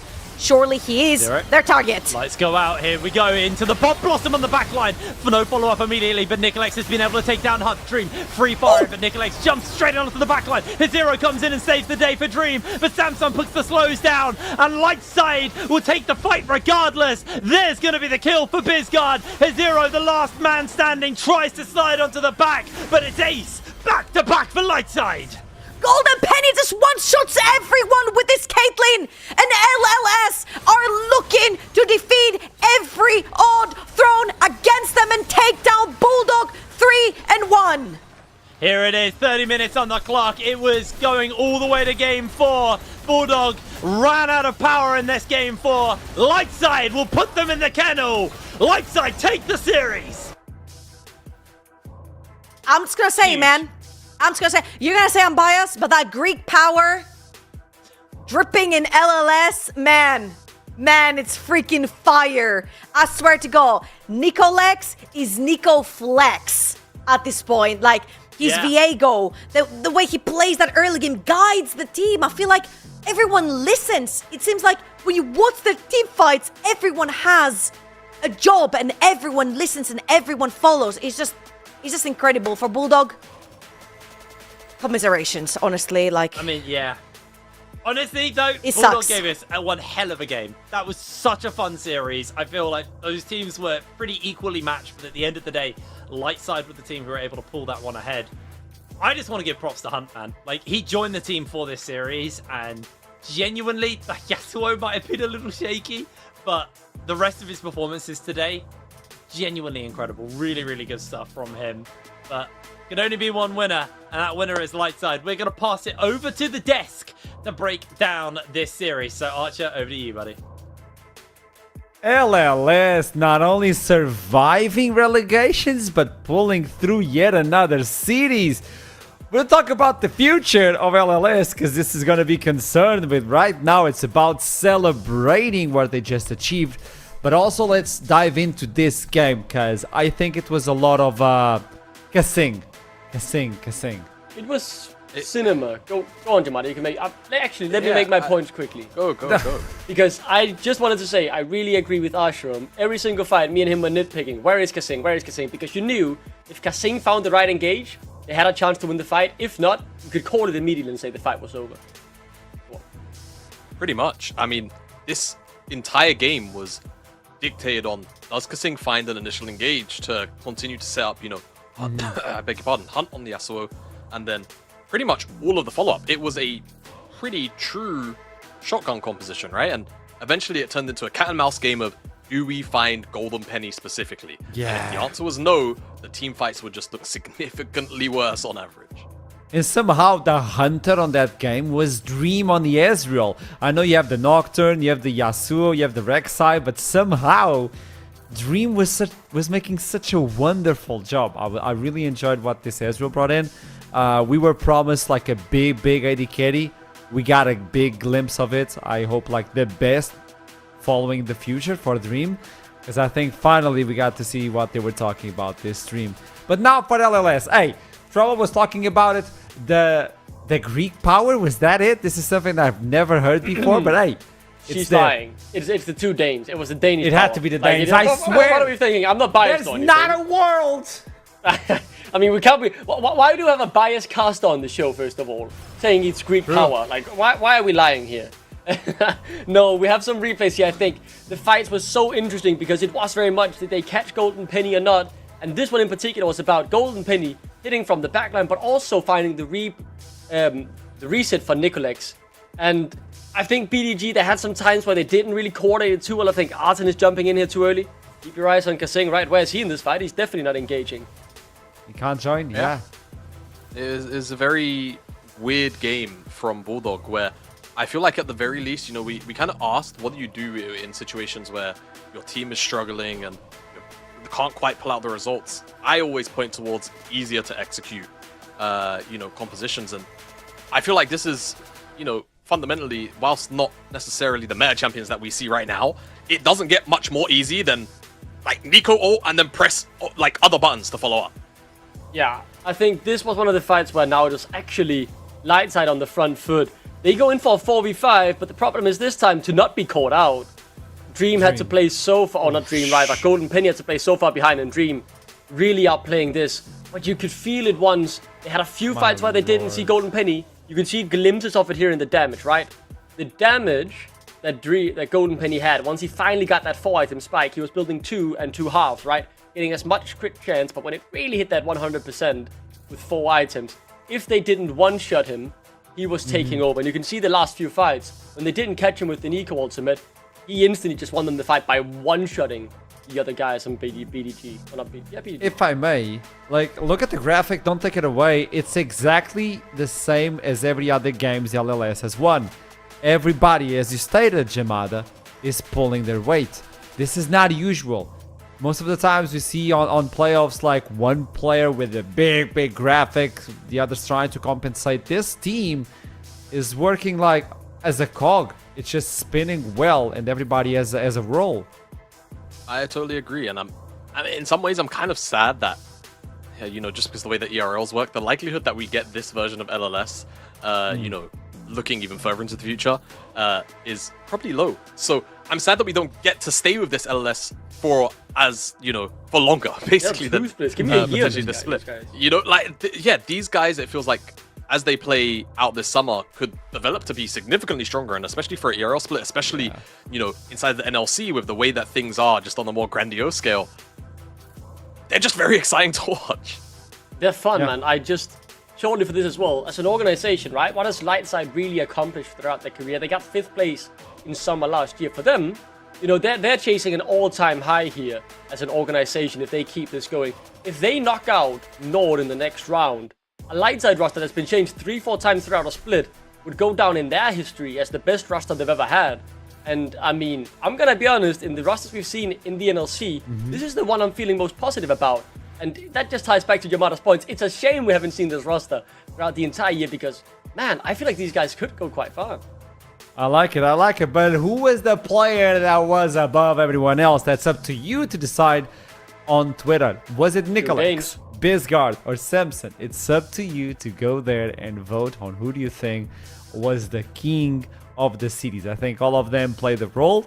Even the 2 that are not here played the role, and we saw it on the graphic. But now, maybe to you know, change your opinion, let's bring one of them to the interview. I believe they are ready. It is Nicolex. Welcome. Hello? Hey, You hear me? where's that smile? You just I won don't the hear you, by the cities, way. man. You don't? Production. Yeah, I don't hear you. I don't know. Can you hear me now? Can you hear me now? Is that communication? Now I can hear you. Yes. Okay, boss. How are you doing? Congratulations. Just another one. Cleaning up. What is happening? This team is just clicking. I think we're playing like much better than the opposition, and I think like everyone's performing. So that makes like the game so much easier.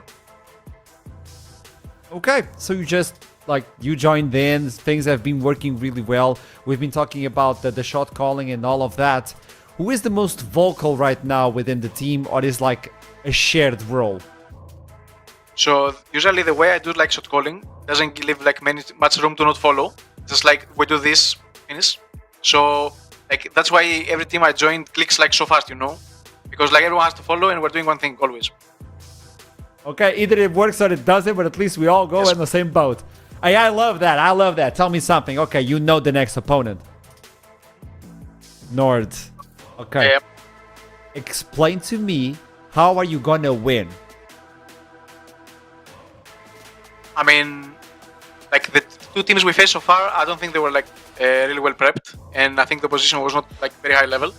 But I think like the guys who will face Nord is like extremely high level, and it's like respect. I will face them.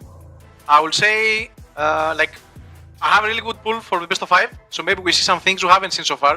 We saw the Vego today, so something probably enemies didn't expect. So let's see. Okay. Now, for a different question, if possible, Nicolex. Sejuani top. It has been a constant ban. We know he plays it, but the Shen was clean. He was amazing with the Shen, with the Nod as well. Is Sejuani a bait? Are you baiting the enemy teams with the Sejuani, or is it real? I will say that I have like probably around 17 wins in a row in my Wikipedia, Sejuani, and top also has it most played in solo queue. So maybe it's not only for top, maybe it's for jungler as well, who knows? Hey, I like it, I like it. So there's a fresh of new viewers who are joining in and tuning in for LLS.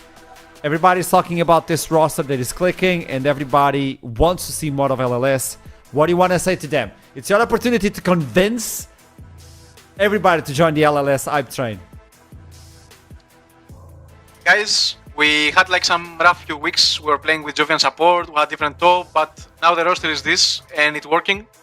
We also didn't play scrims for 1 week and we went straight into official, so you can see everyone's popping off without any practice, and that's it. That's it. I know you're a man of a few words, but at least you're honest and you're just straightforward. I love that. Nicolex, big hug. Thank you so much for this interview. You are just the king. I'll see you soon. Good luck versus Nord. Thank you a lot. Have a great evening. See ya, see ya. Man, straightforward. I like it. I like the, hey, we're going to do this. Whether you like it or not, we're just going to do this play. And if it works, good. If it doesn't, my bad. On me. I like that. Anything else to say, folks? No, I agree. I think it's a very key thing, right? Because it might sound simple, but there are so many teams where you see them, you know, you split up by the player, not fully commit to each other's corners, and then one is ending. I do like the mentality of all for one, and just say, okay, we make this play, we commit to the call, and maybe, just maybe we get wiped, but at least we committed to it, because then you can't have these debates of, no, but if you guys committed to the Baron, we could have finished it, or if you guys committed to the fight, we would have won. No, you know, the call was just wrong, and I do like that, because I do believe behind the closed doors as well of the team environment, it does help that there aren't these irritations with each other because you feel like someone is not trusting each other, not following their calls, which is something I've seen in my team happen, right? If you don't follow each other's calls, they'll start being a bit annoyed by each other because they don't feel the trust is there, and it's that fundamental you need to really help elevate each other. Just giving you a few seconds, Yamada, if you want to... No. Honestly, I'm Clean. enjoying listening to Duckling provide analysis, and also just talk about what is fundamentally very true. Kind of akin to what I was talking about with Bulldog. It felt like they were lacking that, right? And seeing Nicolex and Lightside were lacking that before these changes, and obviously Nicolex providing us that insight, it does make things a lot clearer for us on the outside of this is a big reason as to why they look so cohesive. Agree, 100%. Let's look into what we have in the future. Next week is going to be a banger. So, what are the games? As we move forward, look at that. We're going to start with Venom Crest versus DMG. Still yet another one. Whether you lose, you're out. Best of 5. LLS versus Nord. And the winner of the 13th will fight off 2 days later. You have 1 day of rest and prep to face off versus Verdant, a really tough opponent. Anything you want to add to this one? Because it's looking scary, this bottom bracket.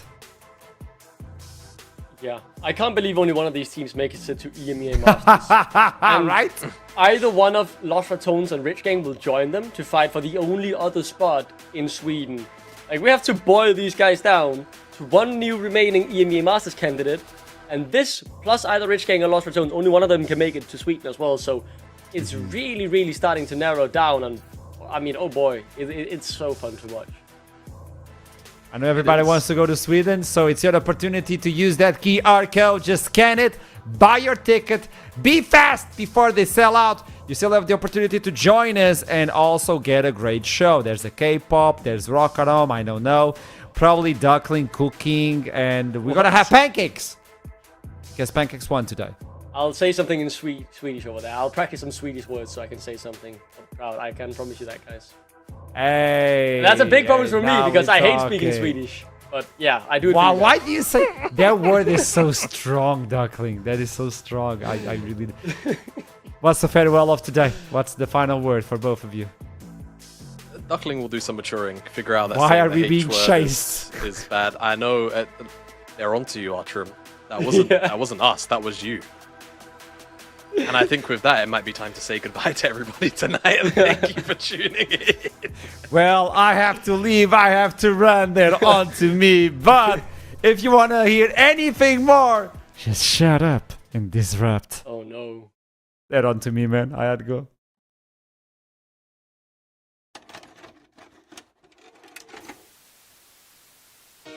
In the north, where the ping is low and the eagles are high, there is only one rule, baby. Shut up this round. Shut up this round. Shut up this round. Shut up this round. Ooh.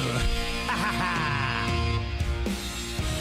We back up the dream in a dodgy old strap. Got chaos in my trunk and a rat in my hat.